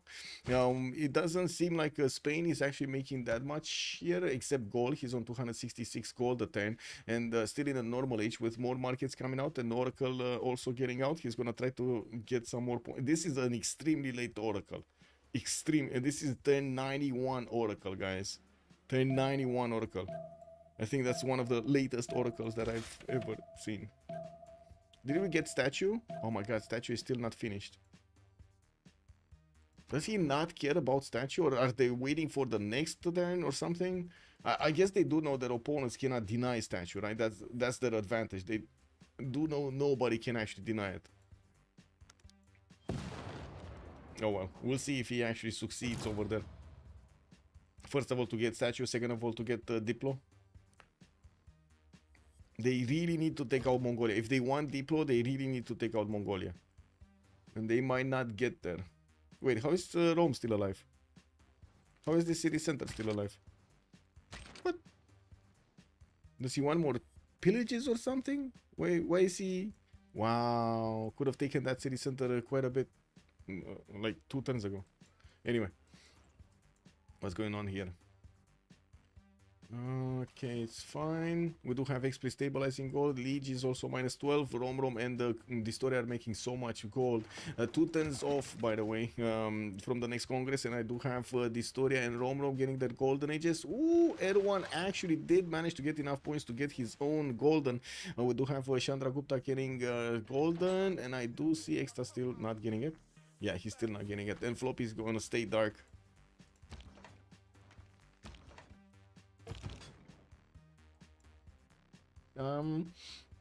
Colombia denying statue in bottom city. Wait, what? No, he's not. And Mongolia is getting his settlers out of there by the looks of it. Safety settlers going to the south of Zulu here. Now I was thinking if maybe Fez is gonna build a harbor, but he never did. So yeah, he never got the ability to actually get to deny that. Research labs coming out everywhere. Distoria science is gonna skyrocket. We do have him with a lot of production also, and the ability to take out the Roman cities on the right, settle more cities for himself. I don't think he will. He has enough of them. And we're gonna be probably talking about bombers soon anyway. We do need to see how quickly though. Still in 1, mass media in 3. Okay, he's going that way. He's going jet bombers. It's just a matter of time. And we do need to see if Lege is going to manage to, first of all, defend against this attack, which kind of looks like he will, with Governor Victor giving the extra +3 to these tanks and allowing also the artilleries to shoot back. That should be good enough defense.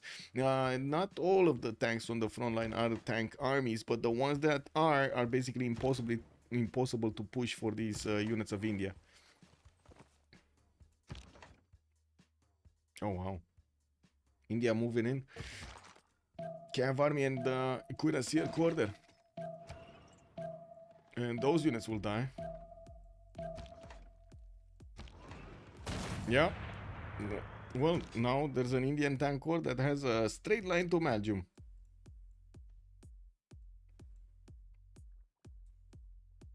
I got pizza and eggnog with ram of 4 after the pizza on the way. Oh, the Beasley. Ah, very nice, very nice.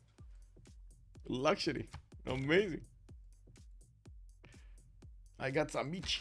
You know, you got meat.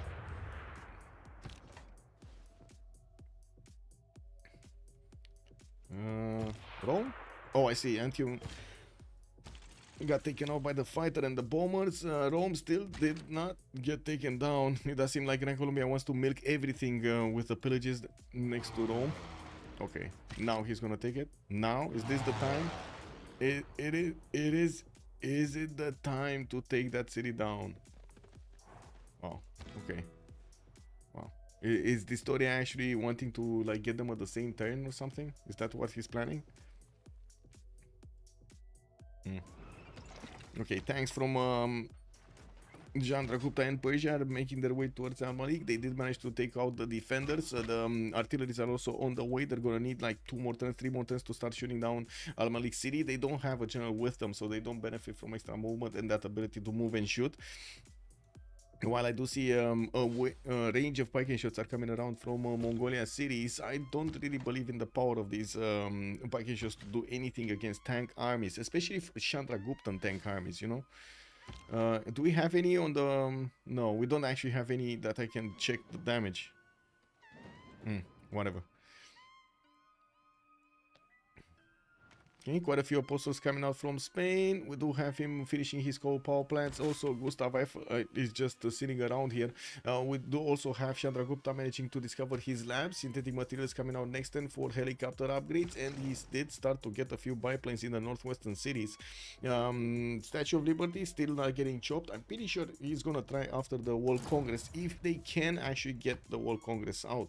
It looks like this time around they do have significantly more points than their opponents in the era score, in the Diplo favor points. 280, 320, 320, 323. On the other side, Ulyss is 224, 190, 224, 184. Now, it looks like DShark will have to will secure that advantage, and he's on 6 out of 20. He might be 10 out of 20, and then he's gonna get 13 out of 20 with statue. He's still at least 2 congresses up past this one, so not only this one, he needs another congress after another 2 congresses after this one to get the win. That's, I think that's a bit too much, but anyway, let's see how things are going. We're gonna have a pause here.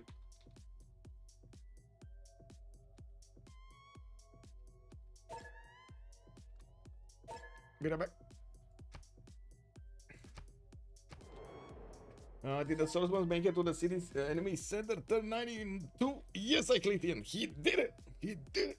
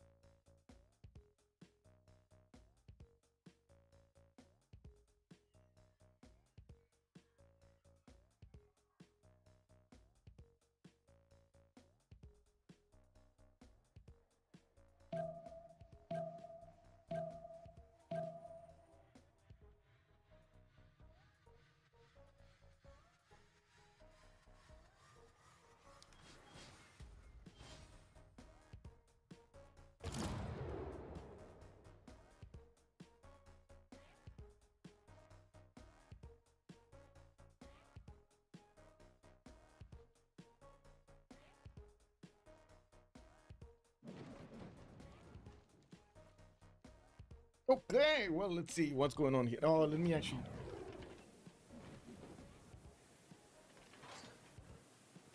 So, production plus 100%, okay. We got the Eastern Orthodoxy plus 10 religious strength, okay. And then... Oh my god, I can't see this, okay. And then Chandragupta will get 2 Diplo victory points. He got it. He got a 3. Let's actually see. We got him on 11 out of 20.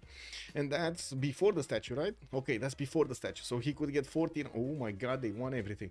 They could get 14 out of 20, which puts them, or if they do manage to get Newton, to 15 out of 20. If they do manage to get enough Diplo score from this era, oh my god, that might be it. If they, well, that they would need a full Congress. Kennedy 2020 KW, man. Drunk trolling by typing is actually more amusing than you think. I mean, I don't know. Didn't the politics actually stop over here? Because I see even off topic, there's a lot of politics going on out. I'm not sure it affects anything. You do understand there's not much power in the presidents, right? Everybody does. Everybody understands there's really not much power in the president. But Ulyss didn't spend their Diplo. They'll have the upper hand. Yeah, they didn't. Well, I think they did some. They did lose quite a bit, actually. They did lose at least 60 points from each. But anyway, we'll see. Al Malik about to be hit by those artilleries. What you get 50% back. Yeah, they did. It never stops over there. I see. They're keeping you busy, basically. That's what you're saying. I see. Rome still didn't lose his cities. We do have the Gran Colombian fighters still getting promotions here from attacking into the city centers and dealing a little bit of damage. I do see Gran Colombian helicopter balloon is actually going towards Babylon, but Babylon did already get one, so I'm not sure what this guy is doing here. Yeah, we do have India starting to attack into the Babylonian units, and yes, we're going to need to see how Lege is going to move them around so he doesn't allow these Indian troops to do that much damage to his units, putting the full strength ones on the front line. It doesn't seem like India can push through the north. Babylon did manage to secure that, and even if he tries to go around, he's gonna have tanks that will take those down. Ooh, low oil on India at the right time, but he did manage, even with the low oil, to do enough damage against that tank army to take it out entirely. Wait, what's going on with the crap? Also, Jessica was asking how many points India still needs to win. 6 points. He needs 6 points. Sorry, so he needs 9 points, but he's gonna get statue. That would be 14 points, because he's getting 3 from statue, and then he could get Newton, but with Noble. We don't know yet. We don't know if he can get it yet. I don't see it appearing in the recruitment, and looking at this, Alan Turing is the next one. India does have a lot of points, don't get me wrong. He will have, if he does manage to get a few projects, he will have the ability to be competitive on Noble. You know, finishing up his research labs, getting more points per 10, getting more science per 10. Also, James of St. George just fooling around there. Still has 1 charge of Filippo Brunelleschi. Okay, here. Rome, Antium. Okay, he got both. Now he's gonna start moving forward his fighters, and I'm pretty sure he's gonna need a military engineer to start moving airstrips, building airstrips. You do also notice Zulu is starting to create the infrastructure towards the east, and I'm pretty sure we're gonna see him prepare himself for a lot of helicopter production. We can already see cav armies coming around. Those are gonna be the fastest units that he can actually send to the front line. Now, when those units are gonna get here, it's gonna be a problem. Now, we're gonna need to see if Mongolia is actually gonna remain alive. I kind of doubt it, especially with how many units India has coming against him, and much stronger units than even Mongolia can actually muster. Spain, okay, getting some flood barriers, getting his own research labs. Has Gustav Eiffel here doing something. Still a few apostles here and there, armories, and I do see him working on commercial hub investments. The next one is Sarah Bridruff, although I don't really think he actually needs it, but sure. They're probably fighting for Mary Catherine Goddard, though. The +3 Intel one, I don't see it here. I see Ferdinand Magellan, I don't see it being recruited. Yeah, no. Mary is still up for grabs. Mary. Oh! at India go. He actually smashed through another tank. And Babylon has a few problems. He needs to smash back. Now, he definitely needs more production for tanks, and he was going for a lot of artillery armies because he was feeling safe here. We're going to need to see if he will be safe. Oh my god, actually, wait a second. Lege can step on that anti-air gun. That is one of the most expensive units in the game, by the way. If he does step on it, just step on it. Just do it, Lege. Step on it. Step on it, Lege. No, he's not stepping on it. It's too late. Apology got in there, and it looks like he's breaking apart the Babylonian defense with his artilleries and his tank armies.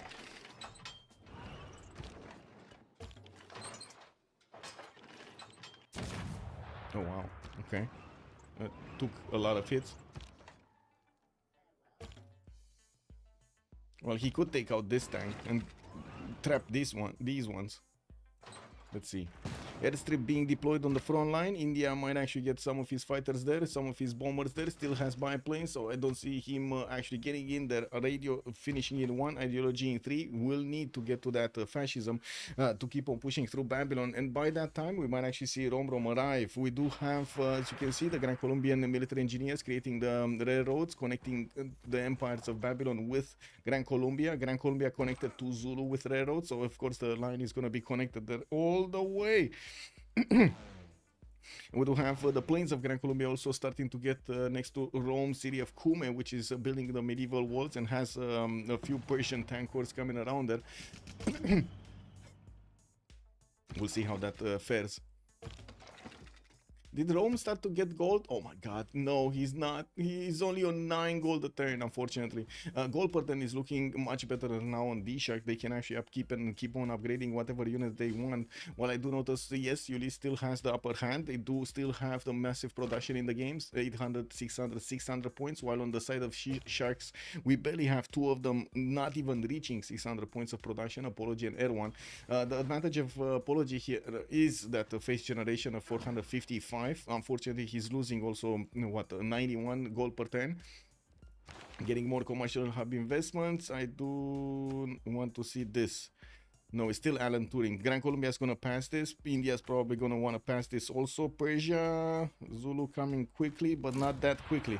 Yeah, so Gran Colombia did pass this one because it was more expensive than 672 points the last time we checked.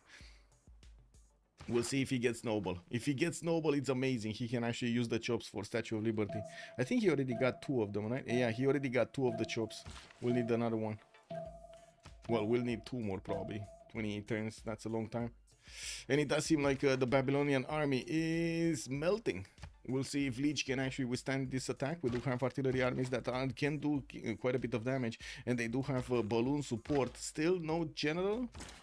Gustavus Adolphus, yeah, still no general. Where did the generals go? Like really, where did the... Wait, what's going on here? Okay, more attacks, yeah.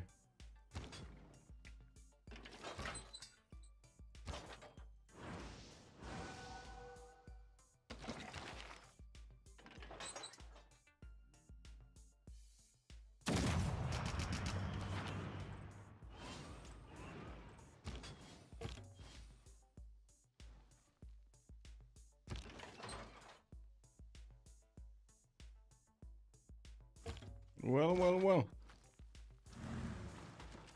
Let's see if Apology breaks this.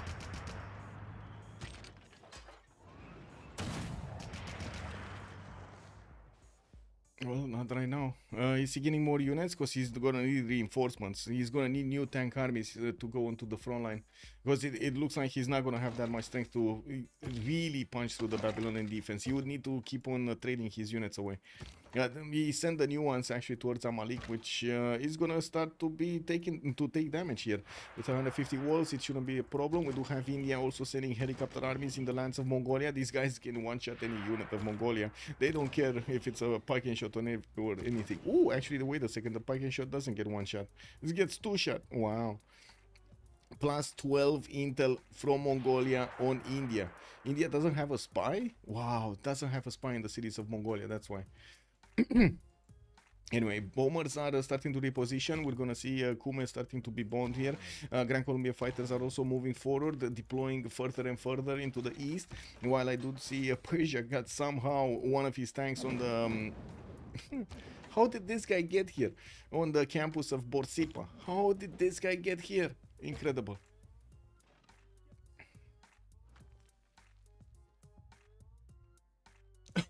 Yeah, Lege is the bestest.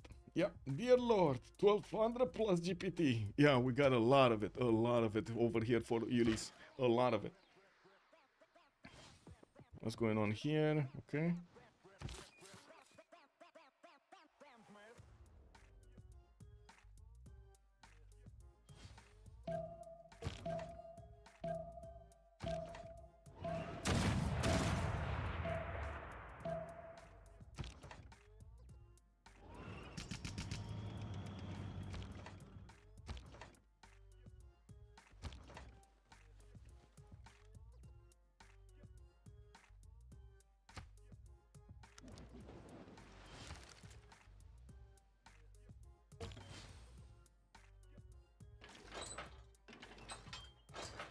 Well, two more tanks got taken down. India will need to keep on moving. His tank armies from the north do not all have promotions here to repair. Oh, they do. They do. This one doesn't have. Okay, this one has, and this one doesn't.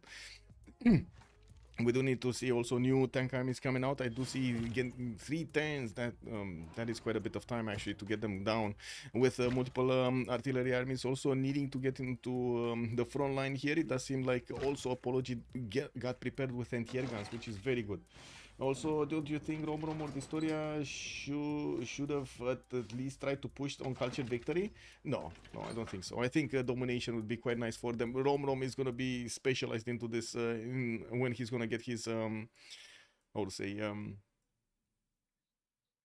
his helicopters, and we're going to see so many planes, so many bombers, jet bombers coming out from Gran Colombia. And Sasu, bonsoir monsieur, bienvenue.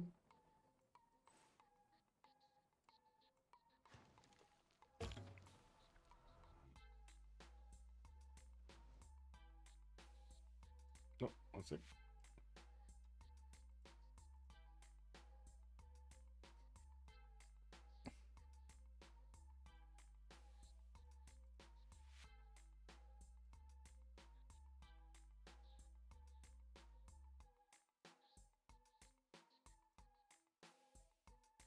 A helicopter rush across the ocean would be devastating, Samarian is saying.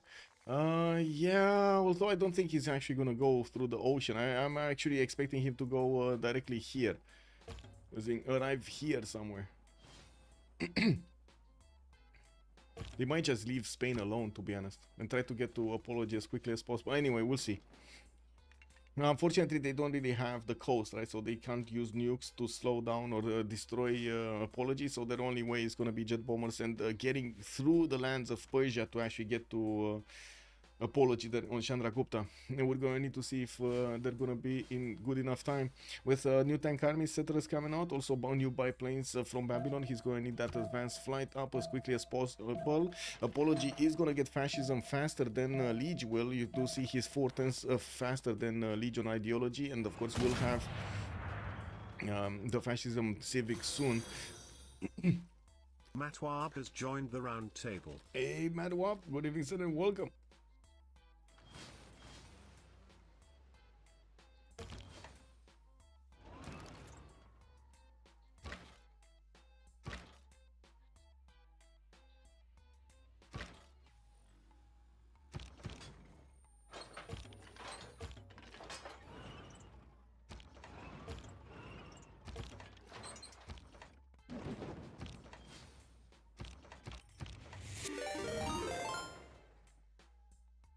Hey, good evening, sir. Hello, son. Are you ready to be the GOAT? To be in the GOAT tournament? Thank you so much for the follow, by the way. We'll add more space, and I guess the game finished beforehand. Also, good evening, sir, and welcome. We're watching a game from the CivFR community. It's still a 4v4 from their competitive scene. It's the 4v4 main tournament, basically like the Premier League we have in CPL. We're seeing Ulyss on the right side fight DShark on the left side. Now, we've seen quite a bit of action during the game. Not as much as we would have wanted, but still quite a bit. And now the big fight is going on. Apologies, the big dog over here on the side of DSharks, or the big shark, I should say, because right now we do have the sharks there.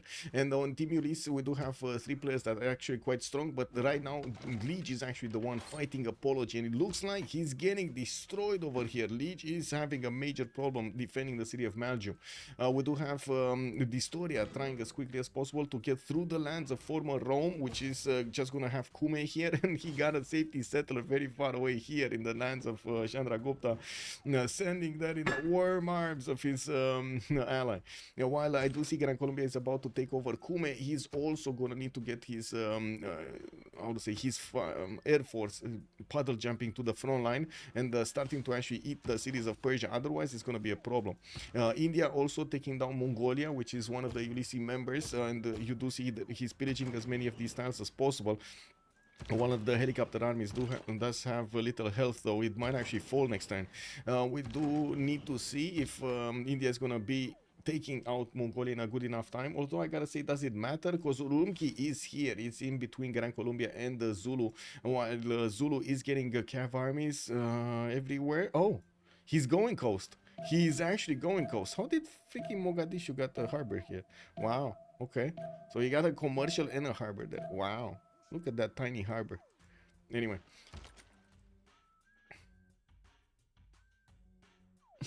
There's on the goat. Yeah, yeah. Kick. We do see if we will need to see Gran Colombia starting to get his jet bombers out, or at least more pre-builds. It does seem like at the moment he's actually going for there we go, stealth tech. He's gonna get the jet bombers. We just need to see them upgraded, and of course him actually securing Kume, while he's gonna need to get his military engineers to get to Kume and start putting down airstrips so he can actually move up his fighters over here to start doing damage to the Rome cities. We were expecting, to be honest, quite a few units from Zulu to actually get to reinforce the units of Babylon, because at the moment Babylon is fallen. There's not much that Babylon can do over here to stop the Indian attacks on Belgium.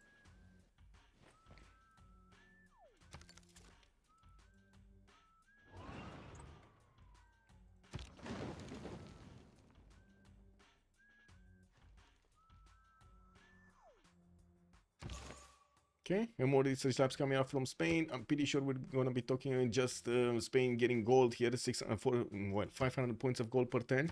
We do have him going radio in 2, and I don't see a lot of aerodromes being placed down from him, so it's not like he's gonna have a big air force. Now, I did manage to get Einstein, though. This is very important, and if Einstein got picked up, oh, Chandragupta got noble. Oh my god, he actually got noble. So just to give you the situation here, we do have in the Diplo screen 12 points out of 20 for Apology. Now, he was building Statue of Liberty, and nobody can contest it, because Spain was careful enough not to let Zulu actually have coastal cities. He took out the one that he had over here, and Romrom couldn't get another one. He couldn't actually try to stop Statue of Liberty from being building it himself. So there is a possibility that he's gonna get 15 out of 20 points because of Statue of Liberty, which means he's gonna be 1 or 2 congresses away from getting the win. We're gonna need to see how many, and of course we're gonna need to see if they do manage to get the points, because right now they don't really have Diplo favor points for that to happen. And it's not like they actually have ways of creating Diplo favor, maybe from like liberating some city states or stuff like that, right? There's no city here that they can actually liberate to get some points from. There would be where is oh, there was no city state being taken by Babylon, right? 2, 4, 6, 7, all of these cities are his. Yeah, there's no city state over here for him. And it does look like Babylon is gonna fall. Like, yes, I'm gonna say it right now. We've got a lot of tanks, a lot of tank armies coming around, but he's building them too slow. Even if, and this is the surprising fact, even if he does have a lot of production, he's still building them slowly. They could liberate Rome. Yeah, Kume, Rome. Yeah, I mean, wait. Let's think about realistic possibilities. Do you think realistically they could actually liberate Rome? I mean, just to give you a fact over here, Gran Colombia has enough air force to actually close all of these chokes. What is he gonna do? Try to go around? And oh, that's gonna take so much time. And he can close these chokes also. I mean, 1, 2, 3, 4 tiles. That's it. He needs to go all the way around to the south. Okay, jet bombers starting to be upgraded. We're gonna see them starting to knock down some of the Persian units and/or cities. While I do see Belgium is gonna be picked off here, it looks like India is gonna have enough strength this turn or next turn. I think next turn to take it down. Babylon did upgrade one modern armor core to get more strength on that city center. Not that it matters anymore. And I gotta say, upgrading one modern armor core probably secured his demise because of how much production difference it is from a normal tank to a modern armor core. Yes, a bit more damage, but no more general bonus because you need an information and a general for these, and no more easy upgrades, easy builds. They should get good. Kick double. Not in time for next Congress. Might be, yeah, not in time for next Congress, definitely. He's getting nukes and fascism in 2 turns, which is gonna secure his advantage that he has right now against Babylon, helping him snowball into the Babylonian cities. So we'll get quite a few bonuses from this, and we're going to see if India is gonna be successful here. Look at this modern armor. It's actually across the river. It's weaker against helicopters. Like really. Yeah, there we go. Yeah. Even the tank armies are taking down these modern armor cores with no issues. Across the river.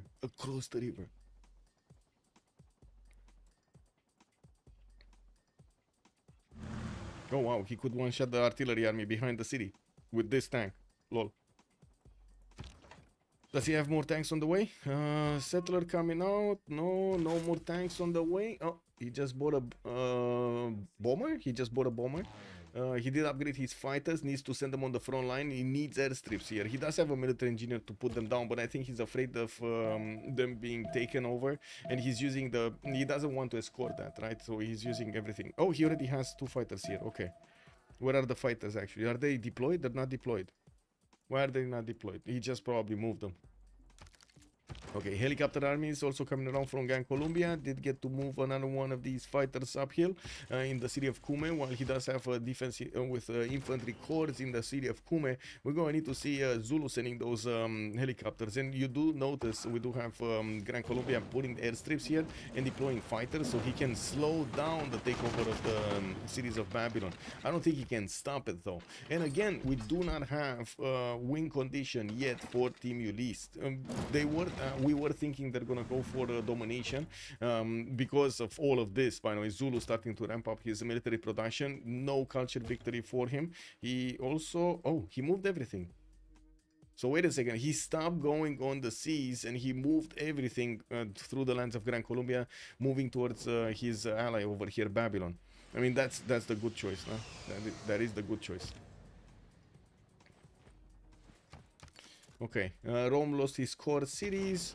It does seem like India is also gonna be taking out Mongolia soon, and Mongolia will have the safety settlers on the other side of the map.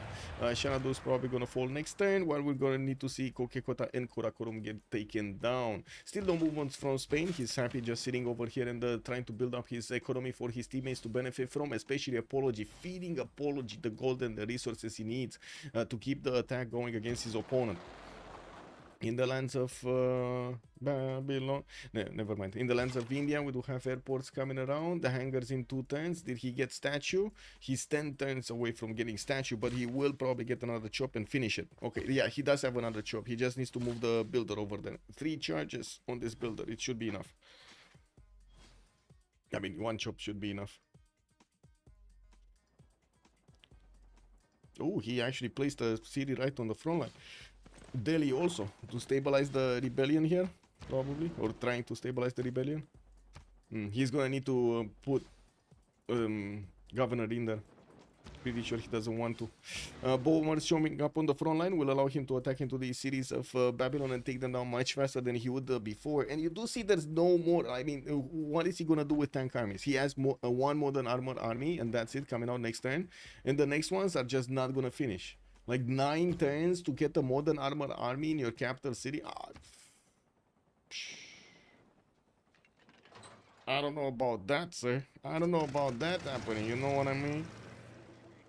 Just upgraded the units by the Wonder. Which Wonder? I doubt that they will get good in time for the next Congress. You mean the points? Yeah, I don't think they're gonna have the points. Yeah, I do think they need like 2 more congresses to actually get the Diplo victory, unless a miracle happens, which, well, mm, mm. It might be just the first ones to get to GDRs. Lege ideology, I do see totalitarianism has finished on Chandragupta. He's going to get to upgrade his fascism here, his government into fascism. While Apology did get anti-air guns on the front line, it will help him defend against the fighters of Gran Colombia. That's a pretty good army matchup here. We do have still Zulu's military engineers creating the pathways. More of these airstrips getting placed by Gran Colombia. And Gran Colombia started to attack into the city of Zranka with his bombers. He should get more though. He does have here 2 jet bombers and 2 fighters in the city of Kumes borders. There we go. He actually started to attack Sherry Kumis next, because that doesn't have anti-air guns, and he would need anti-air gun. He would need to actually get some promotions off. India starting to get some pillages, moving towards the city of Veshuna. This is the crown jewel of Babylon, by the way, the city of Veshuna. He did manage to get like Colosseum in there, Forbidden City, and Etemenanki at the beginning. It just helped him out so much. Like, this city was like 77 production, at 1040, 45 or something. Nuclear bombs coming out from Gran Colombia next turn. Also, his fascism is coming out in 2 turns. We're going to need to see if Mongolia is going to be taken out before the bombs are starting to drop. Apology getting also his jet bombers is going to be important. Philip II combustion ideology is still ticking down. Romrom getting radio, Lege getting radio. Not sure if it matters anymore, because we do have Zulu over here that should focus on land warfare as much as he can. Helicopter armies are probably going to be his units until he's going to discover GDRs. We'll see if he actually gets to build those GDRs. Distoria here does have 820 production and still getting jet bombers out and fighters from his cities. While I do notice the capital city of Mongolia just got taken over by India's troops. Xanadu is an Indian city right now. With only Karakorum and Kokakota available from the first core cities, Mongolia does have Urumqi and Choir on the backline here on Zulu's territory and in Gran Colombia's territory. Oh, so many helicopter armies. Can these actually do something here? I don't think they can do anything. They're 113 strength. They even have Speed of Fion, which is good, right? Oh, that's why you said... Oh, I see what you said. He just got them for the +3 next to Giant Causeway. That's what you said? Okay. Yeah, makes sense. Makes sense. Giant Causeway, yes. Nukes are here.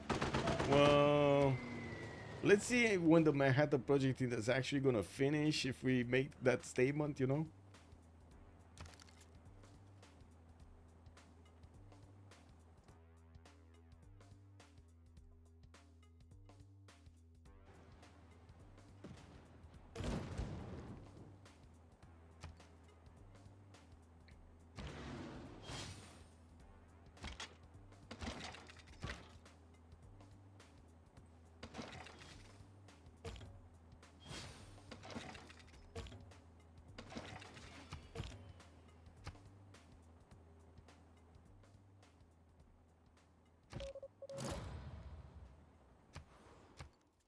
Okay, Tour de Belen. We do have everyone here with a battleship armor, that it matters, and getting some more wonders. We're still halfway through the era right now, with 10 turns to go until the next World Congress. We do have the first city of Persia being taken down. Gran Colombia walks in and takes down Shari Kumis, while we do see some Indian troops, some Indian fighters are getting to wrap around Zranka to try to defend that. Now we're going to need to see if Gran Colombia figures out a way to go around it. We might also see Gran Colombia here. Oh, Gran Colombia, you should liberate these cities. They should really liberate these cities, right? For the 100 Diplo favor, basically securing the next Congress. They don't have that much of a point difference. They do have more points, don't get me wrong, but they don't have that much of a difference. They should really need to secure this. Maybe 1 or 2 liberates would be amazing here. And it's not like he can actually attack into Zranka anymore, right? The next city would be Sparta. He has enough. Can he do it? You would need like 4 jet bomber attacks, and he has only 2 jet bombers here. So he's not going to take that city down in one turn.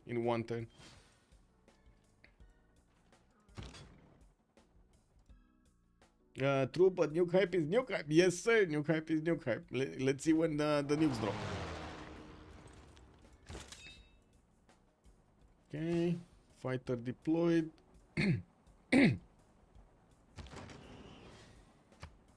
Rocketry coming out for apology. Looks like he's going space. He wants to go space.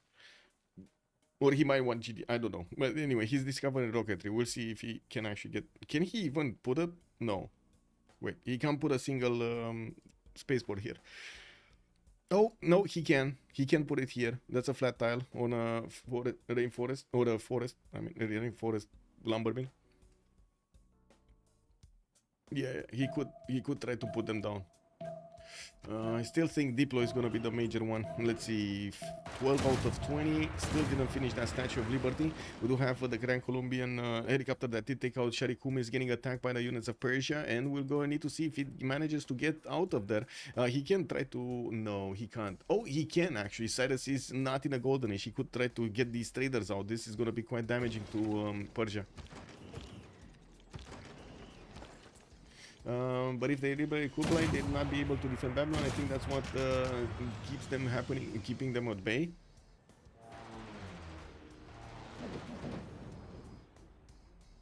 I mean, yeah, no, yes and no. As in, I think Gran Colombia could help out taking out Al Malik even while defending India. But anyway, we'll see. We'll see if they do want this or not. And I'm actually very curious if we're gonna see the spaceports coming out from India. We would see one if he wants to go space.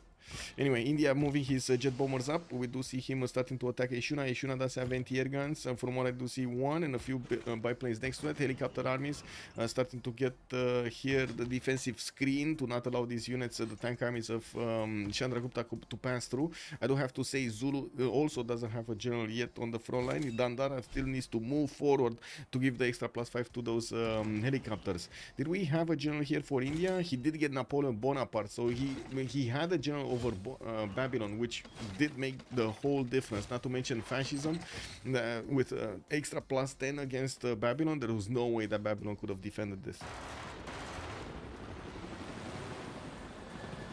Wait, was there no unit that could have attacked into that single helicopter army? Wow, no unit to attack into that helicopter army. Wait, did he just lose his defensive screen?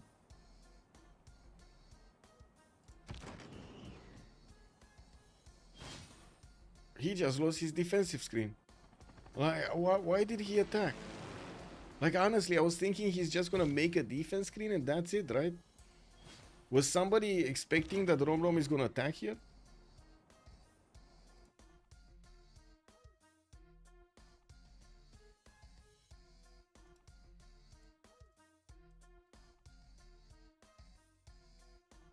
I guess not. See, still pillages going on from India in the lands of Mongolia. We do have jet fighters coming out from Gran Colombia, and I do see some of Zulu's helicopter armies are moving around Zranka here, but that city is quite well defended. Now with the jet fighters able to attack into the fighter screen of Zranka, we're going to need to see if they can manage to actually breach through. They do have the ability to move forward though. They do have more deployment distance. And we're gonna need to see what Zulu's gonna recover here. How is he gonna get new units out? He needs new units.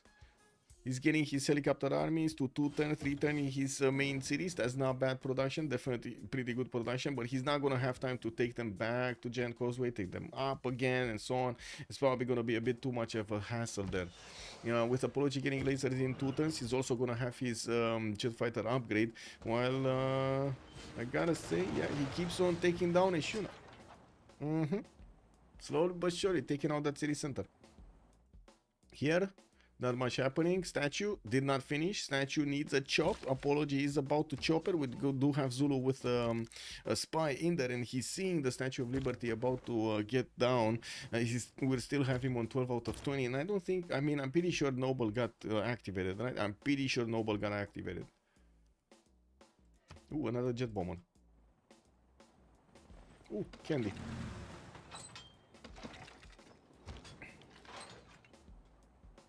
Man, these units of Babylon that just don't have any luck here.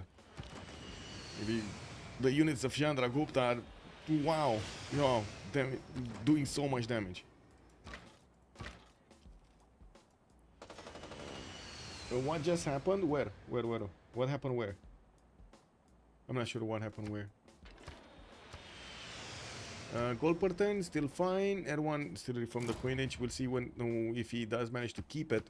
He's 157. He will need 168 to get there. Floppy needs 5 more points to get a heroic. Chandragupta needs 6. Extazz will need a lot. And Simon Bolivar on the other side does seem like he's gonna go Dark Age. We got Xpli 88 on 96. I do see Kokikrota just got taken down. Another city from Mongolia that is a Indian city right now. And the Karakorum is probably going to be the next one on the chopping block. Gran Colombia does need to move forward his fighter screen over here. He needs to set them over here. 1, 2, 3, 4. He needs 4. Then, of course, there still will be a way for these Indian helicopters to go around. Can he? Oh, I guess he could deploy one here, right? On the right style. And then deploy one here. And then another 3 here. Woo! To get that going. 1, 2, 3, 4, 5. Yeah. And he totally like blocks over here India from moving. Anyway, Gran Colombia getting the fighter screen in front. Looks like the jet fighters are moving forward towards the city of Zranka. Zulu is attacking that city center with his helicopter armies. And, well, the jet bombers did try to do some attack moves. But with a jet fighter screen and also an anti-air gun in that city center, it's very hard for the jet bombers to punch through. Don't get me wrong, they're still strong enough to do the damage. But, yeah, it does need to be careful with them.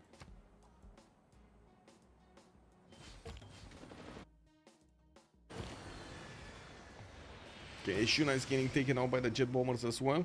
We do have artillery corps that are also available to attack into that city center, and there is a spot open for them to take it down. Looks like Babylon lost Shuna and got raised to the ground alongside with Temenanki, Forbidden City. Unbelievable. Woo! Yeah, that hurts. That really hurts. Lege over here is trying to get his advanced flight, also just got his fascism, so he's gonna manage to get an extra +5 to equal out India's bonus. But where units, you know, like where units? So few units right now.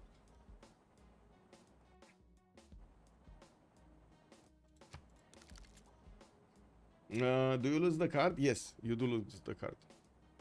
So if we take a look right now on Lege, he should have only Alhambra, an extra... Yeah, there we go. He lost the card. He lost the wildcard policy card. Yeah, he lost massive. He really lost massive here.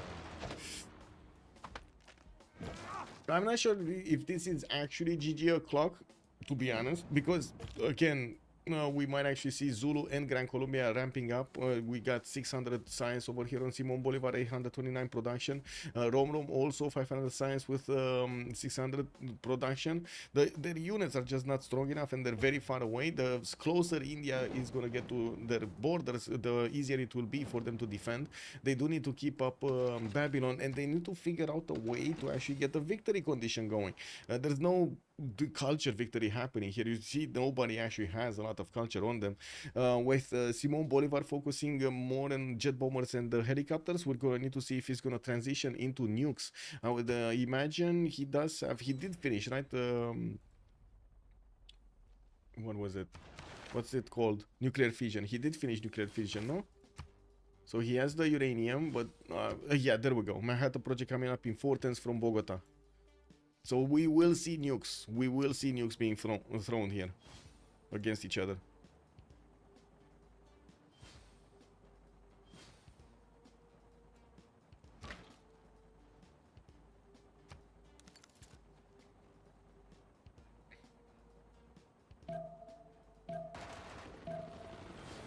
It's Mike Tyson o'clock, yeah?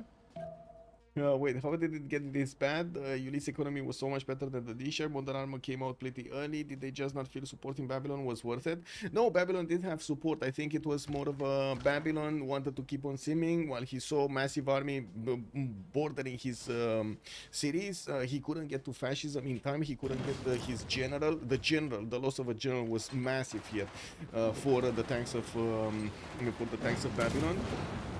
And he didn't keep on building. He needed to keep on building units. He didn't. He got other stuff. He wanted to keep on simming because, to be honest and to be fair, from what he saw over here, most of the times, most of the tiles were already kept by his tanks, right? It was quite unlikely for some time that India is going to get through. And then when India started to punch through, he just didn't have enough time to replenish his units anymore. His production, even though it was good, it wasn't that good.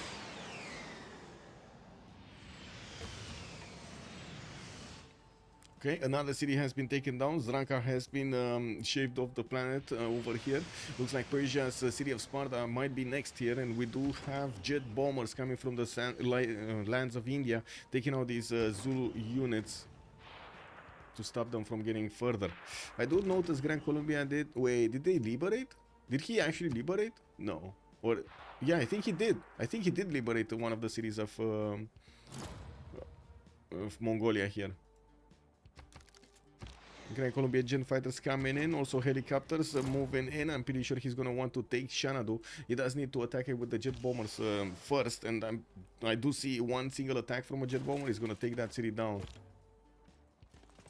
He had plenty of chances to contest the general. Feels like he just greeted for the sim.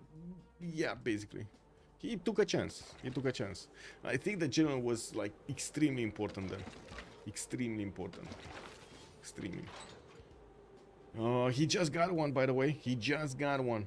But again, it's not a good general for, guess what? Modern armor armies. It's not a good one. It's a modern atomic, and modern armor armies are actually information era. So not a good one. Look at this. Information. Oh my god, man. This is just awful timing. And the good thing is they did manage to take out the majority of the units of India that were pushing into his territory here. And from what I do notice, he's starting to push back into the lands of India. If he does manage to step on these, this is going to be massive next time. He might actually take out so many of these tanks. Wow. Jet bombers. Like, these are 2 jet bombers here, 1 jet bomber. So 3 jet bombers and a fighter might actually be taken down. Wait, why can't he move here? What is he blocking him from moving here? WTF, bro? There's no fighter screen there. There's nothing there blocking him. Why can't he move? Whatever.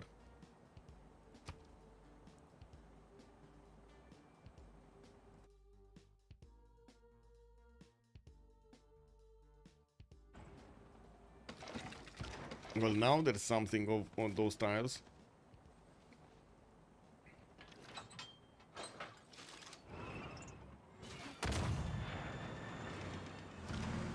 Okay, now the question is, can he actually take that slot? No. Helicopter army will get a promotion, will heal back. These Babylonian units will not. And one of them just died, and another one is... Oh, okay, getting a promotion. Okay, at least that one remained alive. And we do need to see the Gran Colombia jet fighters move up so they can actually do some damage there. I do see Gran Colombia putting his jet fighters on the right side is not really allowing India to actually resupply the city of Xanadu. I do see steel walls did get activated in Xanadu, so it's going to make it quite a bit tougher for these jet bombers to go through. He's going to need at least 3 attacks to actually go through the defenses of Xanadu. Jet fighters, though, are going to make quick work of the Indian troops. Very quick work. That's kind of a waste of investment here, of faith. Apology dropped quite a bit, 377. They might, I mean, if they don't actually manage to get the next reformed coinage, they might actually go bankrupt. But they do manage to get the reformed coinage. On Apology and Erwan, both of them would have golden ages next. We do have Simon Bolivar still needing 9 points. Xpli needs 2. Lege is gonna have it. Romrom still in Dark Age. Well, he's gonna go Dark Age after this heroic. Okay, Angkor Wat coming out for Gran Colombia. We do have him getting granaries. Apadana in Bogota. Something did get destroyed here. What is this? The industrial zone. Okay. We do have new airports also for more aluminium. And of course, we see him building up more of these fighters.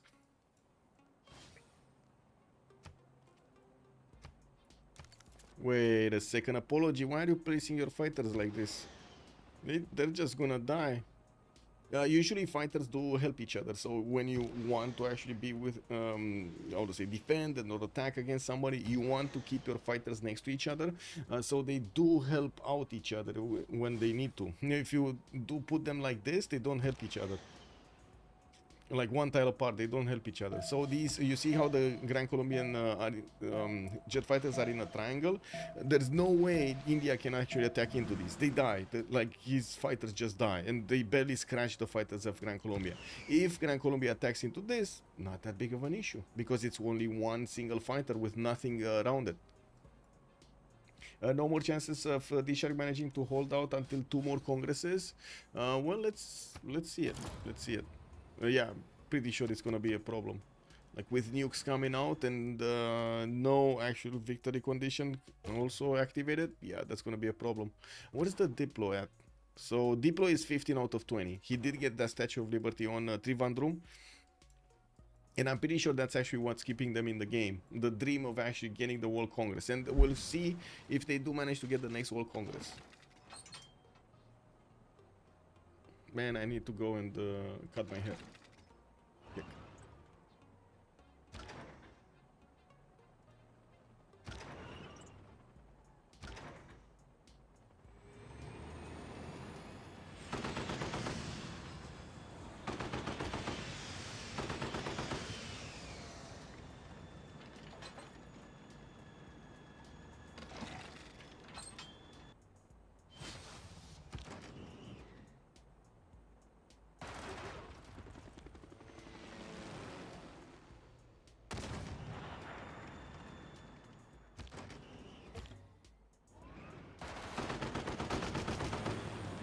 Well, there's quite a bit of trading of units going on here. Nothing actually moves anywhere that's important.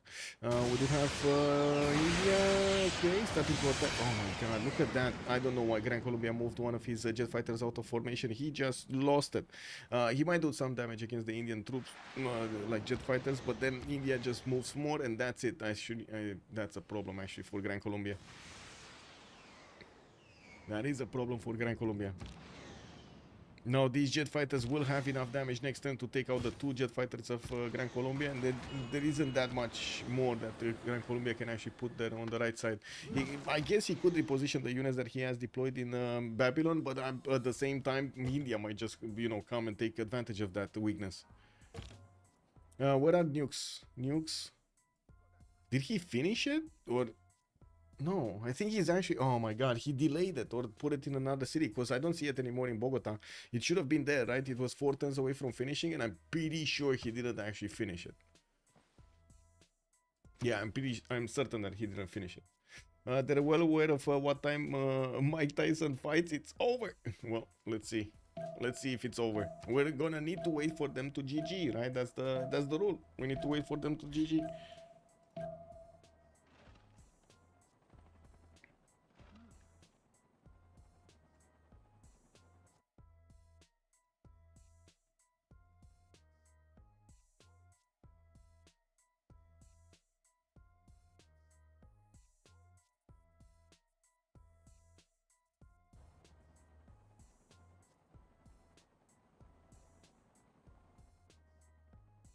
Okay, still no spaceport. I keep on watching to see if he's getting a spaceport or not. And I do see the helicopter armies of Zulu here are getting significantly damaged by these jet fighters, and 2 of them might just die this turn before they even get to attack into Xanadu. And yeah, there we go. Jet fighters got taken out. India sacrificed 1 of his for 2 of his opponents, and that's a good deal. We do need to see Gran Colombia maybe counter-attack into this, right? And he could take out 1 of the jet fighters.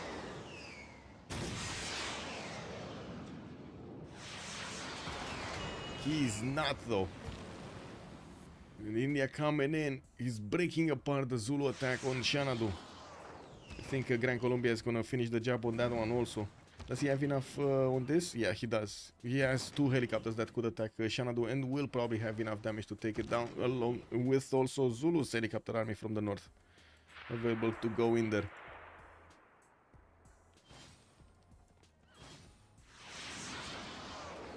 Okay, we got a counterattack again from India going into the borders of Babylon again. Looks like he's about to lose one of his tank armies and push back his general Napoleon Bonaparte. Also, Babylon might actually take another one of these helicopter armies with him. War department getting built in Babylon cities. Of course, finally he did get fascism to equal out. India did lose the city that he got from Babylon and raised it to the ground. While I do see Delhi is still here. It's losing, it's rebelling in 9 turns, and that is without governor, and that is also in his heroic golden age, right? Yeah, in his golden age. He's gonna get a golden age next also. What is Floppy gonna get? Normal? He needs, oh no, he's gonna get heroic. Oh no, if Floppy is gonna get heroic, he's gonna get more loyalty pressure against Delhi. No, the heroic, if I remember correctly, the heroic pressure is the biggest one, like bigger than the holy, than the golden. How is Shanadu still alive? These helicopter armies have, they did have. Oh, they liberated both of them. Oh, that's what happened. They liberated both of them. Never mind. I see what happened. Colors, man, colors. They liberated both of the cities of Mongolia. So there's no more chance for DShark to actually get this. Next Congress, I mean.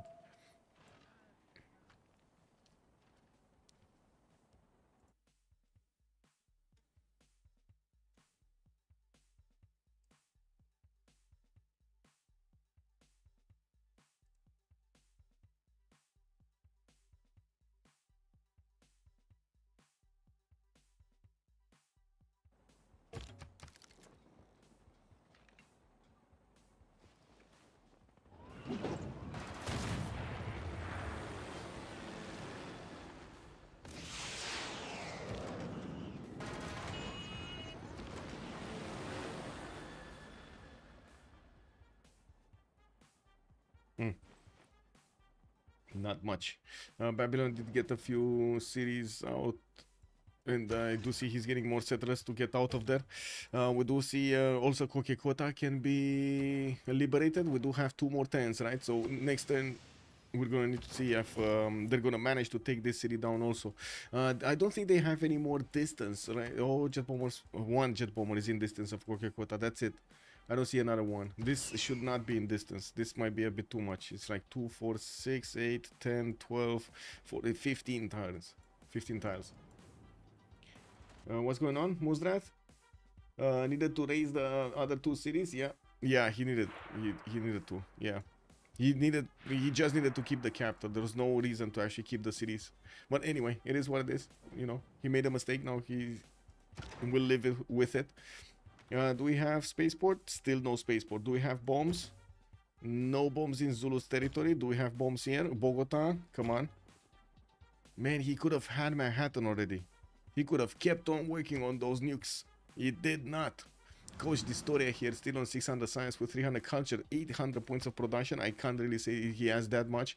We're turning 111, and we're going to see what's happening in the Congress. It's so much coming down to that for that Congress.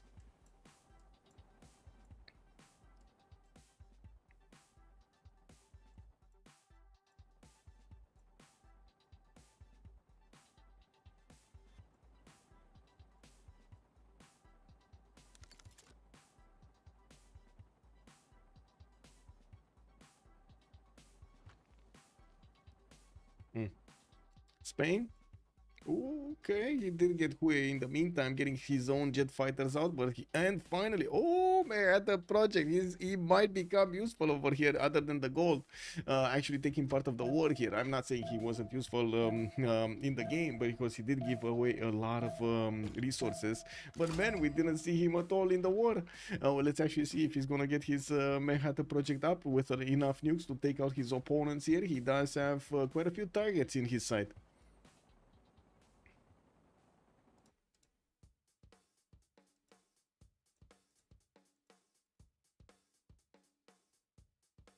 Ah, the little bear comes in. Bop, bop. Yeah. Okay, so next time is the Congress. Oh, another 2 jet fighters are going to be taken down here. Bam! Both of them got taken down by India. That's what happens when you have many more many more jet fighters than your opponent.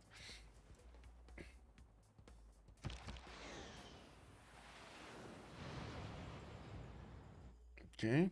Anything happening here? No. Are we gonna see space victory from somebody, or are they just keeping on? Okay, GDRs from Gran Colombia. Do they have gold? They have gold on Romrom for 1 GDR for Gran Colombia. Okay. And he's keeping, you see how he's keeping his production? He's not going nukes, he's going full GDR here. Jet bombers, GDRs. Jet bombers, GDRs. By the looks of it.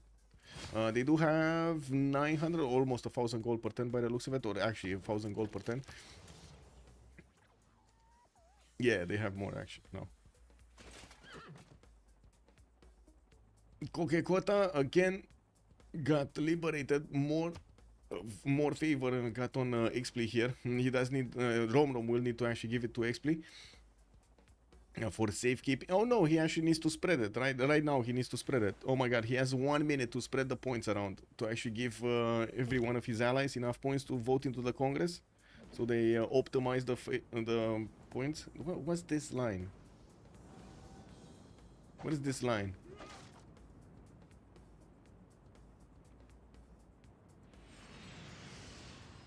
Do you see this line? No, oh well, there's no more line now, but there was a line there. Did you see that line? I have no idea what it was.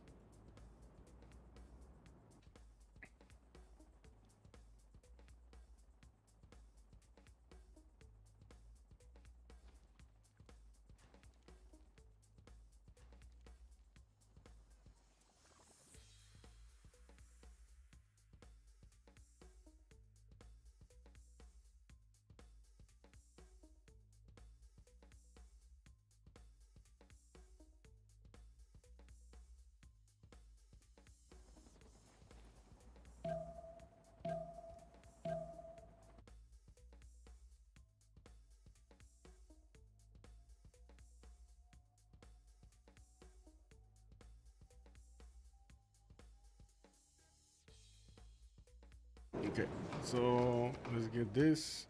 We're gonna have a pause of 2 minutes here. Actually, let's get Oligari.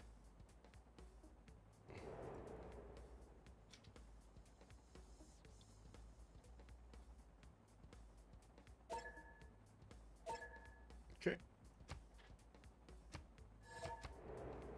Be right back, 2 minutes.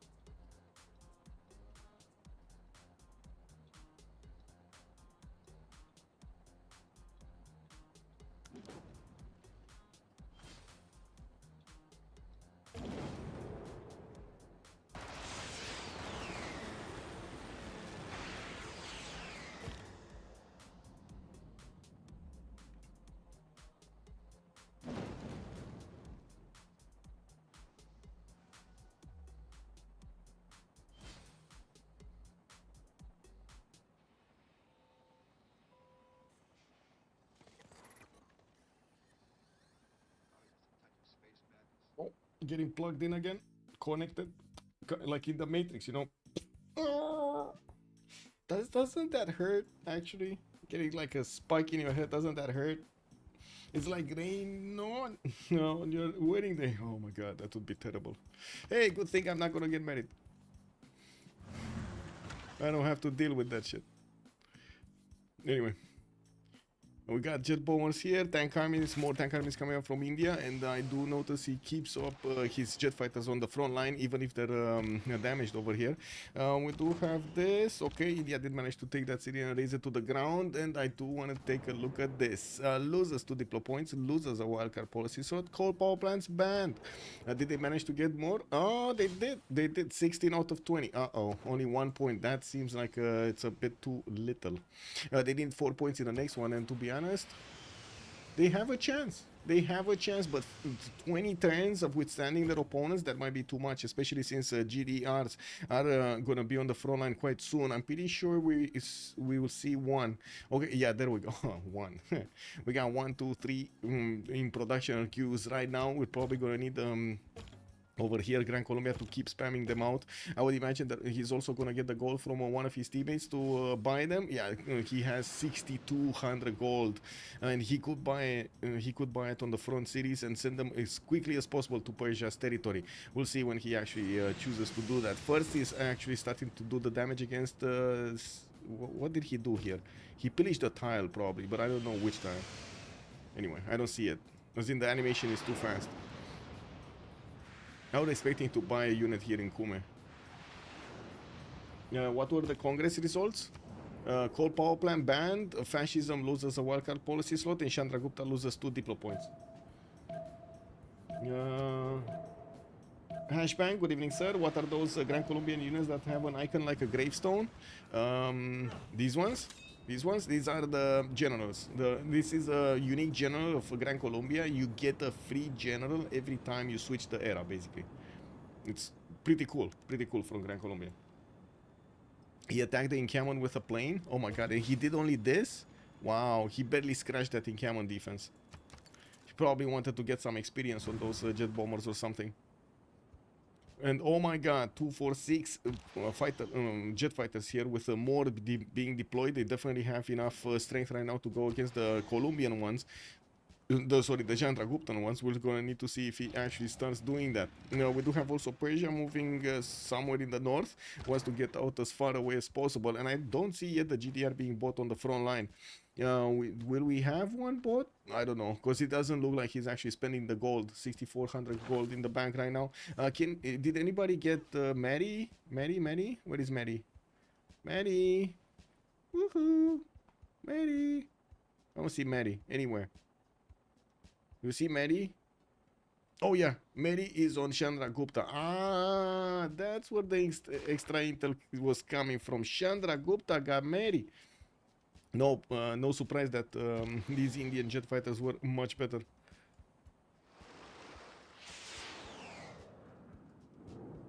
He keeps on getting experience on these jet fighters, so he's gonna get the levels for them, attacking into Zulu's helicopter armies. That seemed like the first GDR did get bought here in Kume, and I gotta say it is only a level 0. He can buy another one, might even, yeah, there we go, buy one in Rome. While they should have enough gold next turn to buy a third one. Now the gold per turn did switch. The Sharks do have more gold per turn overall. I do see 655 on Philip II. Floppy is 329. Apology is losing 57 gold. While on the other side we do have Distoria 550, Lege is 230, Xpli 50, and then the Romrom 60.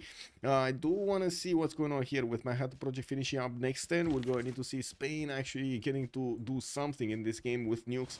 We're going to need to see if he's actually going to take out Mongolia's remaining cities here, including the capital, or not. And of course, we're going to need to see what Gran Colombia is going to do with its GDRs coming out to fight. Do we have GDRs on Apology? Yes, 2 turns out from getting GDR, 726 production. We'll see how many he can actually build. He can buy 3 of them. Oh, they're getting ready to buy 3 of them. Diplo lost. He's on 16 out of 20. Late game Chandragupta is too broken, Cool Whip is saying. Yeah, I mean, it's pretty strong, especially since he did manage to get the timings going, and second, he got Medic, I think, Goddard, and a general against his opponent. I mean, if Babylon had a general there, he definitely would have, I'm pretty sure he would have defended the Indian attack. It's just a general difference, like the +5. Incredible. Whoa, Zulu took one of the Indian the cities down by the looks of it. There was a settler that was going next to those jet fighters, and I do see one of the jet fighters also got taken down. Gran Colombia will probably want to move forward his line or do something with it. He can't attack into that into the triangle of jet fighters. Okay, that's an explosion there. Helicopter armies from Zulu are trying to find their way into Spanish territory. They won't find their way. I do see 80 crew corps which are going to be strong enough to trade punches with the helicopters of Zulu, the helicopter armies of Zulu. Do have India deploying mobile SAMs next to the city of Sparta, which is also getting defended by also 3 anti-air guns. That's way too tough to handle. The GDRs need to walk in here and take over that city if they can. And I also see, because of the heroic age that Cyrus has right now, he's applying way too much pressure to Delhi. Delhi is gonna lose its borders here. 2/10 for the rebellion. Even if Governor Victor is getting established there, he's still gonna lose the city. Is not dying a win condition? Deep easily asking. Yeah, I mean, sometimes it is, you know, sometimes it is.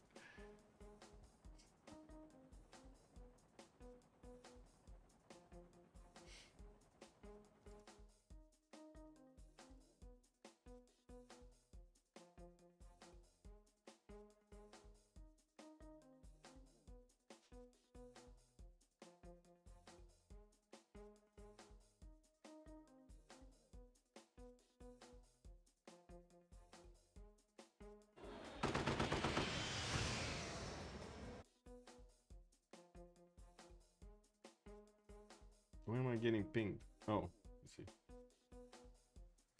Okay, never mind. Okay, 2 GDRs front line. Text telecommunication for Distoria, professional sports. Distillers are building GDS from every one of his cities. Gonna get another one from Bogota next turn. While of course you do see how many he has in the production queues. We're gonna see probably the same thing happening here on Chandragupta. Not really, actually. He's just gonna buy them and that's it. Okay. Didn't he? Oh, next turn he's gonna get robotics. Okay, so he's gonna finish the whatever he has in the production queues right now, and then start to switch the production towards GDRs. Got it, good. Okay, in north we'll see Delhi. We got Anashan here being deployed. Not that it matters that much. And well, let's actually see what's gonna happen here with the nukes. 5/10 for Madrid to get one, 4/10 for other cities from Spain to actually get some. And I do see him building up his jet fighters. He would need either military silos or getting jet bombers to or bombers actually to deploy that nuke against his opponents. At the moment I don't actually see that happening here. We're going to need to wait and see if he's actually going to get that opportunity. And the Sharks, let's see it. I'm extremely curious, where is he actually going to buy the GDRs? You know, like he should buy one in Delhi to retake that city. There we go, to retake that city quickly. Then he might actually buy one in Jabalpur, Hyderabad, so he has a way, or actually Calcutta, so he has a way to get in here to fight Gran Colombian ones.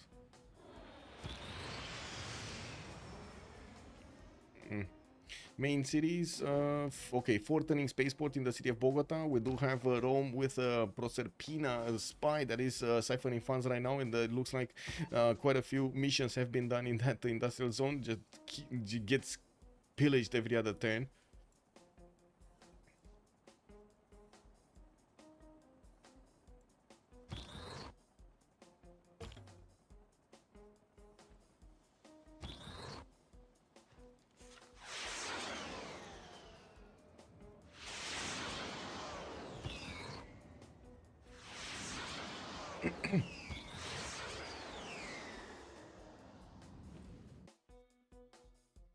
With spaceport on Colombia. Yep, he's getting it. Okay, third GDR is getting onto the front line there quite quickly. I don't think they have gold to buy another one. Oh, they do. They do have gold on both sides actually. On Erwan they do have gold, and on Ulyss they do have gold. Research labs coming in. Rome cities. More GDRs, more GDRs, more GDRs. And the fact that he did manage to connect all of this with railroads helps him out so much to get the GDRs on the front line. Why is Gran Colombia not attacking jets with his own jets? He has a lot more distance. And the triangle, attacking into this triangle is basically killing his fighters. They're too strong. They're way too strong. And the same can be said about the Chandraguptan ones. They just cannot attack each other. A nuke could settle this day, you know. A nuke, boom, everything down. We'll see the GDRs probably this turn move towards Sparta, and they will start to one-shot these defenders here, the tank armies and the tank wars. Don't ask why they need it at full health. Yeah, only way to kill the jet triangle is to nuke it. Yeah, I agree. Okay, looks like Distoria might actually put some pressure off India over here on the reinforcements. We do have two GDRs both in Hyderabad and Jabalpur, while India is starting to hard build a few of them, not that many as Gran Colombia. And I do have to ask what has been... oh, GDRs from Zulu! We got Zulu getting GDRs everywhere. Okay, I mean, this is different. This is starting to be different. What is this, man? Did you see that graphical glitch over there? Wow. Is there a GDR on the way already? No, that's his first one probably. And we got 1, 2, 3, 4. Ooh, one GDR got taken down. India did manage to take down the GDR of Gran Colombia.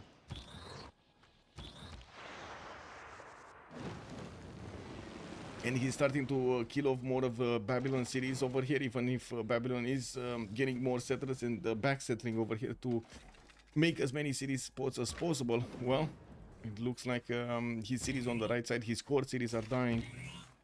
Oh, Distoria sent 2 GDR. Okay, so that's those are the GDRs from here, from Kume going north. They will want to take on the Indian GDRs and of course the Indian rocket artillery armies here head on.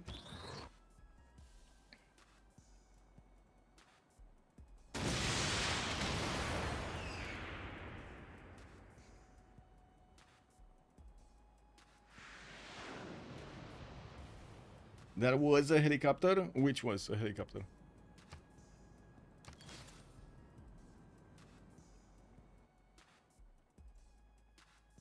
Okay, now where is the GDR of Zulu going? He's still sitting here.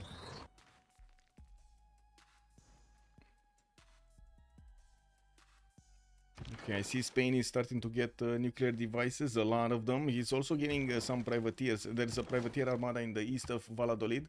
Policy going smart materials. Erwan is going to get telecommunications next turn, so that will unlock his ability to get these nuclear submarines upgraded from the privateers. That's going to be important because that one might actually start nuking down the cities of Zulu and taking them down one by one here. He does have access to at least 1, 2, 3, 4, 5, 6... He's 7 cities actually. He can get Ondini also. I don't think he can actually reach Quaducuza, but it might be just close enough. 2, 4, 6, 8, 10, 12. No, he's not. It's like what, 10 tiles to attack with the nuke, with a nuclear submarine. Making it a remake of Pacific Rim. Yeah, 4 GDRs from Chandragupta standing in the line. I think we will see massive GDR army from both sides. Yeah, I do have to say it's only Chandragupta making GDRs because at the moment Spain is going nukes. So we might see a lot more GDRs from the side of Ulyss than we do see on the side of DSharks. Now, again, the question remains, who's actually going to get the win? Because this seems like it's a stalemate right now and the points are just gathering on the Sharks. If they do manage to keep enough cities, they have 1, 2, 3, 4, 5, 6, 7 city-states out of the 8 city-states in the game. They're making probably the most Diplo favor per turn in the game right now. Between the two teams, I mean. Okay, a third GDR appearing here. Looks like India did manage to get the level 1. Gran Colombia got the level 1, but he went for the anti-air. While India did go for the... the reinforced armor plating, making these much tougher to handle. You can see how the GDRs of Gran Colombia just cannot do enough damage against the Indian ones. Godzilla vs Kong. Ooh, that's a good movie. That was a good movie. Robo Godzilla. Okay, Turkuligalzo about to be taken down next turn. We do already have a helicopter army next to it, but there's no other unit that could get in there to take over the city center. We also see the capital city of Babylon being bombed over here, slowly shaving off that steel wall defense. Another GDR has appeared here on the front line. We do see Spaceport be getting finished in Bogota in 2 turns, with another 3 GDRs coming out in 2 turns also. From Chandragupta, we do have him, yes, with the production of GDRs also, and now he has so many of them. 1, 2, 3, 4, 5, 6 of them are deployed in the middle of the map, and with 1 in the north. He's starting to take out the Gran Colombian units without any losses, and this is more and more problematic, by the way. If Gran Colombia cannot actually match the amount of units that India has, and also trade them, because that's the important one, trade them, Chandragupta is just going to keep on having more and more and more.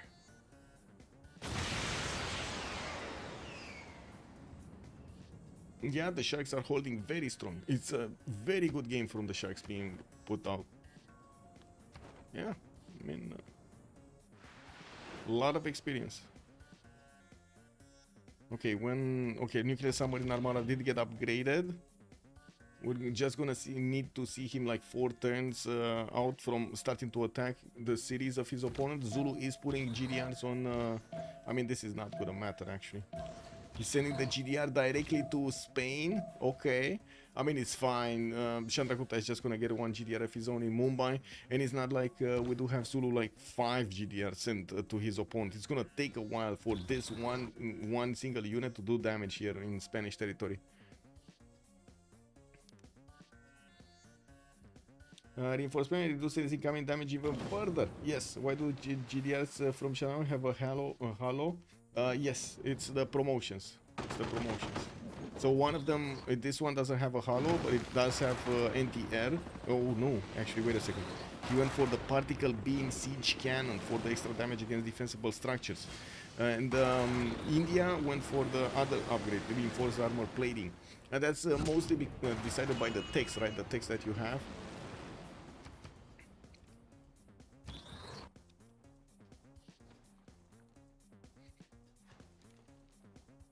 Okay, looks like another city from Babylon got taken out, but then Zulu's helicopters did come in to help here. We got some Persian tanks also starting to get onto the fight, while it does seem like India is gonna keep on pushing the Gran Colombian line of defense here with so many jet fighters. It's still gonna be a problem to actually get through it. He will get nukes at some point, or maybe I'm pretty sure he's actually gonna rely on Spain to actually get some nukes to get through this. Or maybe just go around it. He could just go around it and hit Kume. It's not like these jet fighters can actually attack into the GDRs. There's way too much anti-air defense for these jet fighters to be anything efficient here, near efficient here. GDR promotions are unlocked by text rather than just battles. Yes, and they don't get experience. They really, I mean, it says it does, but they don't really use it for anything. Do we have any nukes? Oh, we got 1 nuke on Erwan. Look at that, he has a nuke already. Okay, he's getting another 2 nukes next turn, and building up missile cruiser armadas. Ooh, 2 turning missile cruiser armadas from multiple cities. Very nice. Another nuclear submarine armada coming up in 2 turns from Toledo. While I do notice Zulu is gonna need to move around these boats of Spain. Very banged up boats, but it is what it is. Spain does have a battleship armada that, you know, just keeps on chipping away at the Zulu GDR. That's it.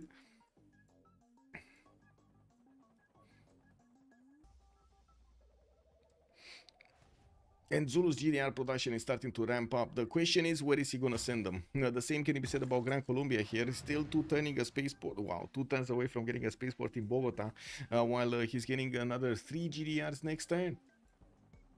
We'll see where he sends them. Probably here. Probably he's gonna send them here, so he can deal with India's GDR and then move towards Delhi. How many GDRs here? None coming up next turn. Do they have gold? No. They spent all of the gold on the sharks. All of the gold. Not sure what they did, but they spent it all. And now it seems like Ulyss has quite a bit of gold per turn. It's fine. They're fine. They're fine.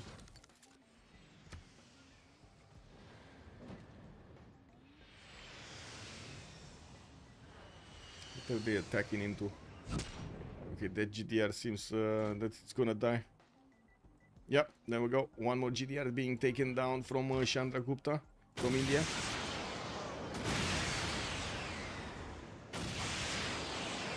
And I do notice the Indian jet fighters are starting to fall apart here. Again, they have been how to say they split apart, and immediately these Gran Colombian jet fighters saw the weakness. Now it does seem like Kume is gonna go down, and these GDRs also look like they're gonna go down. There's no way they're gonna get to repair here by taking out units. I'm pretty sure they have war department on both sides, so they can get the repairs going. While India needs to go through the jet fighter defense so he can actually take Kume down. We'll see if he manages to do this. I mean, there is a way, right? There is a way through this airstrip. But they need to go through the encampment first. Okay, when bombs. Nuclear submarine getting closer. Is there any unit to take these cities, or is just, no? There's no unit to take the cities. And Erwan does have 3 nukes, but he can only shoot 1. That's why he's getting more nuclear submarine armadas. And finally, Zulu's GDR actually got onto the front line here. He's in Spanish territory. It's probably gonna die next turn though, or 2 turns after. Wait, jet fighters, they do damage, not a lot, but they do damage, and this GDR doesn't have enough damage. Okay. Yep.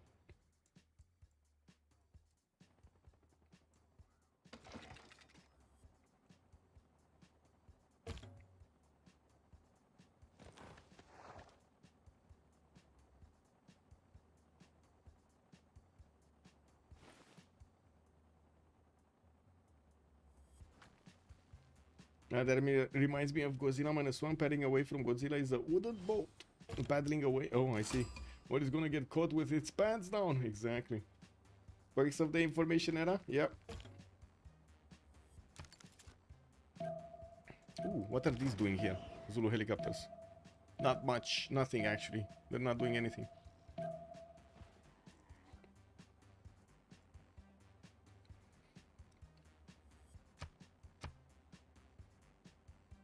It does seem like Lege and Xpli are actually gathering a decent amount of Diplo favor. We do have Floppy on 200, Extazz 176, Erwan is 92. Apology not making, I mean, he's making 1 point a turn that he might actually just give away every turn, because why not?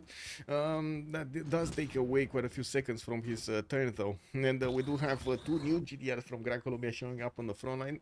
Actually, I think 4 more showing up, because there were 2 banged down. I don't know what happened to one of them. Did he get it back? Oh, he put it here in Rome, I see. And now we're gonna need to see if India is gonna manage to trade punches with Gran Colombia and be successful. We do have reinforced planning also now on Gran Colombian GDRs, and also the particle beams challenge. It's level 2 GDR versus level 1 on India. Bombs? Tic-tacies? No? What are the... Wait, did the nuclear submarine armada just die? Where is it? There was... I'm pretty sure there was a nuclear submarine armada somewhere here. Oh, is this one? Is it this one? I guess it's this one. Okay. It's getting out of there.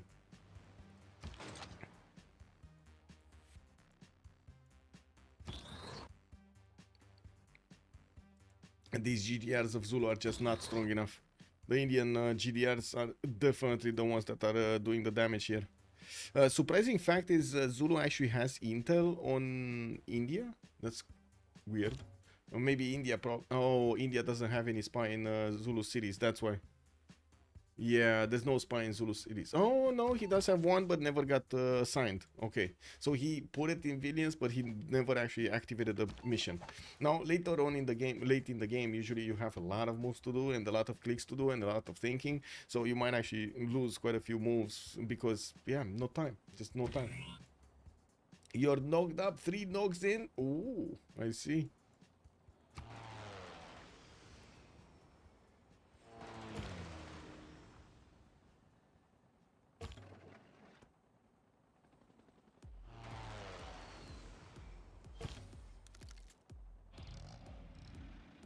What are the standard set of balance modes and settings that are used in games? We use. You can check out the cpl.gg website, but most of the time, so like you can check out this website for the mods we use. And most of the time, we're gonna use like better balanced game. This is the must. Better balanced maps is also a must. Multiplayer helper is a must, and then for the games to be streamed we do need like better spectator mode. These are basically the modes that we're using in all games. Like in some of the games we start to use some of the UI modes depending on what the players do, like, or the host or something like that. In some tournaments they're banned, in some tournaments they're allowed. It kind of depends. In the CivFR Squadrons, other than the 4 mods that I just shown you there's no requirement for any other mod, but they do allow, like if you want to play with other mods, they do allow it. It's just the UI mods, not anything else, not anything balance wise.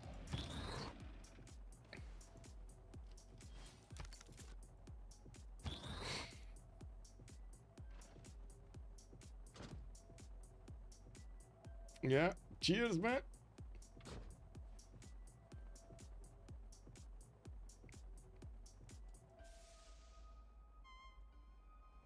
You see, the Beasley is getting eggnog live.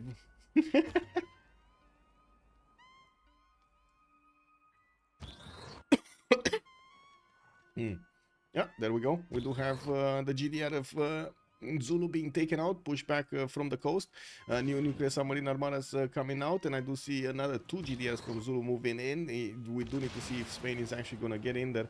Looks like at the moment Spain is trying to figure out a way to kill these Zulu units before they actually get onto his shorelines. Getting his GDRs to move their battleship armadas and missile cruiser armadas to get in the range of these GDRs to shoot them down. It just takes so much. Like, what? He would need like 15 missile cruiser attacks or 10 missile cruiser attacks to take 1 GDR down. That's a bit too much. And we got another 3 GDRs moving on the way from Zulu. He's getting all of these towards the shorelines of Chandragupta by the looks of it. Where also Persia is putting a few defensive units to try to stop anything from moving. But at the same time, India, well, he does have his own GDR production ramped up. Erwan is 3 nukes in and getting more. I do see Seville is going to get another one in 2 turns. And his capital in 6. Oh, that's so little production in the capital city. Only 106.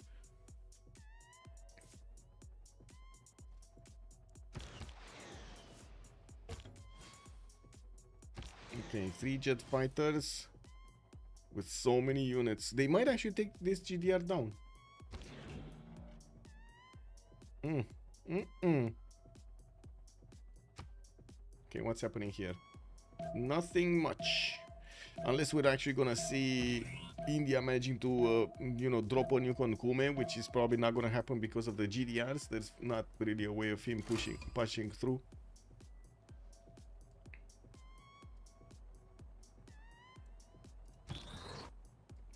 Actually, he might start to lose his GDRs here.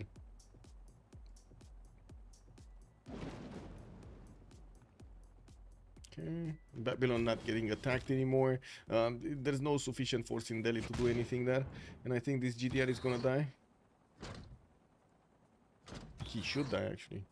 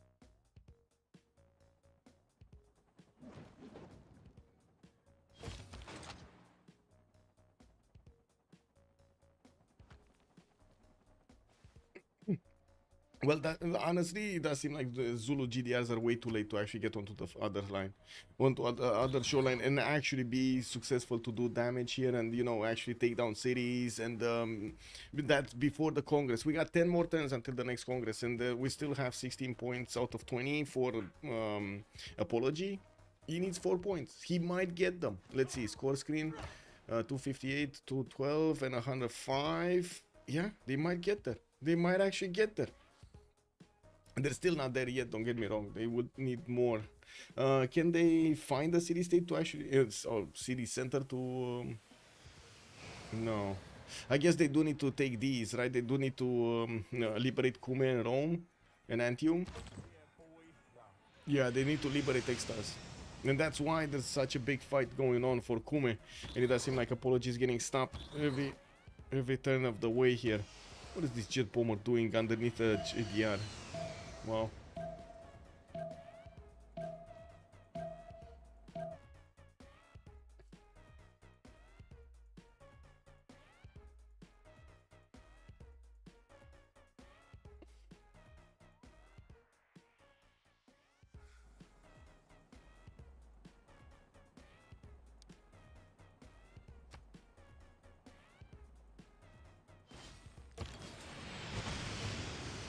Uh-oh. Low uranium on the GDRs of Gran Colombia. He just lost one.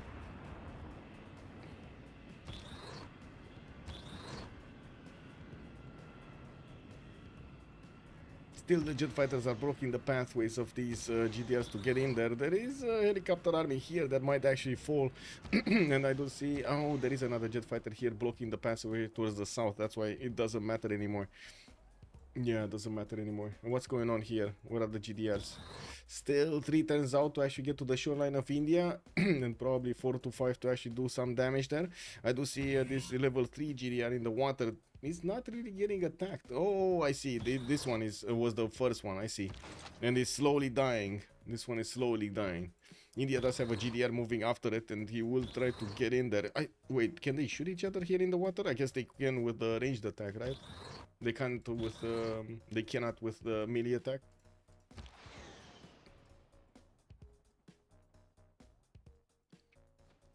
Campus research projects, does it even matter anymore? Oh, 1500. Oh, that's called Sagan. That's big. That's big. If it does manage to get away one, big. Didn't we have projects here? Oh, we do have launch moon landing on Bogota. Okay. Not enough time. The only way they're gonna have enough time to get the space victory is if the next Congress is not gonna be a win for DSharks. And the Sharks will need two options. We'll need the last one, and we'll need another one to actually win this. It's coming down to a very close race here. Very close race. Who would have thought the game would be so close between the two teams? So close. Game has slowed down quite a bit. Yeah, it's a stalemate right now.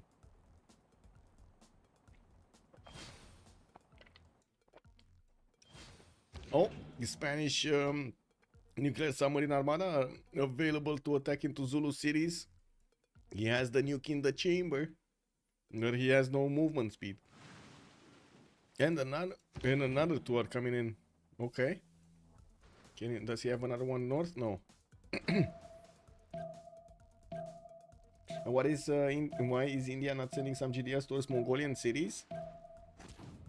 It's his ally. That's why. Oh no, wait. Chandragupta, he doesn't want to give another liberate. Sorry, he doesn't want to give another liberate. Because if these cities fall, there is a chance that he might liberate. This is the capital city, Shanadu. It's not his ally. Sorry, it's not his ally.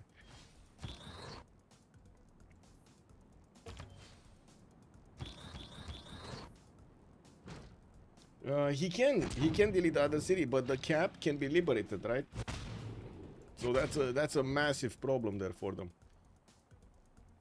Like they almost lost the game with how much Diplo favor they gave to Team Ulyss because they were able to liberate those cities. Okay, nukes. We should be seeing nukes here. And we got 3 cities that are probably gonna get hit. Still 4 nukes. Where's this one? Okay, GDR got taken care of. No problem. Now these missile cruisers armadas can actually move to the right side. Okay. New GDR is getting attacked here. And oh, is he nuking? Is he nuking? Is he gonna nuke?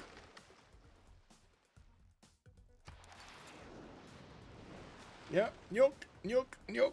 Let's go. Come on, Erwan. Let's go. Click the button. Click it.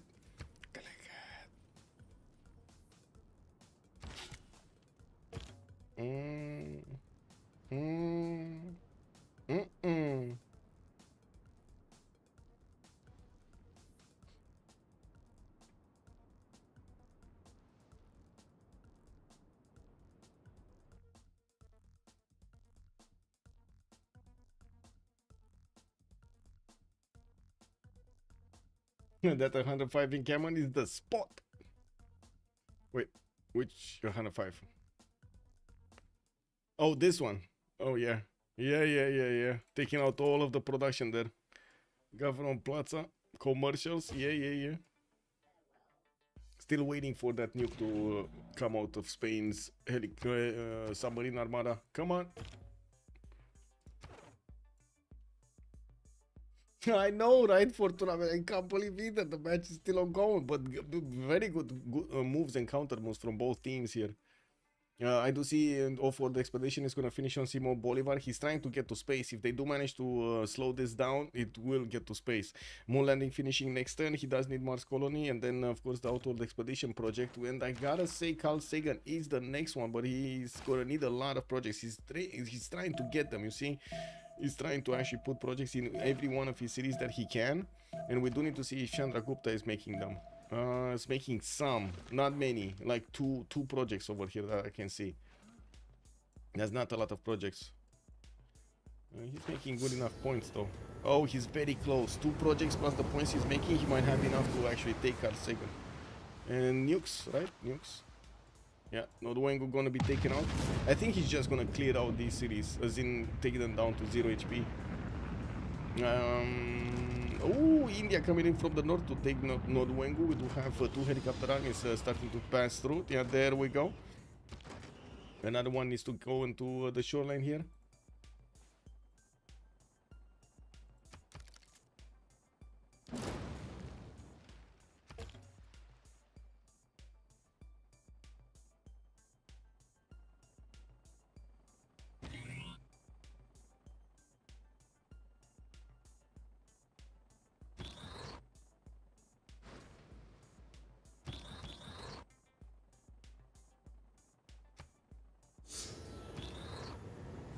And another new. What's this time? Ulundi, capital city. Or no? Yeah, it is. Okay.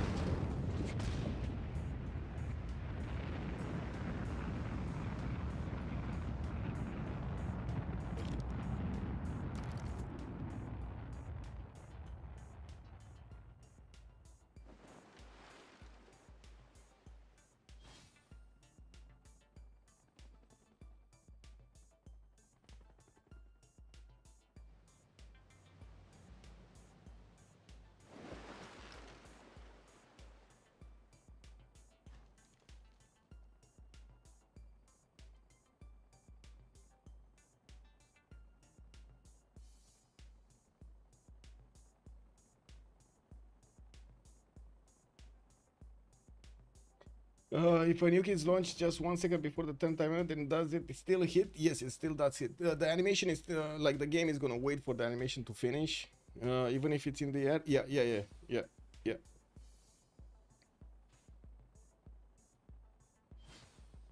Okay, Carl Sagan. Ooh, Stephanie Kolek, which is not that good. This is the next one. And Chandragupta did get Carl Sagan away from Distoria here. 4 Transmars colony coming out for Distoria. We do have a level 4 GDR trying to defend that capital. I do see Gran Colombia did manage to stabilize his defense in Kume and pushing back as much as he can the Indian GDRs from his borders. He might actually try to go into these cities. I don't know why actually. I guess I do know why, because there were enough GDRs here to keep him busy. I was thinking maybe India could have actually gotten through the choke point here and maybe get Antium and Rome instead of just Kume, instead of focusing on Kume. Okay, what's happening here? Not much.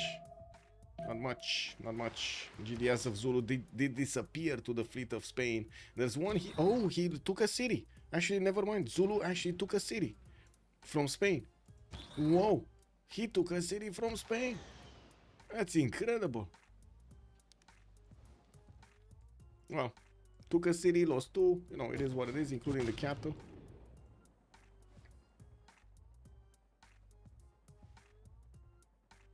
How many seconds for last moves did you see the most? I mean, the most. I've seen 2 minutes, 3 minutes actually of last moves. There were some players that had like old computers. They just couldn't handle a normal game, or at least that's what they said. I don't know. Maybe there's some thing over there. Anyway, yeah, Mars colony coming up in Bogota in 3 turns. Still gonna need to wait for this.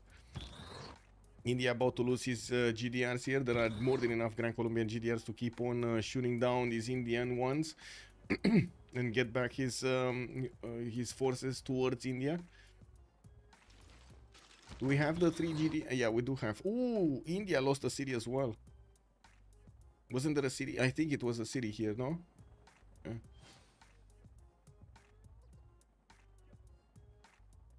Level 4 Zulu GDRs, definitely quite nasty. Now we do need to see India be very careful with his cities here. But even so, there's not going to be a full takeover of empires unless he actually gets to Arretium and Ostia to take those down. And I do see Zulu will have to actually go through the Indian forces to get there, and it's going to take a while. We only have 6 more turns until the next World Congress session.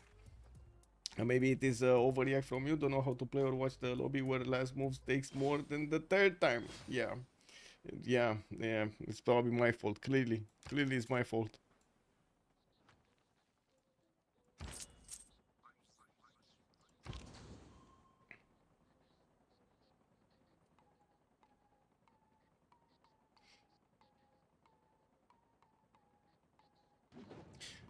They're not gonna finish off nations though, and that is gonna be such a problem. Okay, there we go, India, and immediately Gran Colombia buys 2 GDRs in Antium. Okay, he's stabilizing this. There doesn't seem to be a way for India to actually get a city and liberate it.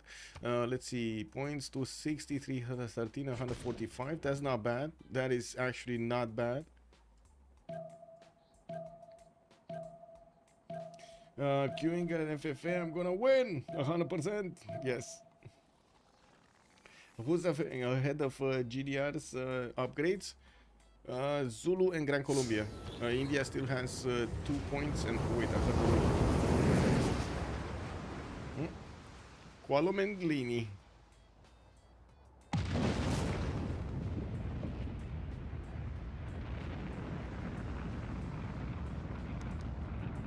Yep. Nukes coming in from everywhere. What can I say? Spain over here taking out Romrom's empire one city at a time. Unfortunately for Spain, he didn't actually come with units to take these cities down, and these cities are still building GDRs every other turn. He just finished like 3 of them from the cities he bombed. Kick W. Okay, another GDR fell here, has fallen here. I think so. There are only 2 left.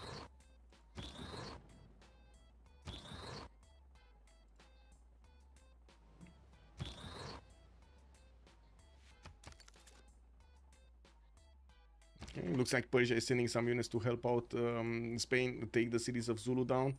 Zulu has a few helicopters, but it's not going to help him out fight off the tanks in the water. While his GDRs might actually do some damage. Wait, yeah, they can't do the melee attacks, right?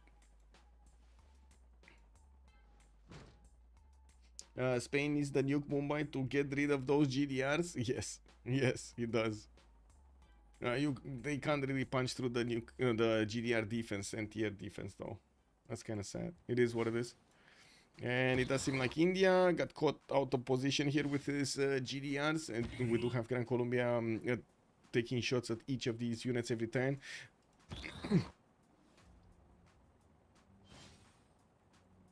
Yeah, that's why is this mobile SAM just in the middle of nowhere? You know how expensive this unit is? Incredible. India just doesn't care about it. Look at that little guy over there.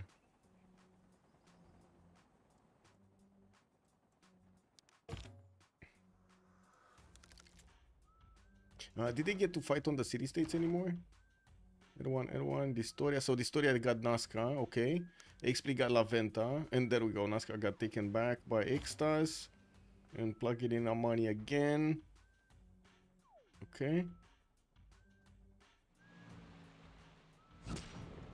So still a single city-state is being kept by Ulyss.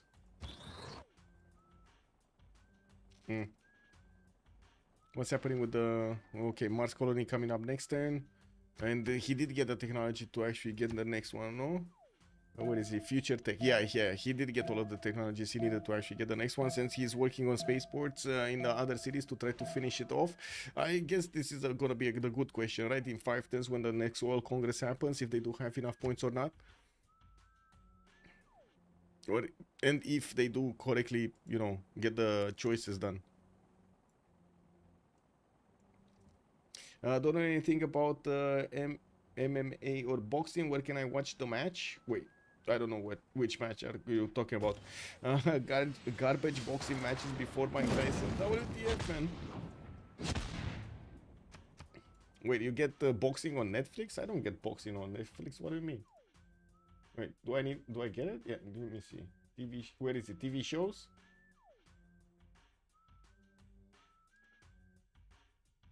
Sports, no? I see sprints. I see Paul Tyson. Oh, Paul Tyson is live now. I see what you're saying. Jordan documentary. Okay, interesting. Wow, wait a second. When did the Netflix actually go into live streaming? What is this?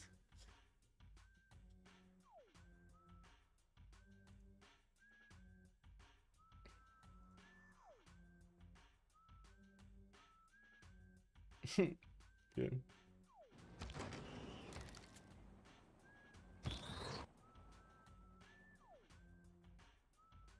Okay, Seville took a lot of damage from the GDR, but it's probably not gonna die.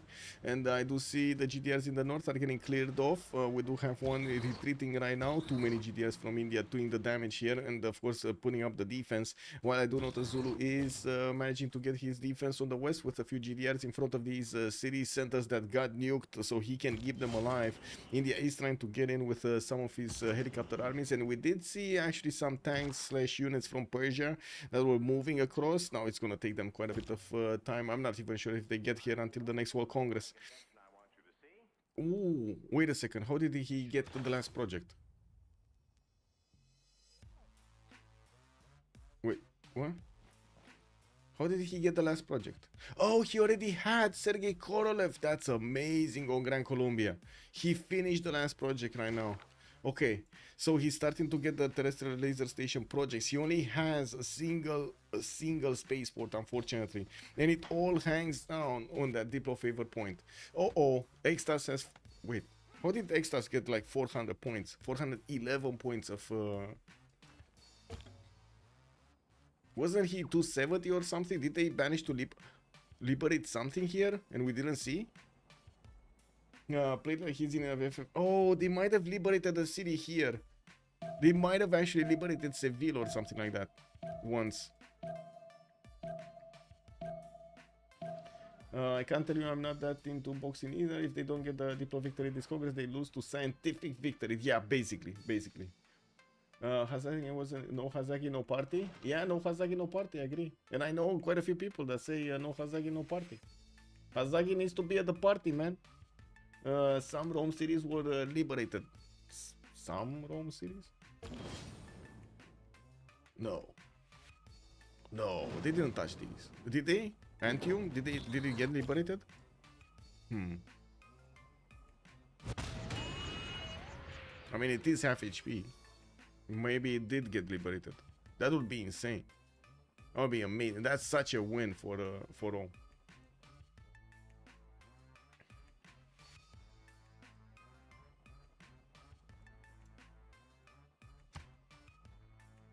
Sisters coming out next turn for Chandragupta. That's gonna be 17 out of 20 points. 17 out of 20 points to get his victory condition going. Looks like Persia did shave one of the Zulu cities down, and they might work on Nodwengu next.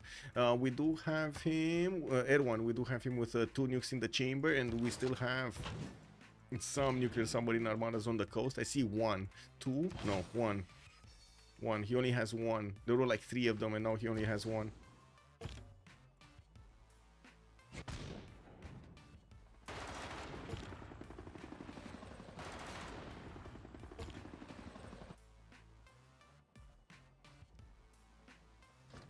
Yeah, actually surprised how Ulyss got to that even position on turn 100 with such a shitty position. Yeah, apology. MVP this game. Yes, he is, man.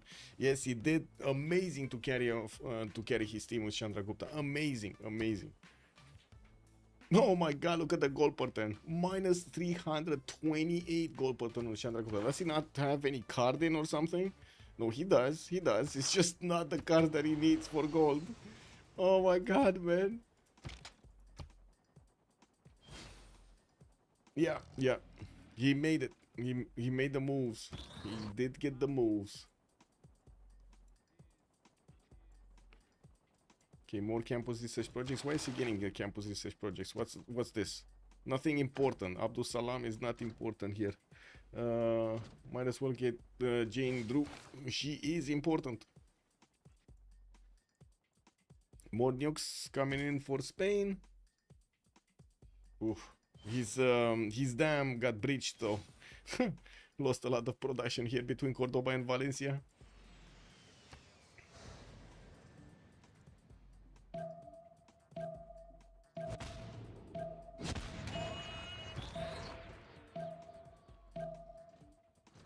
Oh wow. Look at Gran Colombia go with his GDRs in as far away as possible into the lands of India.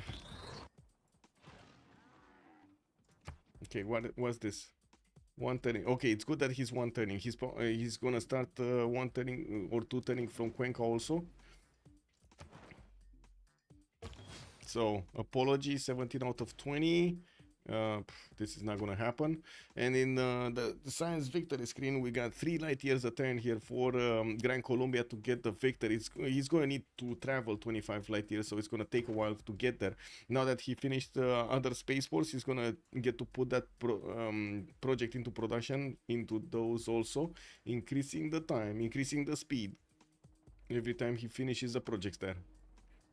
Anything on this coast? No more GDRs from Zulu on this coast. There is one off the coast of the Arctic Ocean, that's it. Rome trying to get another city. Where's the GDR? 2 GDRs next to the city of Tushpa. I don't think actually Persia cares that much about these anymore. And by the looks of it, India is getting blocked from actually getting to Antium and Rome anymore. Yeah, he can't get there anymore.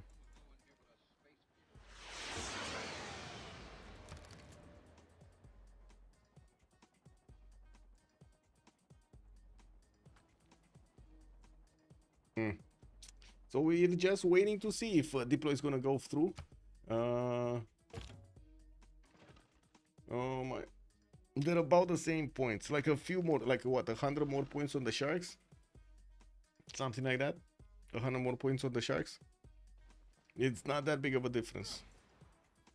Okay, Lagrange and the terrestrial laser station started to come around here.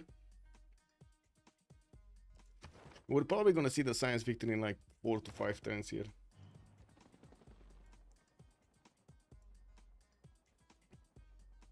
$150 more is Genghis Khan saying. Okay. Yeah. Also AJF, good evening sir and welcome. DShark wins the Diplo. Okay, they might. They just need the 2 Diplo points vote and get the 3. Yes, that's true. That's true. They only need the third vote. The +2 Diplo plus the one that secures the win there. Like they get from actually securing the win. Yeah. They don't need to guess. They just need to all into the option with the 2 diplo points. That's it. And they get 2 plus 1, right? So they're gonna be on 20 out of 20.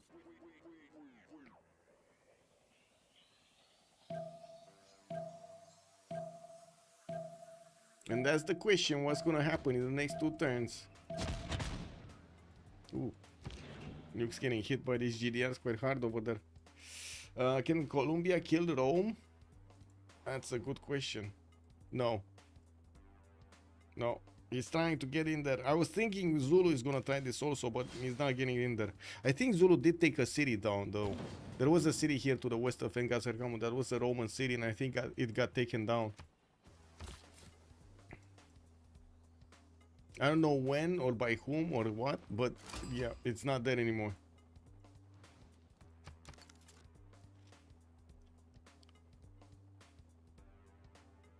Okay, Tushpa getting taken out.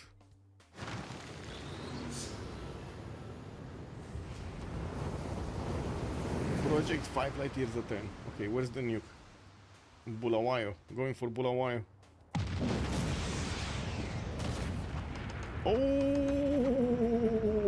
GDR walked in and died alongside us inside of the city. Floppy took it down.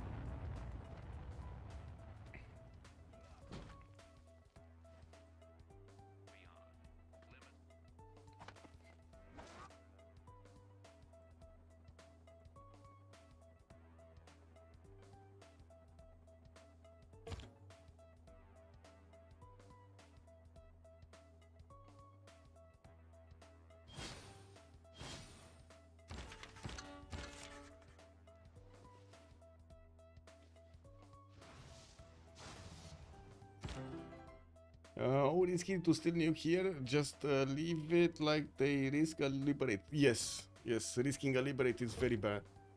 A liberate is not good. Not good. 100 diplo favor right now makes all the difference.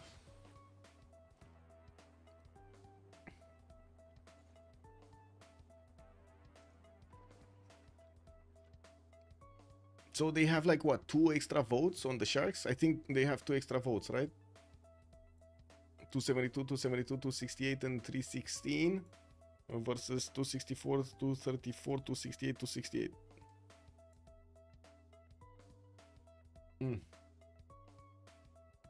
The moment of truth indeed. Is this gonna be a win? 133? 133 turns, guys. 133. Could you have imagined this game going for so long? I didn't. Pangea standard bridges, man. Best games ever.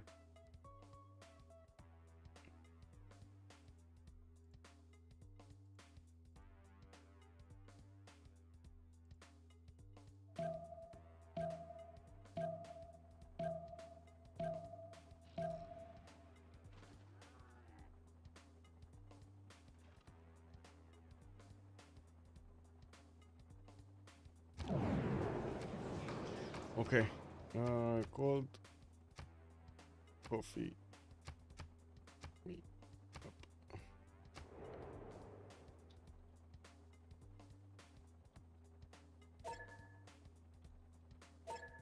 Okay. Why is that Spanish on land tile? Because the tile got flooded. It's not a tile anymore. It's actually a water tile.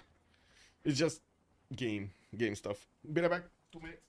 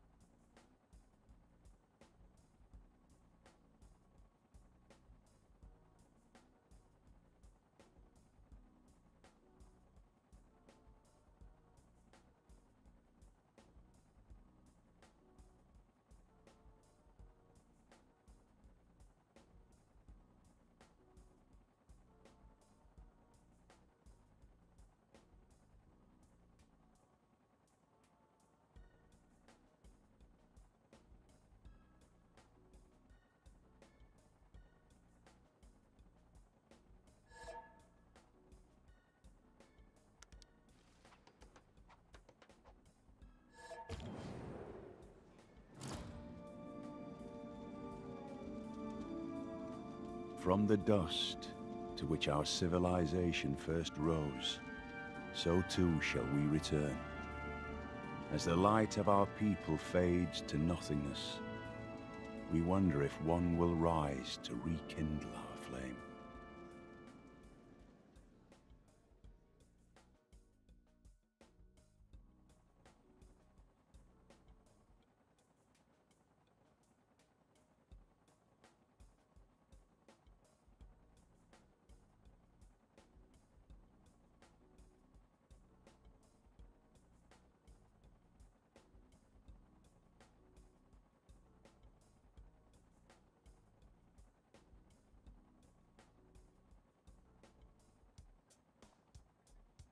Oh, we got the victory, Diplo victory. Oh my god, I don't know why it's wrong, Diplo victory, but yeah, it's a victory indeed. It looks like the Sharks won.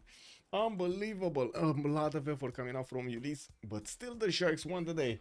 Let's actually yeah, take a look if we can have some post-game chat over here. Let me switch my sound settings so we can actually hear stuff.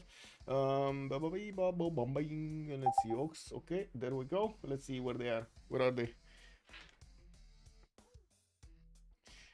Wait for him. Yeah, yeah. Sont dessus. Ah ok. Pour Parce que avoir ouais, le les autres projet. villes c'était sans gold, tu vois, donc c'était vraiment... Parce que là, dans 2 tours, la scientifique elle passe. Man, these mountain ranges, bro. GG, 2 well tours played. trop tard. Thank you. Thank you. Thank you. I couldn't Merci. believe that Rome actually got to survive so much there, man. That's insane defense. Si je trouve pas sur Antium, je pense on gagne. Distoria's not happy.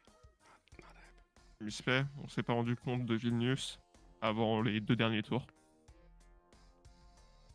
Sinon on aurait pu nuke Vilnius au lieu de Ah, Vilnius, ok. d'aller en bas. Oh, Parce que Lege, what j'avais, happened with the general? The modern one? What? Which one? You didn't get it. That's why I'm asking. He did? He didn't. The modern one? No, he didn't. He got later on Marina Raskova. That very late. Oh, No, yeah. he did. I took 2 GG, general guys. tanks. GG. Ce que j'ai aimé, c'est le petit coup de commandanté, je sais pas si t'as vu, Apo. Ah ouais, j'ai vu, c'était pas très agréable. Ah, j'ai compté, il y a eu 240 PV de perdu sur ce coup. Que du GDR. C'est dur les trades hein, contre Chandra, Visibilité, Diplo, là t'as déjà un plus 3 de base. Ouais. Ça faisait plus 6. Encore, je pense que j'aurais pu mieux jouer, essayer d'avoir un espion niveau 2 et avoir un plus 3 en plus. Mais Oui. ouais, Antium, Oh my god, 500,000 points were put on this game. Oh, and only 3 got it. Only battlecruiser with 2 others got all of the points. Good job, man. Good job. drôle hein. C'était my bad. Sinon, je crois que vous avez C'est pas bien les points. battu sur le début de game hein, aussi. Bon, on va pas vous cacher qu'au début, on était là, bon, Mhm. ça va être Ah, dur. Hein.